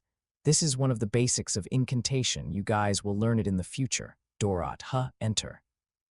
An aged voice sounded from within, and the steel doors moved automatically. A steel hand opened the bolts on the door and even beckoned them in. Leyland followed Dorat inside and realized that this room was extremely large. An old man with white beard and red eyebrows was seated at the wide, black office desk. He was scribbling something with a feather pen, and beside him was a stack of parchment. Behind him, there were countless bookshelves of over 10 meters tall, and parchment and even crystal balls were disorderly arranged on them. It looked just like a library. "You're late." The old man put down the quill pen in his hand, and his wrinkled face smiled gently. "We met with some trouble along the way, a wandering giant storm sprite, so the dirigible was a little damaged, and hence the delay in time," Dorot explained. The old man said, "That's really unfortunate." And then he looked at the acolytes at the back, and his bright eyes shone brilliantly. He scanned through the acolytes before finally landing on Jaden. "It seems like you are well rewarded this trip." "Of course," Dorot pointed. "Jaden, come over here," pulling Jaden to his side. "I have made a contract with him already. He is now my personal apprentice. Hurry. Settle the procedures for him." Dorot took a stack of forms from a heavy black pouch and handed it over to the old man. "Amen. 5th grade acolyte, not too bad." The old man took out an object resembling a pair of glasses with gold threads around its rim and hung it on his nose. "Definitely. Melda, that scum, he actually pushed such a troublesome thing to me, haha. Now I want to see him angry." Dorot gloated loudly. "So then, Jaden, are you willing to become the personal apprentice of Dorot?" the old man asked. "I accept." Jaden looked at Dorot and agreed in a low voice. "Good." The old man took a sheet of parchment and wrote something on it, then handed Jaden a black sack too. "This is yours, hold it well." "Are the procedures done?" "I have taught him those meditation techniques, and right now I have to rush back to my experiments." It was difficult enough to find some inspiration along the way, but I did not have any ingredients on hand. Do you know how much I was suffering? Dorot let out a shrill voice and pulled Jaden along, leaving the room quickly. "All right. Mr. Dorot's task is completed. What's next are the things that you guys should be mindful of." The old man knocked on the desk and drew the attention of the acolytes back to him, and then said in a satisfied manner, "Since all of you have already handed in the fees and achieved the criteria for the contract, you are all acolytes of our Abyssal Bone Forest Academy now. Right now, all of you will begin with the selection of your professors. There are 2 methods to choose a professor. The first is to choose by placing your name inside the crystal ball, and my treasure will pick a professor for you. This method is absolutely free of charge." "Excuse me, what is your treasure?" an acolyte asked cowardly. "Oh," the old man laughed, and suddenly a black python appeared on the table. "This is my magical pet, Spotty. It does not recognize any of you, so I think it's the fairest for it to choose. Any other questions?" "No, no more." Seeing the large python, the acolyte quickly retreated backwards. There is also another method, which is for the acolytes to choose their own professors. Here with me is a list containing short introductions of various professors and their requirements, all for your choosing. Of course, if you choose this method, you will need a magic crystal as payment. It doesn't matter which method you chose, but once you have decided on your professor, you can never change again. The old man said, "Next up, I will call your names, and you will come forward and tell me your choice." Chapter 21. Croft. After the old man finished speaking, the acolytes were a little flustered. "What now? How should we choose?" Beirut asked worriedly. "Paying is definitely better than not paying. This is common sense. You should still have excess magic crystals, don't you?" Leyland asked puzzledly. "But I only have 1 magic crystal left. My family sacrificed 1,000 troops to get merely 2 magic crystals." Beirut was a little reluctant. Leyland was startled too, as he could not help but feel his pockets. "The value of magic crystals is higher than I expected. When I extorted some from our Rin earlier, I really lucked out." "That's not right. The Chernobyl Islands is also known to Magi as the Barren Islands. Magic crystals are already scarce, so the value of magic crystals being much higher here may be due to that." "A matter like this can only be decided by yourself," Leyland said to Beirut. "All right, first up, Rainer," the old man said. "Which are you choosing?" I don't have any magic crystals left. Can I first buy on credit? I am a 4th grade acolyte," Rainer blushed. "Not a bad aptitude." "A pity, however, rules are rules." The old man shook his head.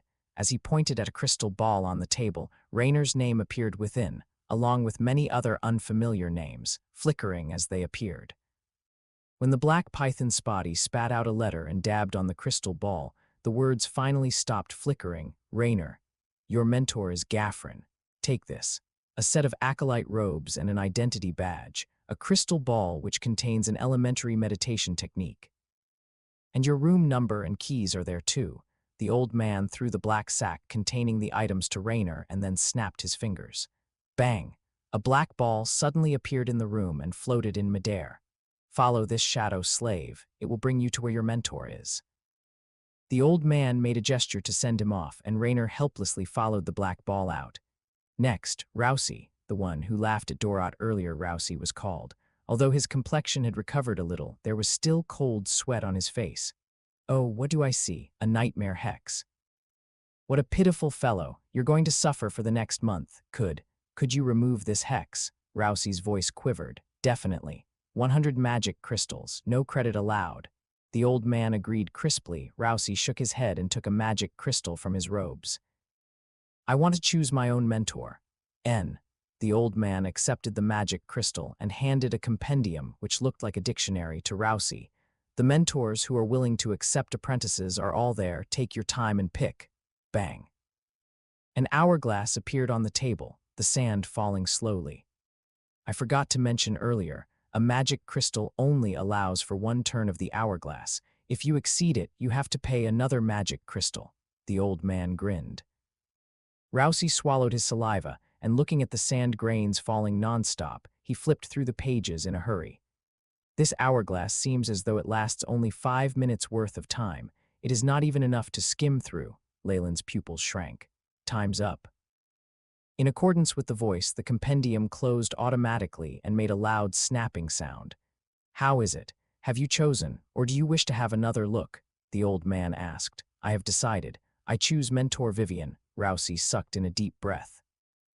Take your belongings and follow the slave. The old man threw a black sack, identical to the one from before, to Rousey and summoned another shadow slave. Rousey bowed humbly and followed the floating slave out the large doors. Next up, Caliwir. The old man continued calling, and Leyland scrutinized the acolytes who went up. Caliwir seemed well off, as he paid 3 magic crystals and looked through the compendium before making a choice. As for Beirut, he did not pay the 1 magic crystal in the end. His mentor was chosen randomly, and he did not know if the results were good or bad. Next, Leyland. The old man called Leyland's name. Leyland inhaled deeply and walked to the front. I'll choose on my own. Leyland handed a magic crystal to the old man. You know the rules. The old man snapped, the hourglass flipped over, and time started elapsing. The compendium was rather heavy, and the material seemed to be of high quality. Leyland hurriedly flipped through the pages and continuously skimmed through the information on the parchment. It is the language of the Chernobyl Islands. It seems like it has been specially prepared for us acolytes of this area. AI chip. Record and extract the information. Mentor Lester, Department of Souls, specializes in transformation, neurology, and composition of radiation. Able to provide information on 3 topics free of charge. Requirements. The acolyte must assist in an experiment every month and cannot be declined for any reason. Mentor Dorot, Department of Shadow, specializes in anatomy, conversion of energy, and necromancy. Requirements. Acolytes must pay 1 magic crystal per month and at the same time cooperate with experiments. Mentor Croft, Department of Potioneering, specializes in medicine, herbalism, and neutralization of energy. Able to provide information on 1 topic free of charge. Requirements. Acolytes must always help with the cleaning of the experimental lab, preparation and handling of various herbs, and at the same time assist the magus in carrying out herbal concoctions, on the basis that they cause no harm to the acolytes. Mentor Estelle, Department of Curses, specializes in curses, dissecting of human anatomy, and soul studies. Able to provide information on 5 topics free of charge. The category is chosen by the acolytes and can guide acolytes in their studies at any given time. Requirements. Cooperate with 1 experiment. Only 1. The pages flipped and let out a rustling noise. By the time the last grain of sand fell, Leyland had managed to flip to the last page. Your memory isn't bad, which is useful for your studies in the future. How is it? Who will you choose? The old man smiled and asked. Leyland closed his eyes. AI chip. How is the collation of data? Beep. Data is in order. Information on 53 mentors collated. In process of discarding the enticing conditions. Leyland's complexion turned bitter. The information in the brackets for Mentor Croft earlier made me rather mindful. It seems like the experiments of Magi are dangerous and can actually jeopardize the safety of the acolytes. Croft is only doing experiments on herbal concoctions, but what of the others, like the shadow and necromancy experiments? No wonder the requirements given are so easy to meet, not needing to give payment for information. It was, in fact, so they could lure students who would cooperate for experimental testing. Although they might not have any adverse effects, it's all over once they do, AI chip, carry out the filtering process with the conditions to match with my current circumstances. Beep. The blue light flashed, and the light blue screen in front of Leyland flickered. More than half of the mentor's information was omitted, leaving only a miserable few choices, including Dorot's. Mentor Dorot, Department of Shadow, specializes in anatomy, conversion of energy, and necromancy. Requirements. Acolytes must give 1 magic crystal each month and at the same time cooperate with experiments. Mentor Croft, Department of Potioneering, specializes in medicine, herbalism, and neutralization of energy, able to provide information on one topic free of charge. Requirements. Acolytes must always help with the cleaning of the experimental lab, preparation and handling of various herbs, and at the same time, assist the magus in carrying out herbal concoctions, on the basis that they cause no harm to the acolytes. It seems like Dorot's temper isn't too bad amongst the mentors. If not, he wouldn't have gone to fetch the new batch of acolytes. Leyland thought inwardly, a pity that my magic crystals are not enough and he has Jaden already. I'm afraid there will not be much attention given to me. Also, the Shadow Department mentors all require acolytes to cooperate with their experiments and cannot ensure the safety of acolytes. This is such a fraud. Leyland, helpless, omitted the mentors of the Shadow Department. What's left is only this alchemy mentor. With the extreme and unique advantages that I have with my AI chip, I can definitely make use of alchemy to earn money and buy knowledge related to the dark element. To others, Leyland had merely closed his eyes and made his choice right after opening them. I choose Mentor Croft, alchemy. The old man was a little surprised. You wish to become an alchemist. The effort and resources invested are extremely horrifying. Do you want to change? I think Dorot suits you well. Thank you, sir. Leyland earnestly bowed. I have a hobby for alchemy and have also acquired some knowledge in this field beforehand. The mortal world's perception of alchemy is totally different from that of the world of Magi. The old man shook his head. Then, seeing Leyland's resolute gaze, he couldn't help but exclaim, "Since you have already decided, so be it." After speaking, the old man took a quill pen and scribbled on the parchment paper. "Here are your belongings. Follow the shadow slave to where Croft is." The old man handed a sack over to Leyland. Leyland bowed deeply and even nodded to the remaining acolytes before leaving through the large door. The black-colored ball floated in front and occasionally spun in a circle. Its speed was not too fast, and with Leyland's body of a peak preparatory knight, he easily followed along. From time to time, there were acolytes passing, but they did not look at Leyland in astonishment. Leyland followed the shadow slave and passed through several corridors, 2 large halls, and a garden. It then stopped in front of an area designed for experiment labs. The shadow slave turned translucent and immediately passed through the door, leaving Leyland outside. Leyland was speechless, yet he did not dare knock on the door. Therefore, he just waited outside patiently. After a moment, there came a middle-aged man's voice. "Leyland, enter." "Yes." Leyland pushed open the doors of the experimental lab. A sweet and spicy aroma filled the laboratory room, mingling with the odor of poisonous fumes and liquids, which made Leyland furrow his brows. A huge table took up the space of almost half the lab, and placed on it were various test tubes, flasks, and beakers, as well as some other apparatus that Leyland could not identify. This made Leyland recall his previous life. In front of the laboratory table, there stood a white-haired, middle-aged man who wore white robes. His collar was embroidered with golden patterns, and his eyes emitted a golden light, like two golden gems. "I'm Croft, and I've heard the details from the shadow slave." "So then, Leyland, are you willing to become my apprentice?" The middle-aged man put down the test tube in his hands and said solemnly, Chapter 22. "Meditation technique, I am willing," Leyland hurriedly answered. "That's good. Since these are the arrangements made by the school, I'll accept you as my disciple." The middle-aged man stroked his beard. "Although the environment here is quite ordinary, it's enough to let you undergo the initiation." Croft swept his eyes over the examination room. "At least it's very quiet here and we won't be disturbed." "What initiation?" Leyland had some doubts. "The initiation of a magus," Croft replied. "Now tell me, Leyland, what is a magus to you?" "A mysterious person with the ability to call forth thunder and storms, manipulate flames and other forces of nature." Leyland said the definition he knew of in Chernobyl Islands. However, it's a little off," Croft commented. "A magus is actually the title we give to people with power in ancient times. These magi all learn the principles and how to control and manipulate the energy within. They are never ending in their pursuit of knowledge and truth." Croft explained the definition of magi to Leyland. "So it is to say, the title of magus is actually not limited to only humans." Leyland had a better understanding now.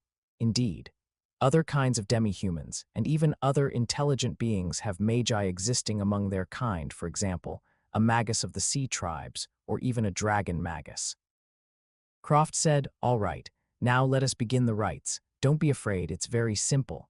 Clap. The floor around Croft softened and transformed into a spell formation of sorts, and a strange energy came spreading from within. The surroundings turned dark, with only the flame lit in the center of the formation. "Right now, give your hand to me." Leyland stretched his hand out, and a larger palm firmly clasped it. "Abiding by the rites of ancient times, I will now guide you, Leyland Farlier, onto the path of a magus. Recite after me. I swear, I will forever be in pursuit of the truth."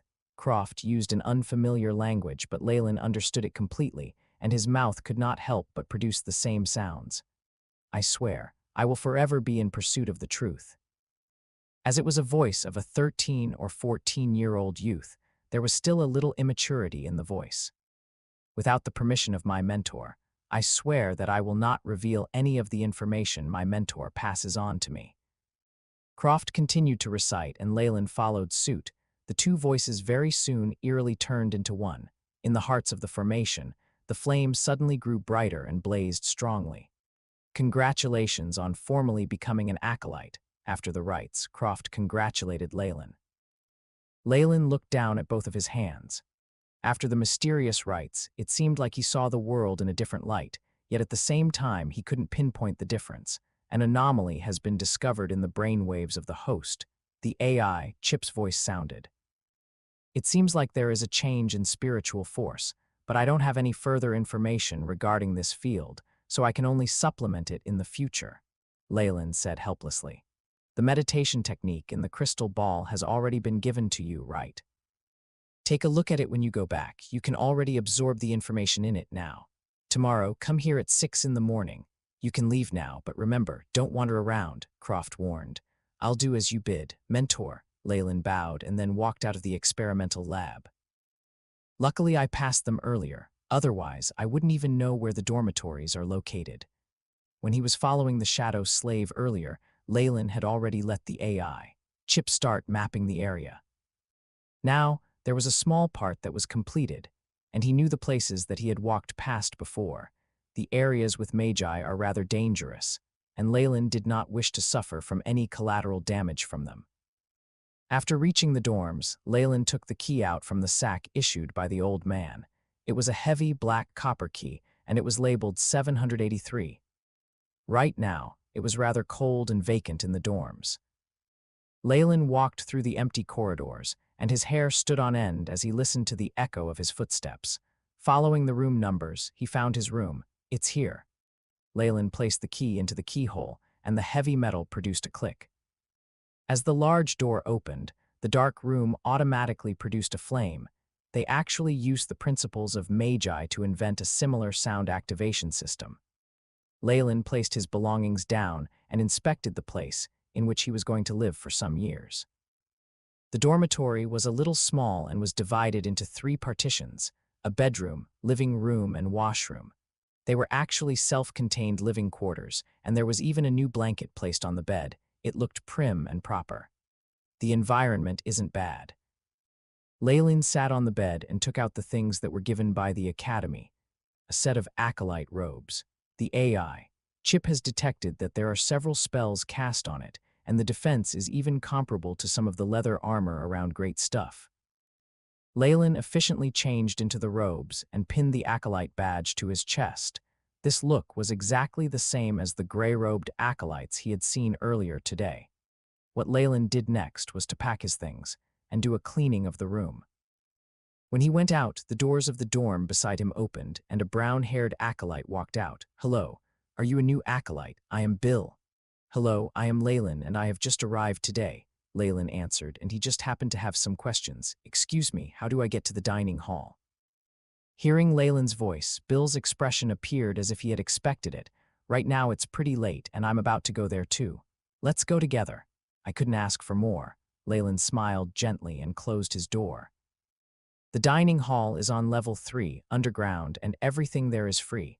Of course, you can fork out money and let them make a dish that you want to eat. Bill led the way as he explained. "I am from the Poolfield Kingdom, and you, Chernobyl Islands. Heavens, so far. You have definitely suffered along the way, huh?"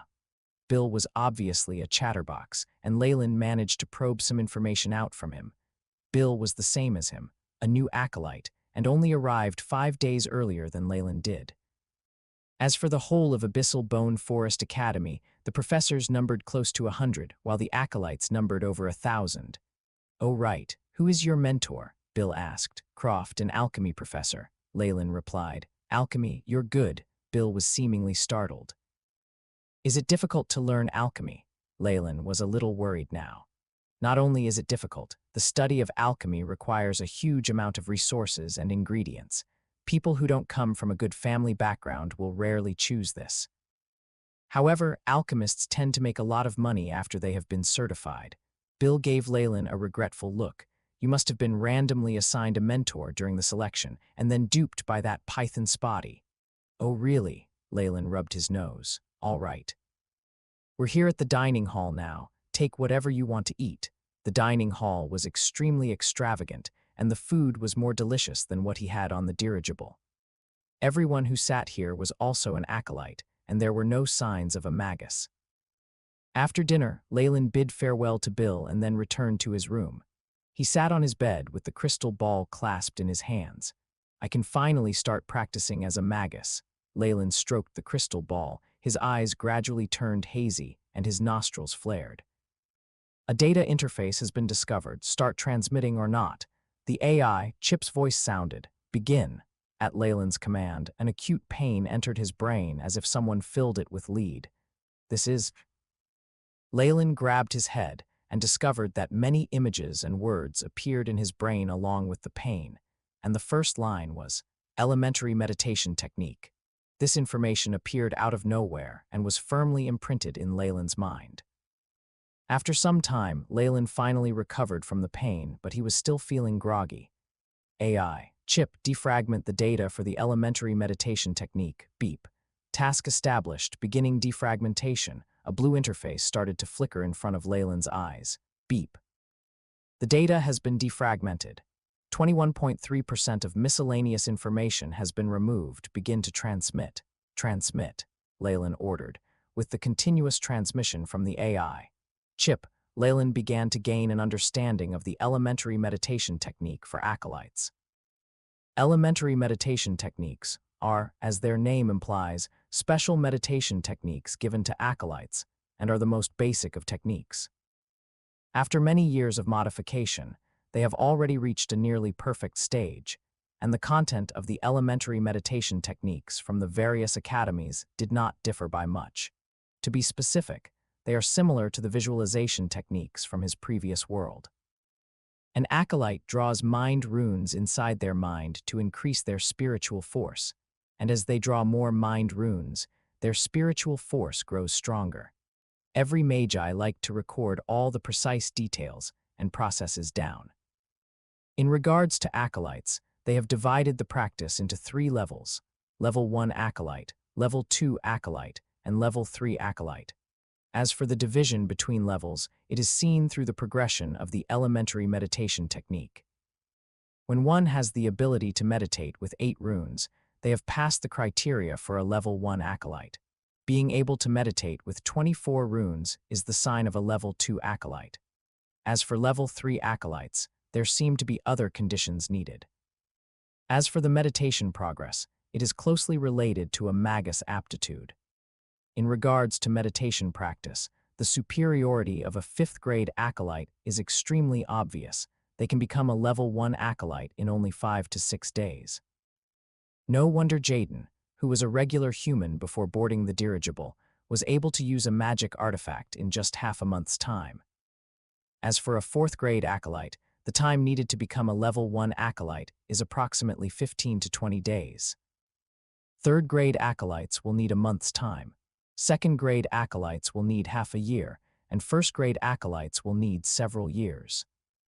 This difficulty in progressing will only increase when ascending to Level 2 acolyte and Level 3 acolyte. Hence, is it understandable for professors to favor acolytes with high aptitudes. After all, maybe one can receive the remuneration of a proper magus in a dozen years, with just a little more effort put in now. An independent file has been created for the meditation technique data, analyze or not. The AI, chip prompted with a window, begin analyzing. In the process of analyzing, progress, 0.11% the AI, chip showed the current state. This crystal ball seems to input the information directly into the acolyte's brains, but the method is a little too crude and it does not care if you remember it completely or not, but the AI. Chip is able to defragment and store it directly in the memory bank, and is even able to aid by analyzing the process. Leyland indifferently compared the differences between the two. Chapter 23. Within the academy compound's tick-tock, tick-tock, the hands of the bronze clock in the room swiveled around once more as another hour passed. The first mind rune has been analyzed. Start transmitting or not. The AI, chip prompted. Has it finally been analyzed? Begin transmission. In this period of time, Leyland had also been studying the blueprints of the meditation technique, but it was to no avail. The mind rune appeared as a 3D image, and the patterns inside were extremely complicated, with no room for errors. To display this image in book form, not only would the author need to have outstanding training in the fine arts, but the reader's comprehension skills would also be put to the test. Leyland estimated that regular acolytes would need to spend a good number of days to even begin to understand a single mind rune before starting to construct them in their brains. However, with the AI, chip, it was done in a matter of hours.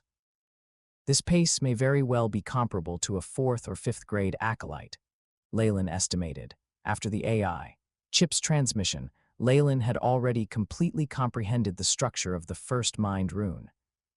It was in the shape of an A, without the horizontal line in the middle, and was filled with patterns and helixes, making one dizzy the more they looked at it.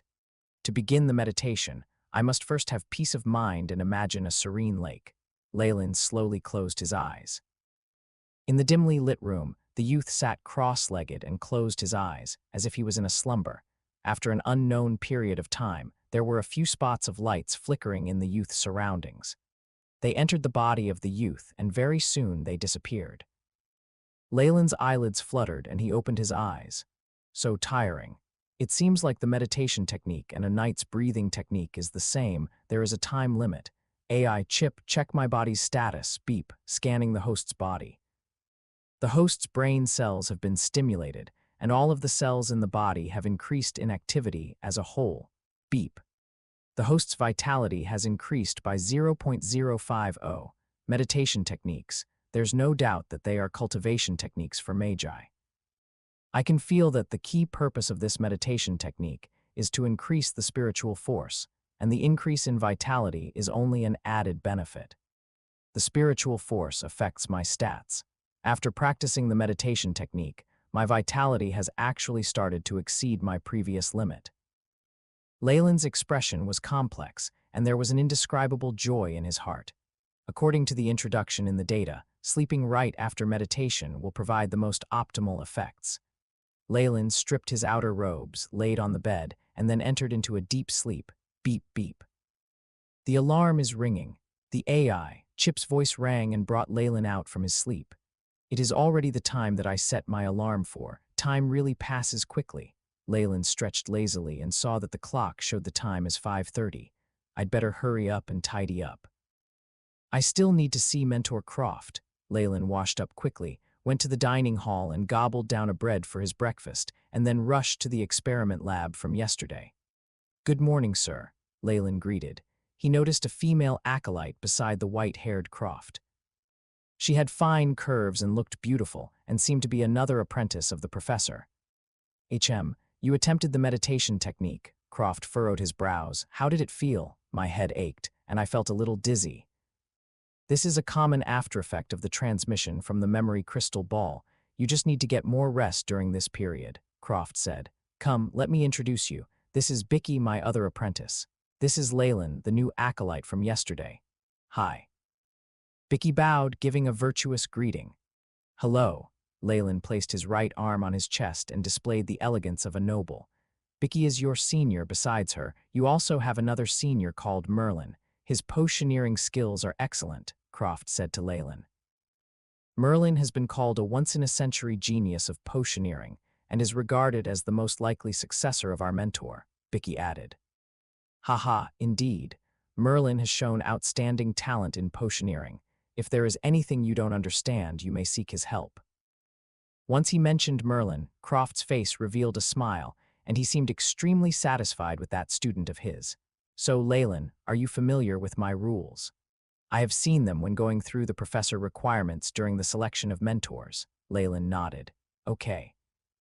From now on, you have to come here every day and help with the cleaning up, but you may go listen to the free lessons during breaks. As for the benefit of being under me, which is receiving information on a topic, you can choose and ask me after learning the basics, Croft said. Thank you, sir. Leyland hurriedly bowed. Right now, he had no inkling whatsoever about the Magus world, so even if Croft wanted him to choose, he would not know which was best. It was only right to choose at a later time when he could reap the most benefits. Right now, I will give both of you half a day's break. Let Bicky accompany and show you around the academy. Bicky, tell him about the few restrictions. Yes. Leyland and Bicky nodded their heads and left the laboratory. This is the residence of the professors. Acolytes usually aren't allowed to enter. This is the trading post, where acolytes can make transactions with others. And here, we have the mission area. The different missions and levels will be written on this stone wall. Acolytes can complete these missions and obtain contribution points and magic crystals. Bicky's voice was extremely pleasing to the ears, and she was beautiful too. Her personality was also lively. Leyland's mood improved a lot by spending time with her. The two of them strolled through the academy. It was mostly Bicky leading Leyland around, as she spoke of a few places and restrictions along the way. Unknowingly, the two of them walked into a garden. Fail, well done. Good, once more. The sound of voices caught Leyland's attention. In the middle of the garden, a group of acolytes were standing around a large, sturdily built youth and chatting continuously. In the center of the crowd was a youth with a bright silver hair, with dark green eyes, and he seemed to have some sort of strange charisma. That is Senior Fail. He's a genius. He became a level 2 acolyte just half a year after entering the academy. Bicky's eyes were widened, and her face shone radiantly as she muttered, "This expression, it seems like Bicky has a good impression of this Fail." Leyland rubbed his nose. Bicky, what is it? Only after Leyland called out to her several times did Bicky avert her gaze. At this moment, her face was a little flushed. Oh, I wanted to ask, why are there so many plants here underground? Leyland sniffed a red flower. The flower had a strong fragrance. There are huge patches of sunlight moss on the roof of the gardens, and these mosses can emit a light similar to sun rays, hence plants can also grow underground in here. Bicky explained. Oh. Leyland nodded his head and wondered if he should come here more often in the future to bask in the sunlight. since being exposed to more sunlight was not bad for a person after all. Seeing Bicky's reluctance to leave, Leyland purposely pretended to have a strong interest in the garden until Fail and the others left. Bicky would only glance at Fail secretly, although she did not muster any courage to walk up to greet him even after such a long while. This made Leyland roll his eyes, as Bicky's attitude towards romance can be considered rare in this academy. The academic area will often post the following day's class schedule, and there are many free and public lessons to choose from. As a newbie, you cannot afford to miss these. After leaving the garden, Bicky brought Leyland to the academic area and pointed to a large wooden board. In front of it were many other acolytes who were taking down notes. Free public lessons. That means there are lessons which one must pay for, Leyland asked. That's right. There are lessons which have fees, and many advanced topics charge 1 magic crystal for 10 lessons. Although they are much better than public lessons, they are still somewhat inferior to the knowledge given by our own mentors. Bicky smiled a little bitterly. I'm afraid the only advantage is them being less expensive, Leyland nodded. On one side, there was a professor teaching dozens of students, while the other was an individual lesson. The advantages between the two are definitely different. However, he had the AI chip, so his learning capability was outstanding. He was confident that he would do well even in a large class. With this method, I can definitely save some magic crystals. Leyland stroked his chin. He only had 2 magic crystals left. Earlier, when he was in the mission area, he saw that the missions that awarded magic crystals generally had more troublesome tasks and required one to be a level 1 acolyte at least. Right now, Leyland did not meet the requirements. As for the cleaning tasks, they are all done by those spell slaves, and the rest are all snatched by others. There is simply no place for me. Leyland was a little frustrated. Magic crystals were the currency among magi and were also the most common way to obtain greater knowledge in the academy. Without magic crystals, his studies would be hindered. I had better attend those public classes first and advance to a level 1 acolyte. After that, I'll consider taking up missions to earn some magic crystals, Leyland sighed. AI, Chip, how is the mapping of the academy? Beep, 66. 7% has been mapped, the AI, Chip replied. In front of Leyland was a blue image. Each layer of the buildings was displayed and divided into multiple parts, and it looked like a beehive. Some areas even had names attached, with Bicky's explanation for them on the side. The areas that could be entered freely were marked in green, while the dangerous areas were in yellow. As for the areas that even Bicky did not dare enter, the AI, Chip indicated them in red, representing extreme danger. For those red-colored danger zones, Leyland decided to walk around them. He even decided not to ask about them before becoming a level 3 acolyte. The mapping has been recorded. Leyland nodded his head and said farewell to Bicky. Bicky, thank you for accompanying me for a day. I remember most of the important areas of the academy now. That's great. Bicky played with the little white flower in her hands. If there are any things that you don't understand, you can ask me. Of course, Leyland gave a small smile. After bidding farewell to Bicky, Leyland ate his dinner and went back into his room. He began to practice the meditation technique. A magus's meditation is a continuous journey. Only with daily devotion and perseverance can one achieve enough spiritual force to become a being that can control mysterious powers. The AI chip is only useful for analyzing the meditation technique. As for the creation of the mind runes, it was completely dependent on my own spiritual force, and it also relied a little on my comprehension and aptitude.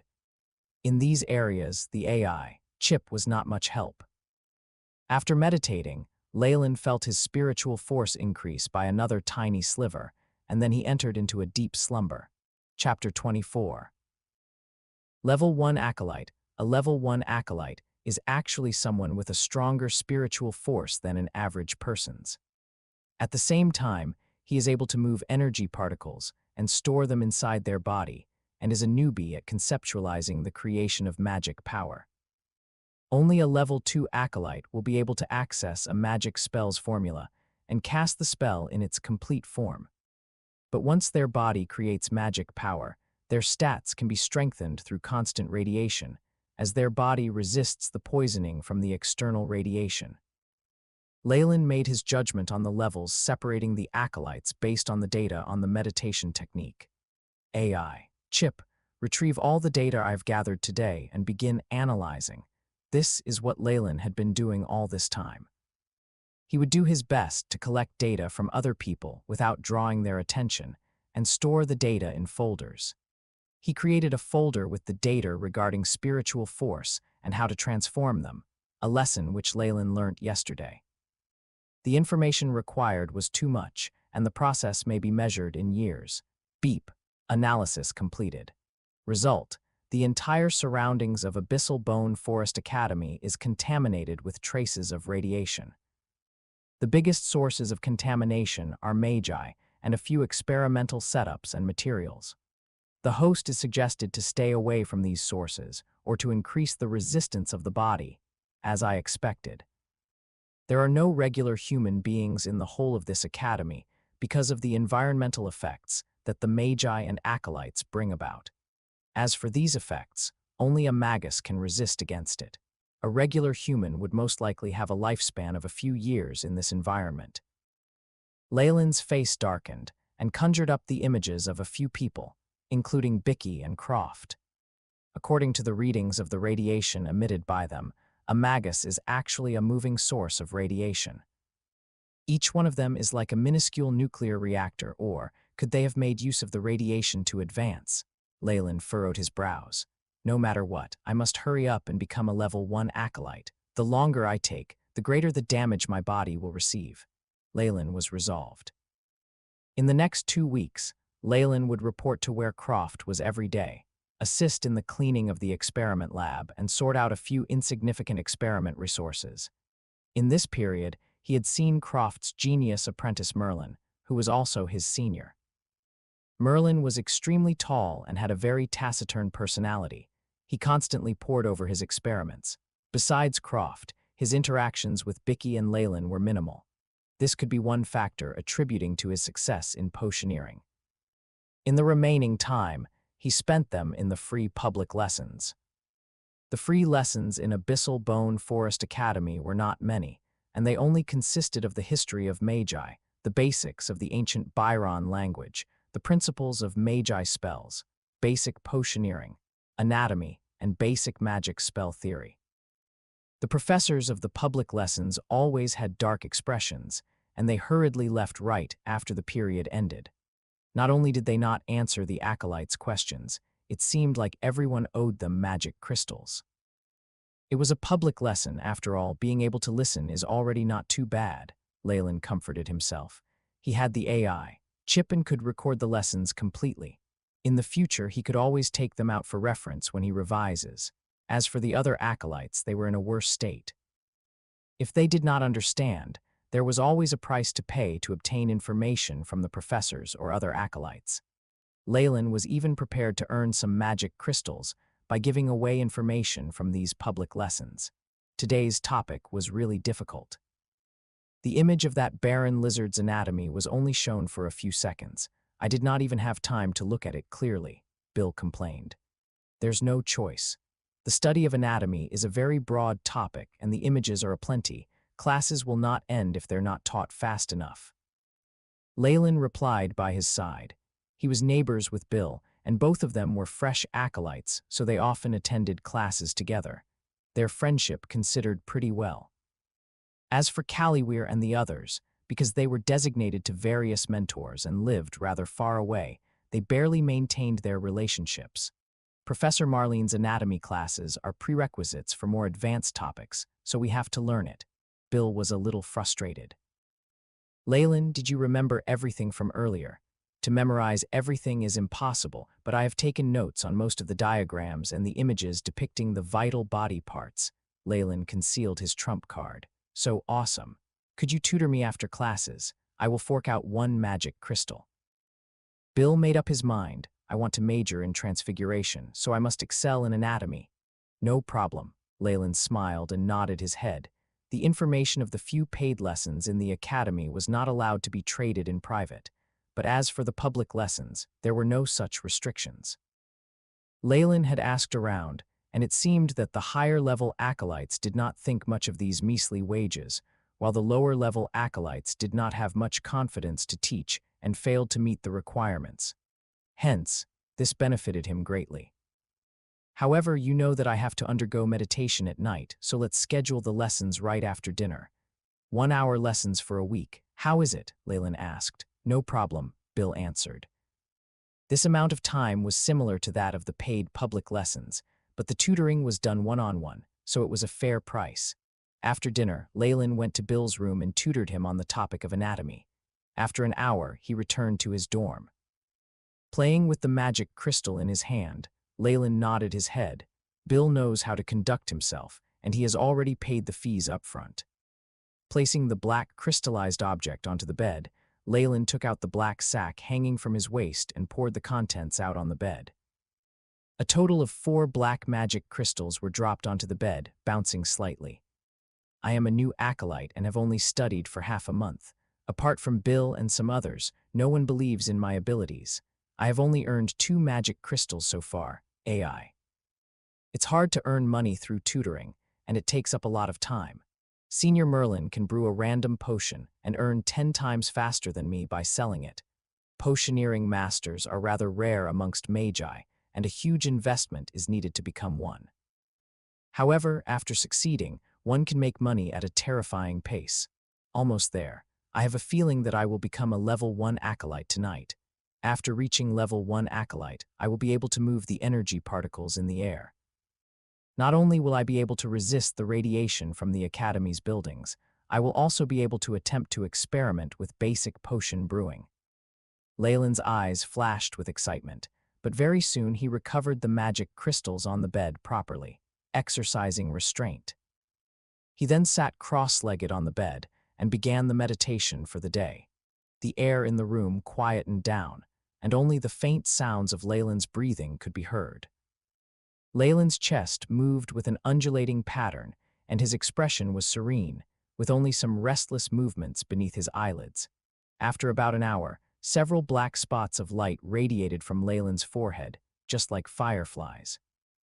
These light spots hovered around Leyland and finally entered his orifices. It looked a little eerie. After the black-colored spots of light entered Leyland's body, he felt his whole body shudder. The muscles on his face twitched, and large beads of sweat rolled down. Very soon, he returned back to having a peaceful state. After some time, Leyland opened his eyes. I have finally advanced to a level 1 acolyte. This speed of half of a month is slightly inferior to a regular 4th-grade acolytes. Originally, I could have advanced 5 days ago, but I stopped to stabilize my spiritual force. There were few difficulties in advancing this time, which may be attributed to that. The one reason for prolonging the date of advancement was to stable the spiritual force, and another was to keep a low profile. A regular 3rd-grade acolyte must take around a month's time to turn into a level 1 acolyte after receiving the meditation technique. As for half a month's time, that was the measure of a 4th-grade acolyte. Leyland did not want to undergo any tests caused by suspicions of him having the wrong aptitude. If the AI chip was discovered in the end, not only would it be lost, his life might also be in danger. After all, the AI chip now has undergone changes after transcending dimensions. It has already fused together with his soul and cannot be separated at all. According to the estimations of the AI chip, a level 1 acolyte's spiritual force is roughly double that of an average adult. Moreover, spiritual force seems to have a life of its own, strongly attracting the energy particles in the air towards it. Leyland stretched his hands, and a layer of black-colored light wrapped around his arm, like a layer of cotton candy. It also felt a little cooling. I have the highest elemental affinity with the dark element, and will choose to cultivate on the path of the dark element. This was the plan that I set for myself since long ago. As for the energy particles of fire and the other elements, I shall just keep a few of them to use it to my advantage in future. Pa! Leyland snapped his fingers several times, and a layer of faint blue light lit up on his body. What followed next was a layer of steam, which made Leyland's clothes wet. This is similar to taking a shower, Leyland smiled, and then a layer of red light shone. As Leyland's body was enveloped by the red light, water vapor emitted from his body. Very soon the water was all evaporated, and the room seemed to be a little humid. After becoming an acolyte, I am able to use these energy particles for simple daily activities. This is really convenient, Leyland exclaimed again and asked, AI, Chip, have you recorded the processes earlier? Beep, recording done, please provide a name, simple usage of water element and fire elemental energy particles. Beep. The renaming is done, storing in data bank with the help of the AI. Chip, Leyland had one of the best comprehension abilities for the usage of energy particles amongst the level 1 acolyte. Leyland smiled, but as he was about to stand, he suddenly felt giddy. I overspent my spiritual force earlier. Leyland realized the reason and smiled bitterly. The spiritual force of a level 1 acolyte is still too minuscule. To properly use the energy particles on a daily basis, I must only do it when I am a level 3 acolyte at least. Leyland rubbed his temples. I already meditated earlier, so now I can only sleep to replenish my spiritual force. He hurriedly straightened out the room and entered into a deep sleep. The next morning, Leyland was filled with vigor as he got off the bed and headed to Mentor Croft's experiment lab. Oh, this energy movement. The white-haired Croft was startled and immediately looked at Leyland, who had walked in. Leyland, you have broken through. Yes, Leyland humbly lowered his head. It has only been 20-odd days since you started meditating. It seems like your aptitude amongst the 3rd-grade acolytes is outstanding, and it almost reaches that of the 4th-grade acolytes. Croft smiled with gratification. Chapter 25. Elementary Potioneering Professor. I have already become a level 1 acolyte and have understood the basics from the public lessons, Leyland said softly. I know, you wish to choose the subject for the knowledge I am providing, Croft interrupted Leyland's speech.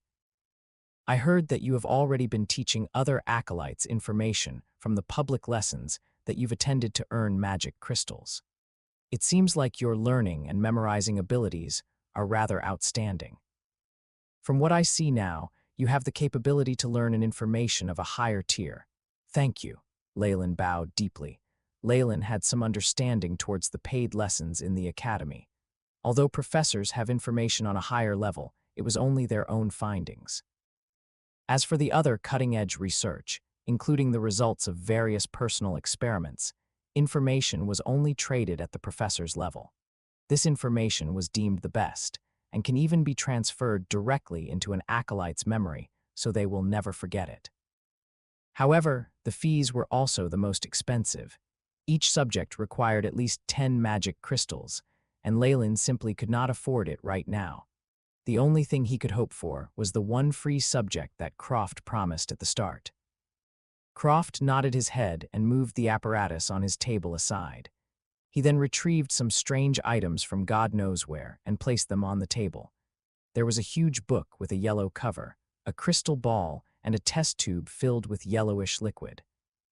These 3 items represent my 3 areas of specialization. The book on the left represents the neutralization of energy, the crystal ball represents herbalism, and the test tube represents potioneering. Make your choice, Croft said. I choose potioneering. The reason Leyland chose Croft as his mentor was to advance in potioneering, and then rely on selling potions to earn money for his studies.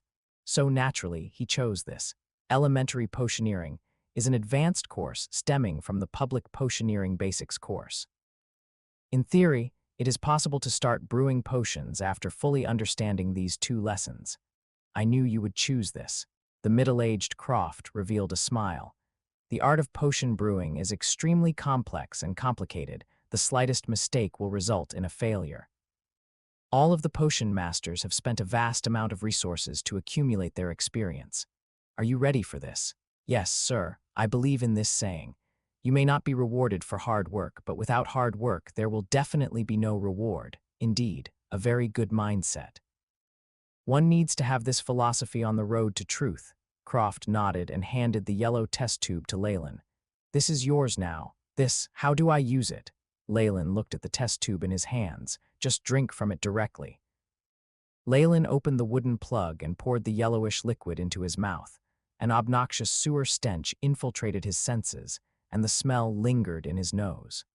Leyland's face turned red, and tears even came out. He barely managed to swallow it as he gasped for air. I swear, I have never drunk such a smelly thing before. Smelly. An unimaginable stench constantly shocked Leyland's nerves, making him feel like fainting.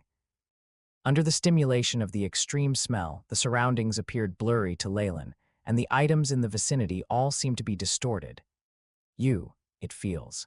Not so. Leyland looked at Croft, and at this moment, the professor looked like a noodle, twisting and distorting. The professor's lips opened and closed, and he spoke sporadically, which brought about a lot of noise. It sounded like the friction produced between two metals, or some broken radio with poor signal. Leyland raised his hand. His smooth palms seemed to be filled with folds, and even melted like a candle, falling down one drop at a time. And finally, Leyland's entire body turned into a puddle of liquid and disappeared completely into the darkness. How do you feel? Croft's voice rang, and Leyland was startled. He touched his head, the hard sensation bringing along warmth and a little moisture. The surroundings turned back to normal, and Croft stood there smiling. I don't feel too good. Large amounts of sweat trickled down from Leyland's head. Was what I saw earlier an illusion? It felt too real. That is a normal occurrence. The illusionary spells of magi seem like reality to acolytes, and some acolytes have even experienced their whole life inside the illusions and died of old age, Croft's voice sounded. The information has already been transferred into your brain. Do some more meditation after you go back. At this moment, Leyland discovered a block of new information inside his brain. A phrase appeared on the right side of the text, saying, "Elementary potioneering, all right. Today your task is to sweep Area 3 and also freeze all the fire ant grass." Croft handed out the tasks. Leyland nodded his head and picked up the tools lying in the corner of the lab, and then headed to Area 3. Congratulations, Leyland. During Leyland's break time, Bicky came before Leyland. I was just lucky, Leyland smiled lightly. Bicky had come here a year earlier than him and was also a level 1 acolyte. Once you are a level 2 acolyte, you will be able to use rank 0 spells. Also, the mind runes will only get increasingly difficult. I still have to persevere for at least another year of meditation before I have a chance at advancing. With the AI chip, Leyland was fully aware of the situation he was in. On the other side, Merlin, who was boring over his experiments, raised his head and forced a smile that was uglier than crying. Leyland nodded his head in acknowledgement. He knew that this senior of his had burnt the muscles of his face in an experiment and was now unable to make any facial expressions. Magi experiments are really treacherous. Leyland shook his head. Leyland was rather efficient and normally finished the task Croft gave him by noon. If there was spare time in the afternoon, he would go listen to the public lessons. Goodbye. After saying goodbye to Bicky and Merlin, Leyland did not go to the academic area, but instead went to the trading post. The trading post was huge and was located beside the mission area. However, it was rather chaotic. Many gray-robed acolytes set up stalls, with an erect signboard stating the items and conditions that they wished to sell or trade. Once in a while, a few acolytes would engage in haggling. It was extremely bustling. It seems like only acolytes are around. As for the magi, they should have another area to trade in. Leyland looked on and only saw gray robes. Not a single white or black-robed magus was present. Leyland browsed through the stalls. Some of them were set up on the floor, similar to the previous world street vendors, and looked to be a little dirty. The floor stalls' items belonged to the miscellaneous category. Most of them were bows, knives, darts, and so on. There were also the fur, livers, and eyes of living organisms, and some still had traces of blood. The rest were some other items that Leyland could not identify. As for potions, every stall with potions on its signboard had acolytes clamoring over them. The stall owners all had calm expressions and radiated strong energy waves, according to the estimation of the AI chip. Most of these acolytes were level 3 acolytes. As expected, the rarity of potions is above my imagination, not to mention magic artifacts. Not a single one is on sale. Leyland thought of Jaden, who previously used the green-colored badge. That was a low-grade magic artifact, similar to the ring he had before. A level 1 acolyte could not use any spells, but Jaden had previously subdued Caliware through the green badge magic artifact. Now it seems like the magic artifact was given to Jaden by Dorot. Leyland could not help but be a little envious. He previously owned a magic artifact too, but unfortunately, it had been broken and was used in the transaction for applying to the academy. With these conditions now, it would be extremely difficult to obtain another one. Leyland looked at the goods on display as he walked towards the center of the trading post. There were a few wooden huts here, and they seemed to have higher standards compared to the surroundings. The acolytes who occasionally walked in and out radiated strong energy waves. Leyland casually walked into a shop selling potions. "What do you need?" The shop owner was a fatty and wore a gray robe. He looked to be a little lazy, according to the readings of the AI. Chip, he was also a level 3 acolyte and even carried a magic artifact. "I need a set of equipment so that I can practice brewing potions," Leyland said unhurriedly. "Another one who is dreaming, and it's actually a level 1 acolyte who wants to try brewing potions. You think you're Merlin." The fatty scolded him. "Excuse me, Merlin is my senior and we have the same mentor," Leyland replied. "So it's like this. It turns out you're Croft's apprentice, so already brewing potions at this stage is understandable. It is understandable." The fatty's face seemed to be filled with spirit. "So you're Merlin's junior. Hello, I am Wooks." The fatty introduced himself, and there was a cunning expression on his face. "Rather than potion brewing, if you are able to get me some of Merlin's potions, I will give a good price for them. Of course, if they were made by Professor Croft, it would be even better. My apologies. Professor Croft's potions are impossible. As for Merlin's, I'll give it a try." Leyland rolled his eyes, but he did not reject him outrightly.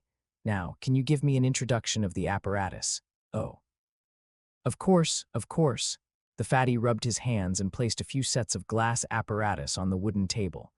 "There is all of this. They are second-hand, but they are still usable. I recommend this set. It's from a level 3 acolyte that did not want it anymore." The fatty took out an apparatus set which included beakers, a glass rod, a petri dish, test tubes, and a set of pale yellow tools. It seemed rather complete.